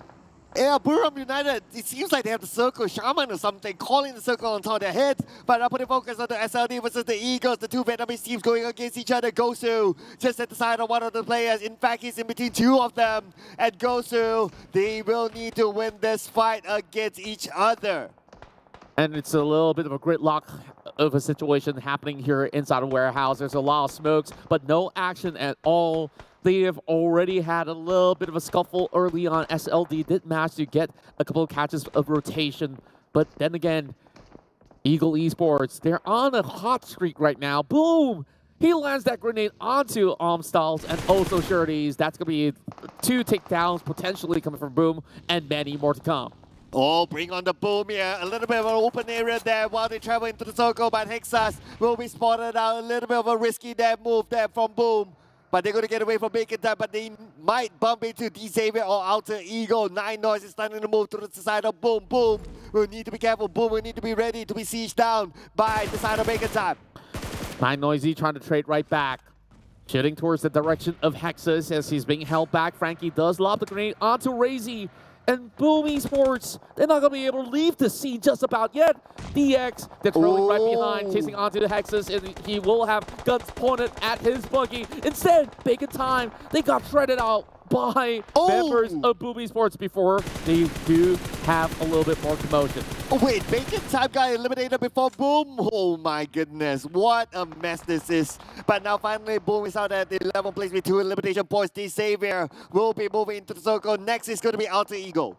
Alter Ego has been hiding out for the longest time, and they've been trying to basically get into the final circle for the longest time. They flushed out 4 rivals from this entire sector, leaving no points behind for the Malaysian team. Now they have to deal with the Savior, best team of Vietnam. Oh, Frankie now waiting for the right moment. The spray coming in from Frankie onto Potato. Potato seems to be able to get away, but he's going to land onto the other teams. And now D-Xavier, they do not have time. Circle will arrive onto them very, very soon. They need to win this fight quickly. They're crashing in as well. They're sending all in. Lambo doesn't see anything.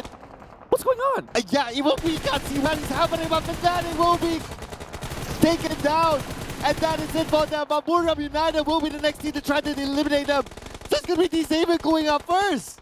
and they arrive being all too surprised by Elder Eagle. How did they manage to defend that Jack? But the rest of Geek Fam, they're in a turmoil where FaZe Clan is tagging them through the smokes. Infinity as well.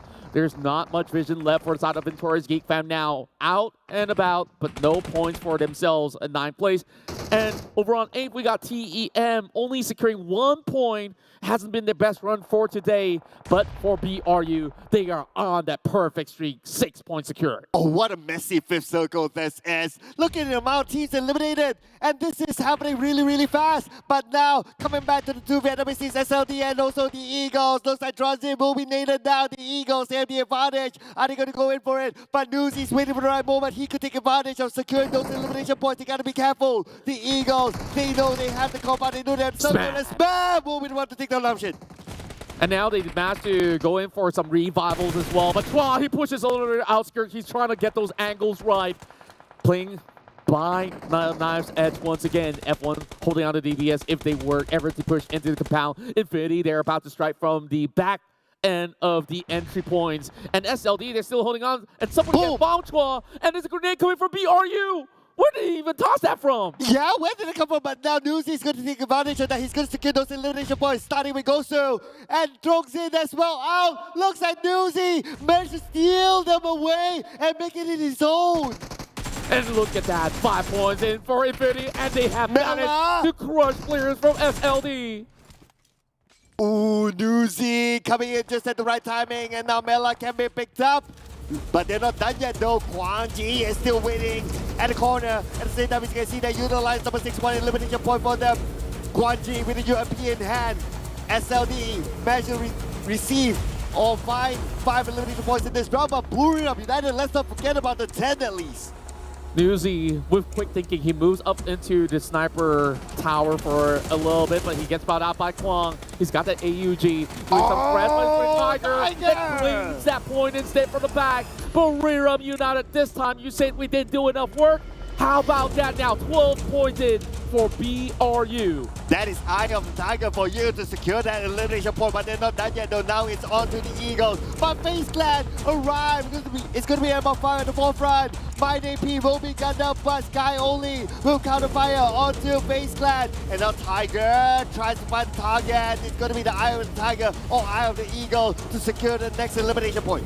The grenades are flying directly at C-Sky only. I don't really think that he does have much chance to actually hold on, but he does get the full health being healed up with the med kit. BRU, they have 4 members in play. They can overwhelm all the other teams if they take out FaZe Clan first. And look at that, another special delivery sent towards the way of BRU. Could this be their story of a comeback? 2 back-to-back chicken dinners here in Grand Finals Day 2. And the circle right now belongs to BRU as well, so they have a good chance of securing that double chicken dinner back-to-back and probably be the first team to get a back-to-back chicken dinner as well. And FaZe Clan is still alive. They are in the circle, one of them down, however, they need to be picked up. But the worst case scenario is going to be the Eagles entirely on the outside of the circle. C-Sky only, calm and collected. Not really inching all too far wide against FaZe Clan. And Ego Esports, they're currently stuck. They need to make a decision whether to move from the back to face off against FaZe Clan or deal with Buriram United. There's a little bit more of a wide angle if they still went up ahead to challenge BRU. They expect retaliation from 2 members at the very least. M5, he spots him out. Twa? Oh no, Twa now knows that there's a snake coming in from behind. He will need to be prepared for it, but at the same time, he'll be pressured by the blue. And now Chua moving in. Chua with the jump shot, and Chua onto M5. Chua wins that elimination point, and Chua will manage to get that one in the back. Probably another one as well. It's going to be FaZe Clan facing the wrath of Chua. FBRU, they still have the members here to plan it all up. 1v, 1v3, distance going in. BRU! 2 back-to-back chicken dinners for the PMPL tie squad. Wow, what an ending that was. I mean, this round is arguably the messiest round of all so far. That was action-packed to the end. Every corner of each respective face of the circle, we see fights after fights after fights. We couldn't even keep track. Yeah. everyone's just battling for position. And this was just a lot of open ground terrains where everyone's just hoping to go for trades. I think by the end of this round, we'll see, of course, Buriram United over on top of the table with 12 eliminations. And everyone else are just sharing different kind of points. Yeah, it's really hard to keep track, like what you say, right? So it's hard for us to tell, like, okay, who exactly is the biggest winner? Is the biggest winner in this round. It feels like, you know, it's just everywhere. But okay, to be fair, the biggest winner is Buriram United, no doubt about that. And it feels like they hear our criticism as casters, right? It's like, yeah, they had the circle, they had it easy in the previous round. They're like, okay, I'll show you without the circle, how will I do it? And they showed us. So kudos to Buriram United. Now that they've managed to get a double chicken dinner, is the treble possible heading to the final round? I'm just putting a little bit of possibility out there. But also kudos to Outer Ego Esports. They put up a perfect defense where DX just arrived to the scene and they absolutely got crushed. That's also with a little bit of help coming from FaZe Clan, I do believe. But this trade, Infinity did so well. Oh my goodness. The Infinity, they only had Newsy and Mela and they fought like nobody's business. Of course, a little bit of help there from Buriram United, but then again, they did a lot of work to secure those elimination points. And this jump shot from Chua is legendary. Yeah, and he managed to not only get one, but piece this two together, where Ego Esports once again secure a top 2 finish, but impeccable work. You know, we complain there's lack of grenades. Look what they've got. Like, I know, right? I take back my words right now. BRU, you guys are the best. Yeah. He's taking back his words. I'm taking the jersey from Buriram United, just saying. I love their jerseys. I've tried to get it for the longest time. In fact, I messaged the social medias of Buriram United to try to get it. That sounds very desperate. Yeah, I am very desperate, but they told me that it's not shipped internationally. I was a little bit disappointed. You can cut across the border with a passport. Yeah, I just renewed mine, just saying, for reasons that you know. You're good to go. Yeah. Celebrate the 29 points that they've managed to achieve with that jersey then. Or maybe if anyone from the management is listening to this cast, you know, you can always send one to us. Just saying, just putting it out there. Yeah. You pay for the shipping charges though. I wouldn't mind. Anyways, back to the charts. We have 3 Thai teams at the top 3, and most of it is due to the fact that they have closed out with high frags. FaZe Clan has done it again, this time with 20 points, Infinity with 15. Yeah, but on the other end, so Geek Fam 1 point. Again, Geek Fam is sliding down. I worry that by the end of the finals, Geek Fam might be at number 16 because like even Boom has 3 points at least. But it's been a while since we last saw Tony K on the charts. Well, a while meaning to say 1 day ago. But it's been many maps, I would say. Yeah, I mean, if it's like Tony K, you tend to see him every day. Exactly. Yeah, but 1 day and we already miss him. Yeah, we always miss all these players. We wish that we're in an offline event where all you guys can join us too. I mean, Tony K in person, but you can definitely get his voice pack because he is one of the best players that we have in Southeast Asia, and I think the numbers on the charts have already told all the tale. Yeah, 1,162 damage with 4 elimination points. We've seen a bigger margin, but anyway, just for this round, amazing play. Tony K is back on the charts, and that will also mean that FaZe Clan is up there behind the Infinity by 12 points, 22 points, getting closer. Wow, just look at Ego Esports. Because of this top 2 finish, now they're just 2 points to chase up against Vampire Esports, and then you see that green light at the end of the tunnel.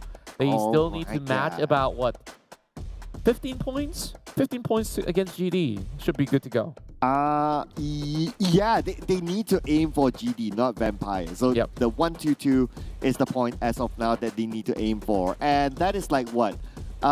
15 points difference. 15 points would mean that 1 round, and that could do the business. Yeah, 1 good round could do the business. And that's also in hopes that the opposing team, GD, would not actually have much points to offer in some of these things that happens inside of all these maps that they will play all together. But let's take a glimpse back at the starting points once more, where we see FaZe Clan to travel quite the distance, but I think we can basically pick a point or two of how you want to play on the northern section. Like, most of these teams play by the edges. Yeah, because like you're kind of unsure whether the circle will be like down south or up north at some point, right?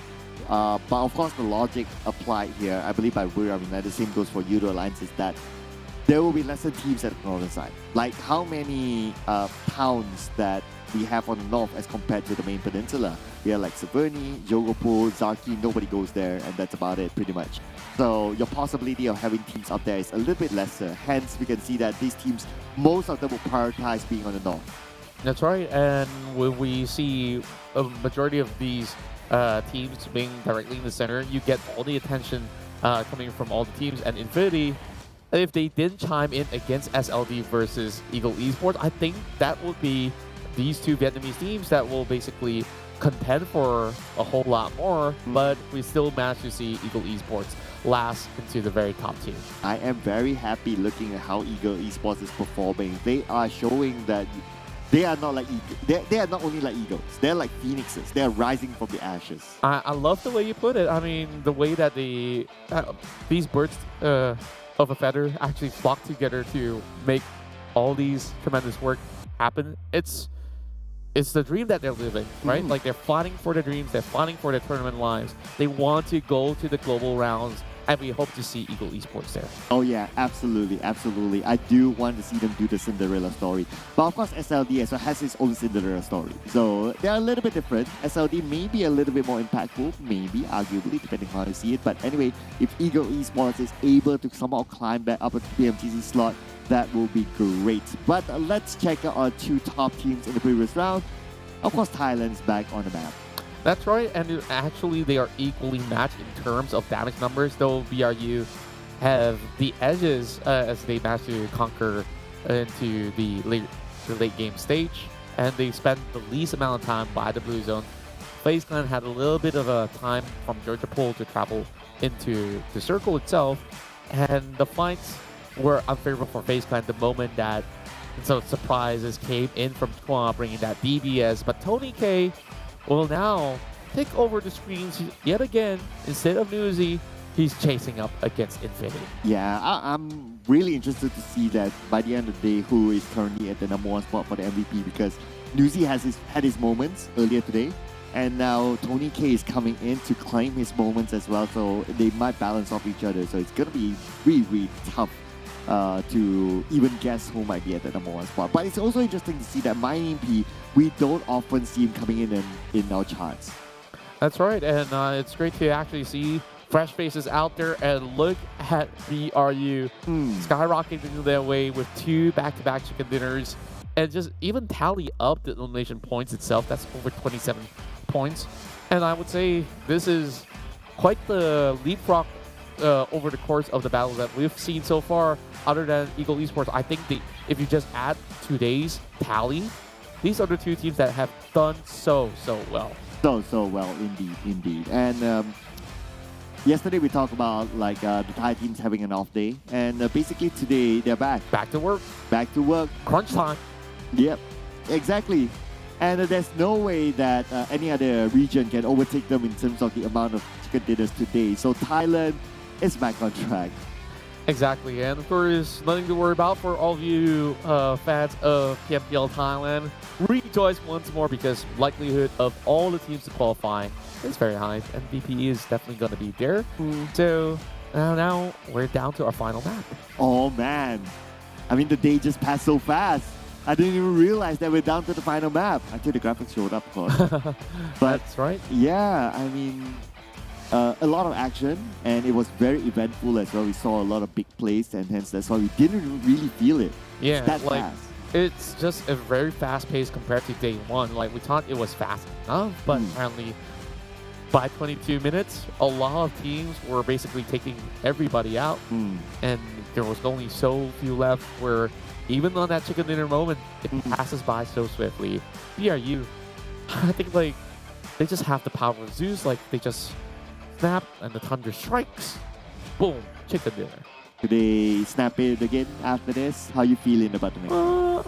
There's a potential, honestly, because like they've been able to read the circle twice around that northern sector, and I think like they are so familiar with playing that form of a region where even if it does go towards around prison, Milta, as well as mansion, they have also shown that they have been living and breathing that vicinity. Like, they are basically the hometown heroes of that section. So I guess the only challenge for Buriram United heading to the next game is when them struggle a little bit more. Something really different, right? Yeah. Like either on the Like far left. military base, yeah, I love that kind of circle. I'm sure Alter Ego does as well. Yeah, Chicha was complaining to me that, hey, you guys all had the military circles when you Which is true. Like Contra and Attach, they get all those games. And you know what? We do get our predictions to be true, I hope. TEM, I think it's been a really rough day.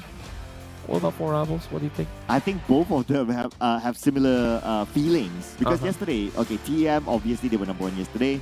Four Rivals had the most points collected in the single day out of everyone else yesterday as well. So they were in the same situation, and it just so happened today both teams didn't really show up as well. So I guess it's more like us supporting you to get a chicken dinner.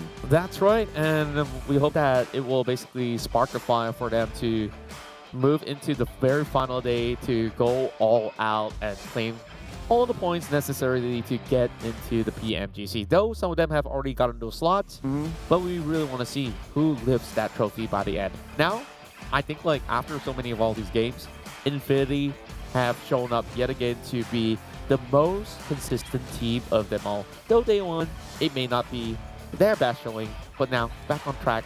I hope to see more of it. Yeah. Oh wow! If you want to see more of it, and if they give you more of it, they will be unstoppable at some point. It feels so too, and now we're preparing ourselves for our final round. So, any thoughts before we move into the map? My thought is that I want to see the bottom teams actually rising up. Okay. Yeah, I want to see like Eagles continue on their momentum. I know I predicted Four Rivals, but I want to see the Eagles. Yeah, I feel like it's about time they celebrate their chicken dinner, right? Yeah. Like, it's a lot of effort for them to not only come in with predictions. They had hot-fought battle by the warehouse against SLG. They also managed to trade out against players from FaZe Clan. And also there was Infinity targeting from behind. So it's definitely going to be interesting for our final round in the day 2 of the PUBG Mobile Pro League Southeast Asia Championship.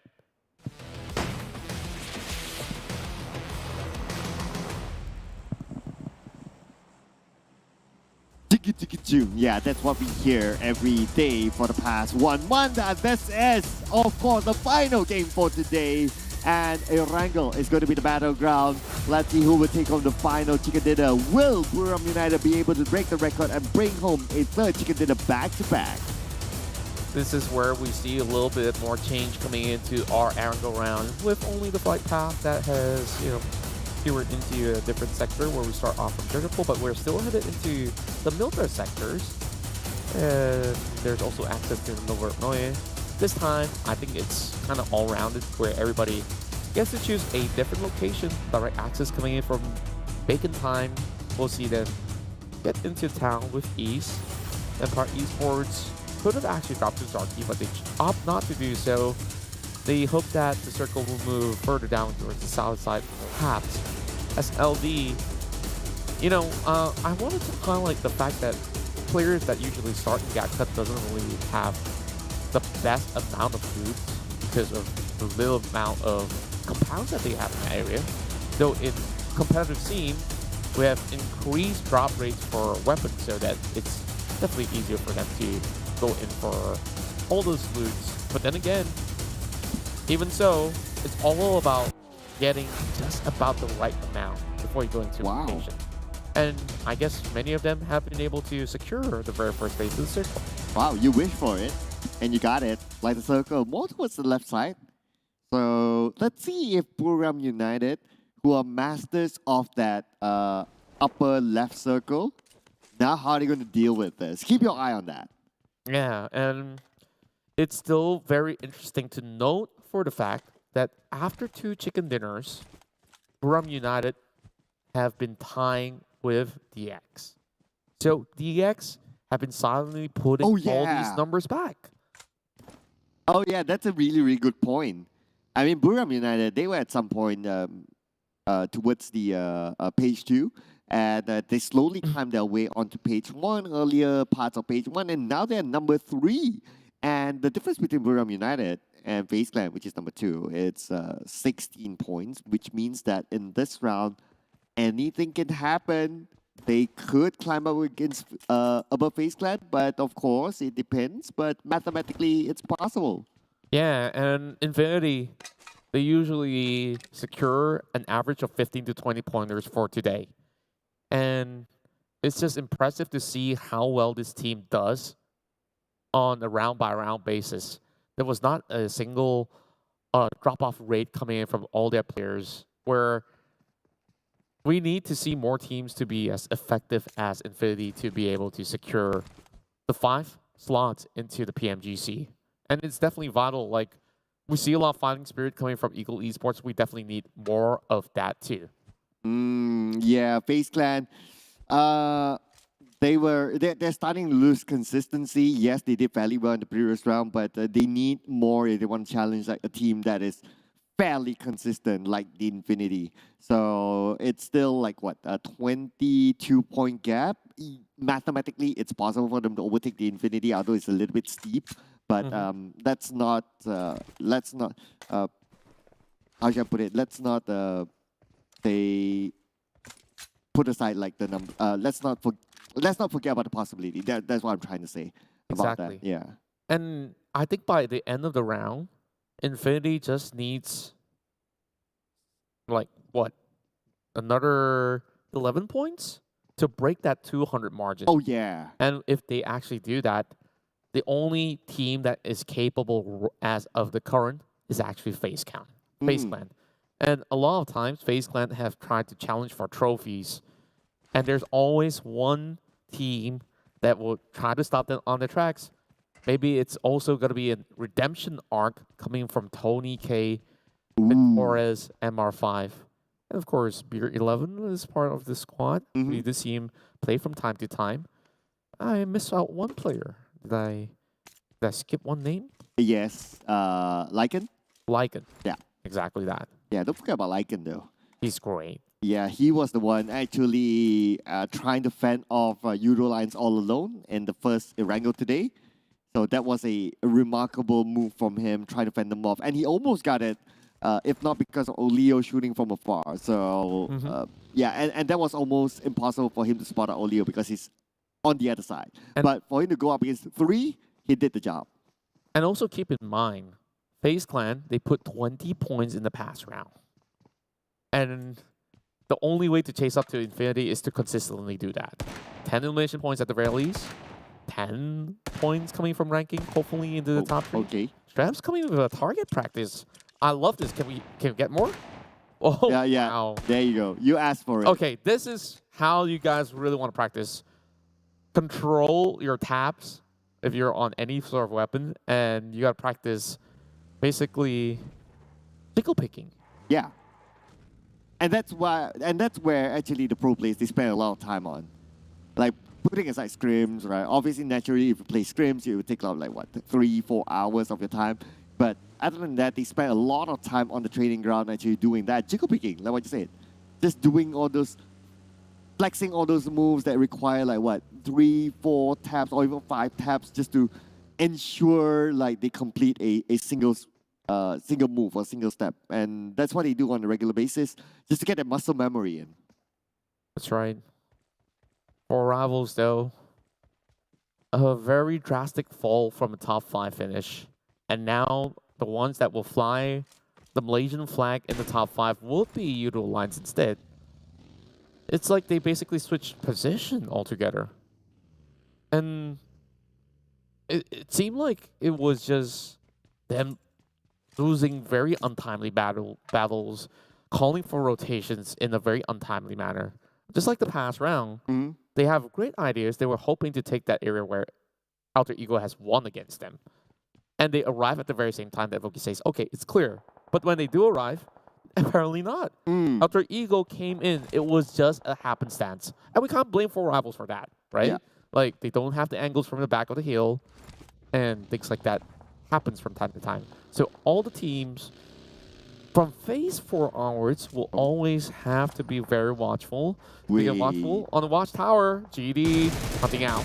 Wait, it's against Boom. Let's see. Boom is against Boom. Boom Esports. Almost said Boom Happens United. a lot in Indonesia. I know, right? It feels like we're watching PMPL Indonesia all over again. Now the nade will be tossed out by Booms onto the other side. And looks like it's going to be 2v1 at the lower ground, though. They need to come in with a backup quickly. It's a little bit of a goose chase going on, and somehow he survived for so long. I know, right? Wow. Okay, Yummy still all alone. Finally, Hexa comes in, but Yummy with the nade onto Alan. Beautiful. What a nade indeed. Oh, Yummy is going to be promised one more in. And GD, they took too long. Only one guy. I can't believe it. Yummy survived. Yeah, for only one guy. Can you imagine that? But now it's down to Daybot, the last man. And looking at how the situation is for GIDS, unfortunately, he has no other choice but to play for placement points. My goodness. This is a disaster for GD. Ego Esports now sees a lot of opportunity in this map itself. And what they needed was what we mentioned. 14, 15 points. And if they have been performing on a consistent top 2, top 3, I think Ego Esports can do it. You know what's cooking? What's that? Boom! Okay, that's a meme reference, but never mind. But you know what else is scary is that between Boom and Geek Fam right now, with 3 elimination points in the back of for Boom, now their gap is only 7 points. There is. It enhances the possibility that we may see Geek Fam at number 16 by the end of the day. Yeah, and honestly, I'm not really certain what has not worked out because we haven't seen many glimpses of Geek Fam. They were trying to do some early cutoff points over onto the bridges, and other than that, they did manage to survive into the middle of the pack a couple of times. I won't really say like it's really the worst, but in total of today, they just don't put points on the table. It's really worrisome, even when they do get into PMGC. But I think by then they should be very well ready to prepare against all the global teams. But if we think about what has changed with Geek Fam, right, what I noticed is that during the country leagues, they put Mika and Yuhai at the front. But for this finals, what I noticed is that they put Snipes and Yuhai at the front. Mika will be at the back together with Damroot. So I know that they have something in mind. I'm pretty sure they have a reason why they do that. But as a viewer, it also there will be a question in my head like, is that even working out? Like, if it's not, then they might want to consider to change back to their country league formation that worked out so well for them. Yeah, I guess when you do put Micah as well as Yuhai together, yes, they've been quite the unstoppable force. It's just like Nuzi along with Gatsuni for most part, or Nuzi has also worked very well with Mela. So I think like you really want to create that bond where eventually they could just have any duo to fend off against everybody else. Not to say that Snipes is lacking in terms of firepower, but it seemingly seems to be some players not feeling the most comfortable being put into a different formation. Yeah, and it worked out for them in the first place. So not too sure why they decided to do this kind of change. If you look at what's happening right now, is Yuhai is together with Snipes. And that obviously means that Damroot is together with Mika. And this has been the trend during the finals. And I know they already have a solid PMGC, understand. But you know what, as a team that's well known, you have another obligation to fill, which is the obligation with your fans. That's right. But then again, like you think about why they have done that is also due to the fact that if they were to go into a 4 versus 4 or even on the split sector where they're scouting out, if you lose both Yuhai as well as Mika, immediately the effectiveness of firepower dwindles down from Geek Fam. And then they're just playing for survival. You know, like you want to have a safety net of a plan where maybe you could still trade off with certain teams when things don't go all too well. Fair enough. Snipes is more of a support player. So he may be the one to like, okay, you can do whatever you do in front, you high, you're the entry-fragger thing, and I'll support you from behind because naturally support players, they would do support stuff. I totally can relate to that. And yeah, it does make sense as well. I'm just worrying that is it working out for Geek Fam? Obviously, points-wise, it's not. But if I want to think positively about what they're doing, it's in preparation for them to be in the PMGC.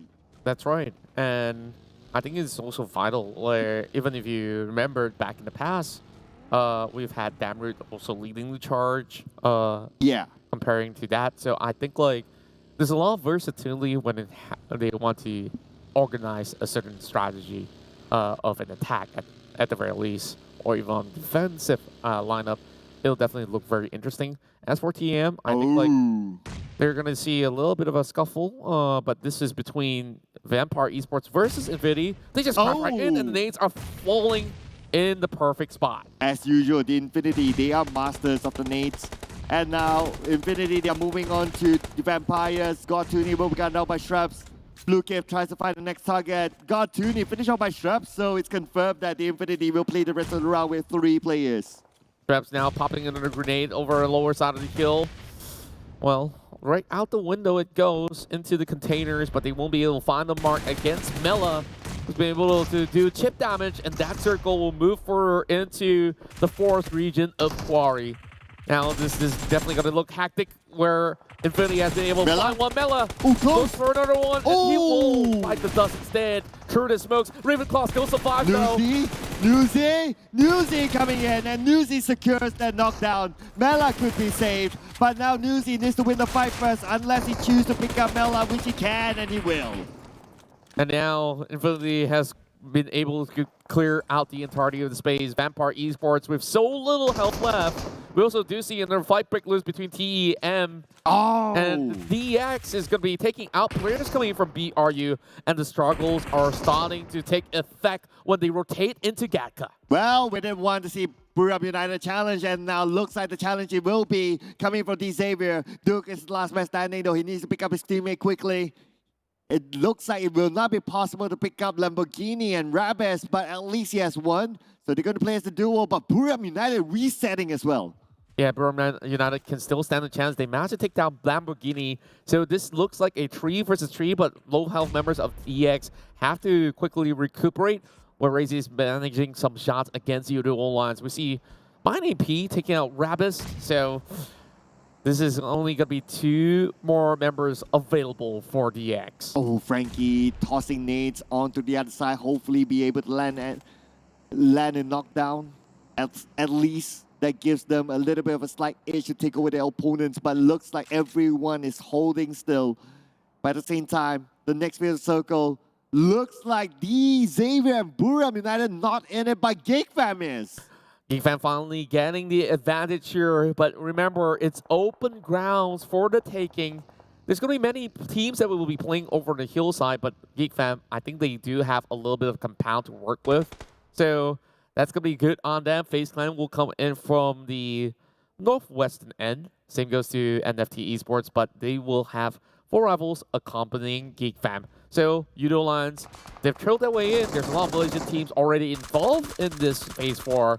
Shots being fired, but no members dropped from members of Yoodo Alliance. Times putting pressure on the Yoodo Alliance long reach, but let's not forget as well, another team is coming in from the northern side, and right now Geek Fam, they asked to split it up. They need to be careful of one of their teammates who is all alone. Hopefully Damroot is able to give support onto the northern side at least, but Snipes is not letting Yoodo Alliance go as well. But then again, he doesn't need to force the fight. They're all in the circle. They need to be a little bit more worried of 4 rivals that just came in. And they will be having a little bit of a safety net by playing onto the sewers itself. Yuhai will never be able to find that angle against Appy if he turtles inwards. So, 4 rivals, they can take their sweet time. They don't have to rush things. They just got to wait for other teams to come right by, and by then they should be battle ready. Oh, speaking about battle ready, 2 of these teams definitely have to be battle ready because the Eagles, they're on the outside circle. They can choose to crash in onto SLD, who has a compound. And it's going to be worth it if they can take over this compound as well because it's in the circle. But at the same time, Om Style being shot at by Trongzin. But because there's a tree in between, it's not going to be easy to land those shots. Not at all. Trongzin just fancying his chances there, making time a little bit further away. Many of these teams are hoping to secure a little bit more of a vantage point because everywhere over on the flat grounds of Gatka is not safe. So we'll see perhaps a little bit more teams around this sector. SLD taking the further end of the town. Eagle Esports, they'll be neighbors. I mean, they're from the same nation. Probably just a few kilometers away. But here in game, less than 100 meters. I'm waiting to see what are they going to do. Are they going to just crash in? Or are they going to rotate away? Well, if they choose to rotate away, we are talking about the fourth phase of the circle.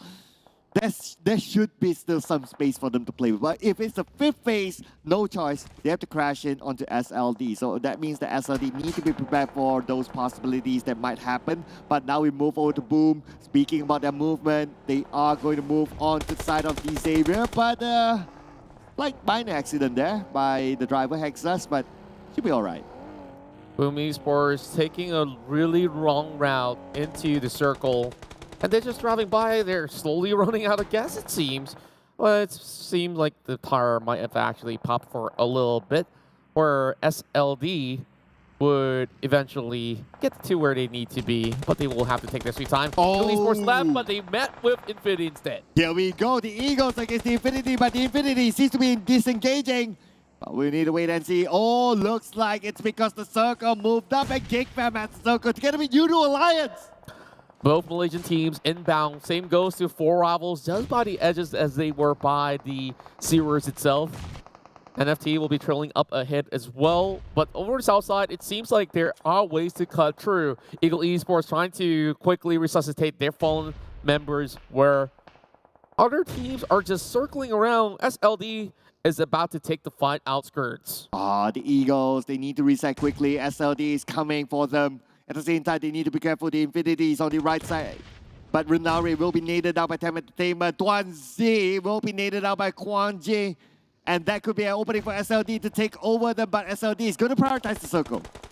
Mela will try to propel ahead, and we have Logan, who's been able to hold out over the south side, but eventually they have to push in within less than 2 minutes. There's still a little bit more time, but Mela is going to be able to find one more pick against Gosu. Infinity will draw it to 5 points if they do get this pickup. Here comes the Molotov.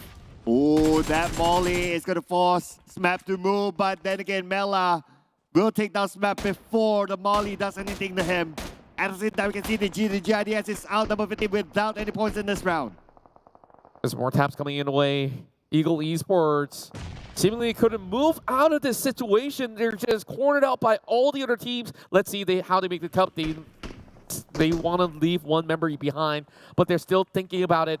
There's still 1 minute to go, but Mela, he's holding 2 teams back by himself. I know, right? Like the Infinity, they can fend off 2 teams at the same time, but they also need to prioritize the circle. Now they're starting to move in the Eagles. They're still on the outside of the circle. They know that the Infinity is right for them.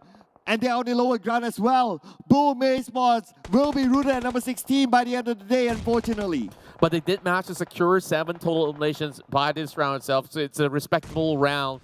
So they finished on top 12. And there's going to be 5 elimination points coming in from Buriram while Eagle Esports fight for their tournament lives. This has been the toughest circle for many of all these teams. A fitting way to end day 2. Nuzi is just keeping them at bay. Ooh. Chances are it's going to be rough for them to survive. Mela holding them back. Oh, Mela 1v1 and Mela will finish off Namchen. And F1 will be down as well, and that's going to be it for the Eagles with only 1 point in this round in terms of eliminations. Now 4 rivals. They will be around the areas of Gaka, but I can't wait to see whether the circle will favor them. And Happy together with the combo. His teammate April will take down Ramones. but they really have to find ways to get out of this area of play. They have to cut through the blue zone, and look at them. They're losing so much health trying to do so. April does find a way, but they will have to go through the rest of NFT Esports. And Voki, he's trying to take that risk. He will run into two, and now he invades to the compound for Rivals to get caught out. Oh, Boysil needs to fight his way through as 25 more seconds on the clock before the zone closes. Boysil will be nated down. Where did the nade come from? Is it a nade or what is it? It's going to be Happy, the man himself. And there you have it. 10 elimination points for the Infinity, but they will be taken out by Buriram United. Here we go. Abby now goes in for the trade. April does find a catch, and they will go in shredding their armory. NFT, they could not hold back for Rivals. And the Infinity, they're out. Although they're out, they managed to take home 10 elimination points. And now Yoodo Alliance, only Shamel and Olio left going up against Geek Fam. Geek Fam has the circle together with the compound. They have the advantage at this moment. And plus that, they are on the other side of the road. Buriram United playing by the edges, no. Yoodo Alliance slowly having their health bar shipped away, but same goes to FaZe Clan. How on earth did they actually get these angles through the smoke as well?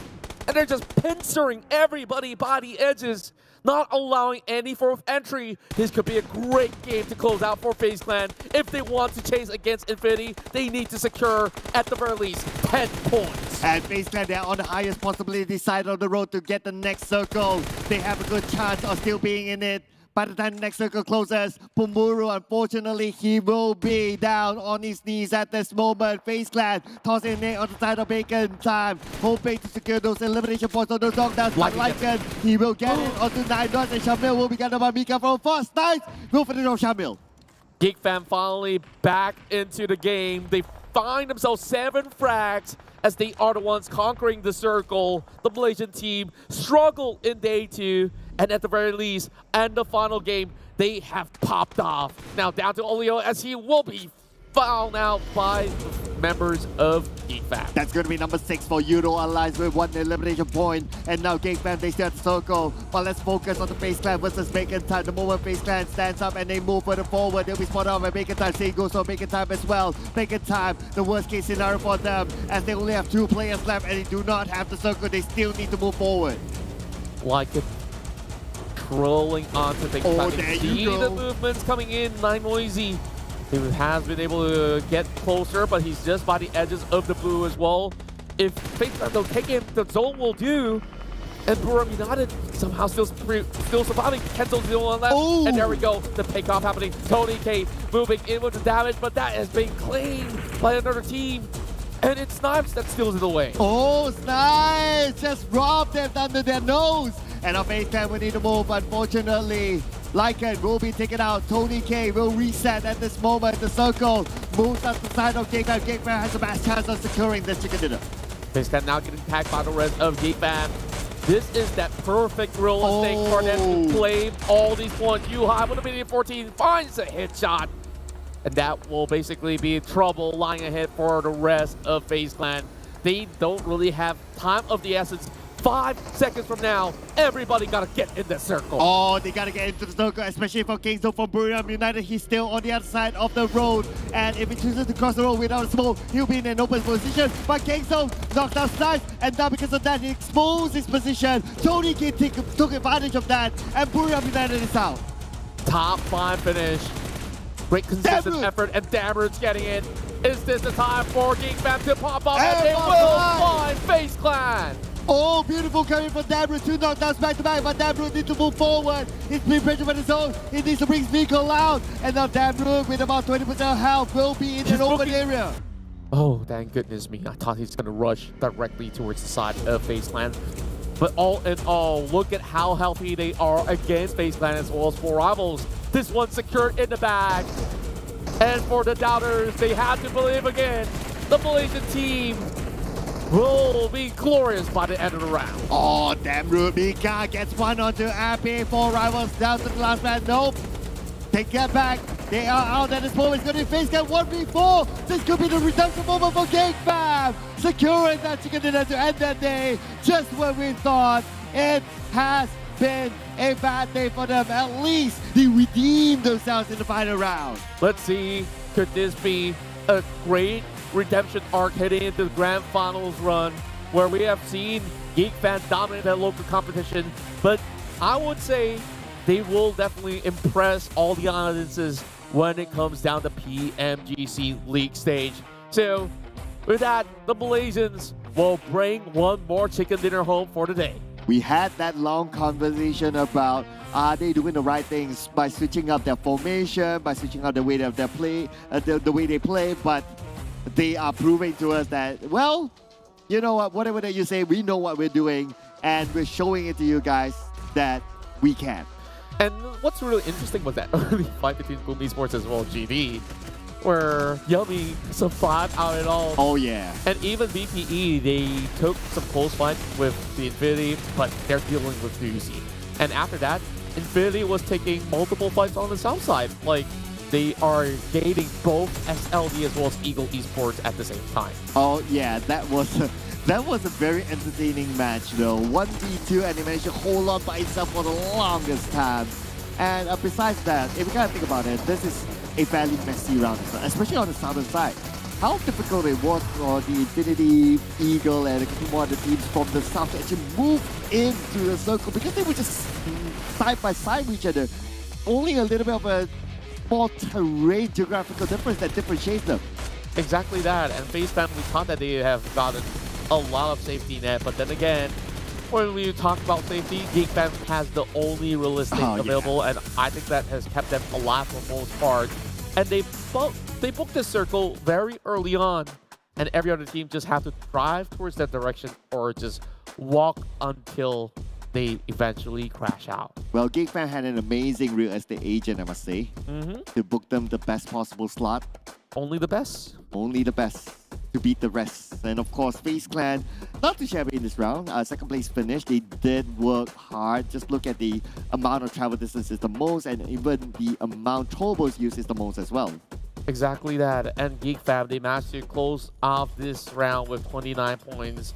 And that has been able to help them sustain much better over the charts. Though we have seen GD faltered along with VPE and as well as Alter Ego in the early rounds. FaZe Clan, they put 17 points. But take a look at Infinity, another average round with double digits. Yeah. I also want to point out, like, on the other end as well, right? So Ego Esports only managed to get 2 points in this round, meaning that they will still be on the outside of the PMGC qualifier slot. SLD 2 points as well. Second time today, Mela comes out as MVP. 949 damage, 4 elimination points for this guy, and it's amazing to see another representative of the Infinity besides Newsy on top 2. Yeah, and we see that rotation coming into full circle as well. And most likely than not, we see Logan being a lot more on the supportive role. But we also have had Gatuni coming up, but Mela definitely have shined the brightest. Well, and what did I tell you? They're going to break that 200-point mark, and they did it by the end of our second day. And there's only 6 more games left before we find ourselves our champion. FaZe Clan is still chasing, and they managed to get more points than Infinity in this round itself. And I must point out as well, like, out of the top teams, right, FaZe Clan is the only team without a chicken dinner. No chicken, no problem. It's so amazing to see them going out high fragging into many of all these rounds and still having no chicken dinners whatsoever. And since we've talked about FaZe Clan, let's talk about Tony K, as he has been the top eliminator of the day. Okay, with this stat, my gut feeling is that Tony K is leading the charts in terms of being the FMVP for this tournament, because Newsy, 8 difference. We're talking about 8. It's fairly big. Yeah, and overall, we also see Mela outshine Newsy as he takes over on second spot. And I think, like, majority of the success, like, comes from them really working together. So those who say, hey, it's about Newsy, no, we got Mela too, and he's absolutely popping off. Yeah, it is. Okay, speaking about popping off, we will see who's popping off in our individual awards. So Gunslinger, Tony K, kind of expected that based on that previous stat. Mela is the highest survivor. Medic is Logan. Okay, very interesting. and all of a sudden you have a Daybot. Okay, no one's going to be able to beat Daybot's record. Let's be fair. Yeah, they've always traveled through the depths of the ocean, the islands itself. But what's also interesting to see is that Newsy gets a 2.2 average eliminations per round. You know, like slightly ahead of Tony K, but I think like, you know, sometimes it's just about landing the perfect shots at the right time. Yeah, the gunslinger, if I recall correctly, is based on how many headshots. Headshot? Yeah, if I'm not mistaken. I need to double check that again. But the MVP race, so it's kind of expected. Tony K is still in front because of however today's stat is as compared to Newsy. Of course, then you have a 0.3 difference with Mela, and then it goes at 0.3 difference in Moment and Onsen. So I still feel that it's a two-way race for the MVP. Yeah, it has to be between Tony K as well as Newsy. For now, like, you know, just settle the score in TDM I know, right? warehouse. Like, just do it. Give us like 5 rounds of that. We'll be absolutely satisfied. Yeah, maybe they should do like a show match, like a best of 5 show match, just for the sake of it. Winner takes like how many cash prize pool though? Well, 5,000. It depends how much the community wants to put in. Well, I think it'll be fun. Just let them fight for that gunslinger title. $3,000 it is. Okay, yeah, that's good as well. Yeah, but I wouldn't mind to see a show match just like 1v1. That's just putting it out there as an idea, right? So if it happens in the future, you know where the idea came from. Exactly, and well, Sir Cloud, I think today's journey has been spectacular. We see Ego Esports fighting for that chance of a spot, and they're inching closer and closer. Teams like GD have to be on the lookout, but the top teams will see the dynamic shift. TM not performing all too so well today, and that allowed so much chances for all the other teams. Yeah, there are a couple of teams that did well yesterday, like what you mentioned, TEM. I had to mention 4 Rivals as well. Yesterday they were super duper hard, but today it's sort of like a missing day for them too. So it's a little bit concerning, considering that they were somewhat challenging for the title at some point. But we did see a rise of some of the teams, like Yoodo Alliance as well.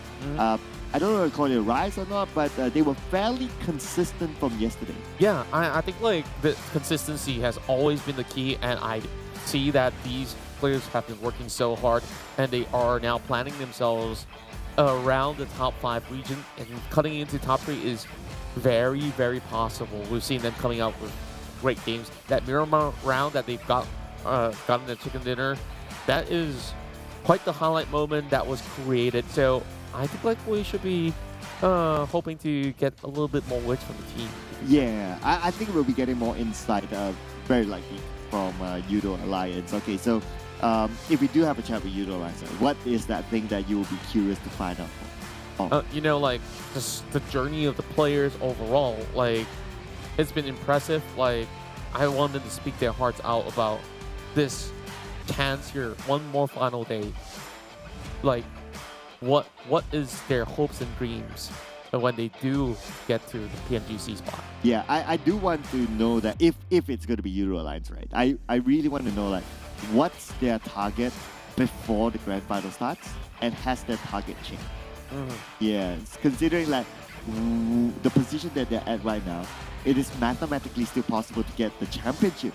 The championship we're talking about. Yeah, and of course, we've seen so many of all these competitors.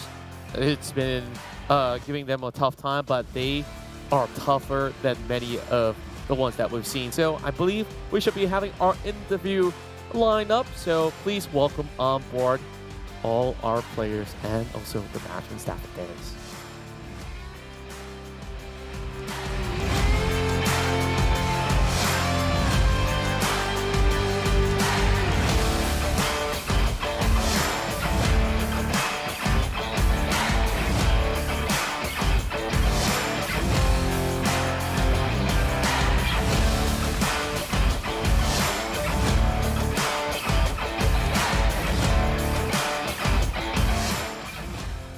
Hello, Shamil from Yoodo Alliance. It's the first time that we are able to have a conversation. Pertama kali kita dapat borak lah, ya, Shamil. Jadi, okay, saya akan bahasa Inggeris dulu, kemudian kita akan translate untuk Shamil jawab. Okay, so this is Shamil, your personal first time playing in a professional league, which is the Southeast Asia Championship. How are you feeling so far? Ini pertama kali Syamil main dekat level sebegini lah kan. Apa perasaan Syamil setakat ni main level-level macam ni? Saya rasa macam gembira lah dapat main kat tier yang tinggi.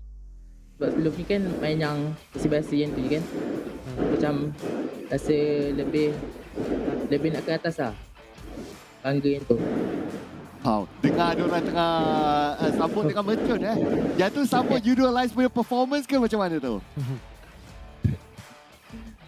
Ya kot.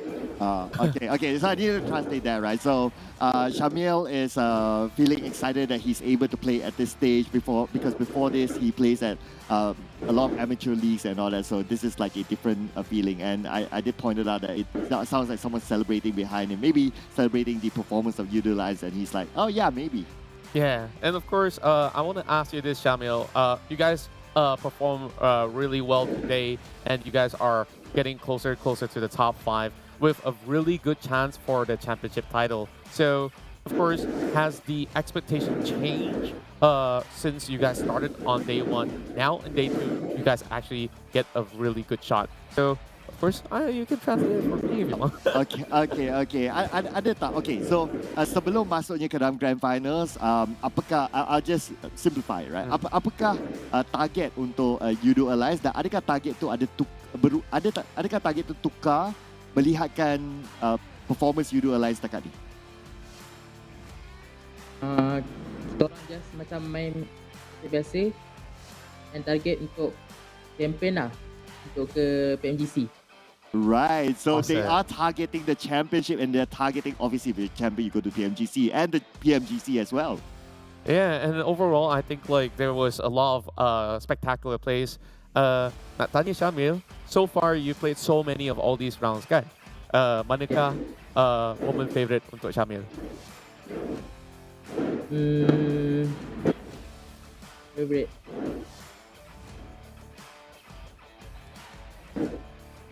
Masa moment favorite, masa betul? Masa Sultan bagi aiskrim ke, masa Repo bagi french fries ke. Dia boleh luar game Masa juga. Sultan belanja makan lah. Wow. Okay. So Lebih semangat lah. baru semangat Alright. Okay, so just to translate the question. So Contra asked, what's your memorable moment in the CE Championship so far? And Syamil answered, it's when Sultan actually bought food for them. Bought them food, basically. That's actually really important. It gives them the strength. That's right. Yeah. And of course, you can close out the final So question. anyway, Syamil, thank you so much for spending time with us. Terima kasih Syamil sudi berborak dengan kami. All the best untuk Yoodo Alliance untuk hari yang ketiga nanti. All the best. Let's go, Malaysia! Wow. Okay. I mean, Syamil, he just came as of age to be able to play the Pro League. Before this, during the country league, he was still underage. Wow. He was a registered player. They can register, but they can't play because you need to be 16 and above based on your birthday. And you're telling me this is his debut. Yeah, that hence my first question. And that is leaving me speechless. He's too good. And it's definitely what we want to see heading to the Southeast Asia Championship and perhaps even the PMGC. Right. Yeah, like if you look at his performance, you don't feel that he's like a new player who is inexperienced. It feels like he gels in well with the whole ecosystem. So that was amazing. But now, just looking at the circle, so we have a little bit of a recap. The third Irango, the circle, as what Contra asked for. It went on the left. Yeah, and it's directly into Gatka and Geek Fam. After they planted themselves here by phase 3 onwards, they didn't really have to make any sort of drastic movement because every other team have to travel towards their area of play where they have gotten the leverage of basically peeking at everybody else. Even FaZe Clan, Matt was having difficulties to cut right in, which we thought they could basically stand a challenge against Geek Fam. Yeah, it was a really, really interesting round as well. FaZe Clan, they had a rough start today in general, but then again towards the end of the day, they were fairly okay. So I guess they kind of made up for whatever happened earlier on. But of course, if they really want to go for the #1 spot, tomorrow is the final day, the final chance for them to do the business.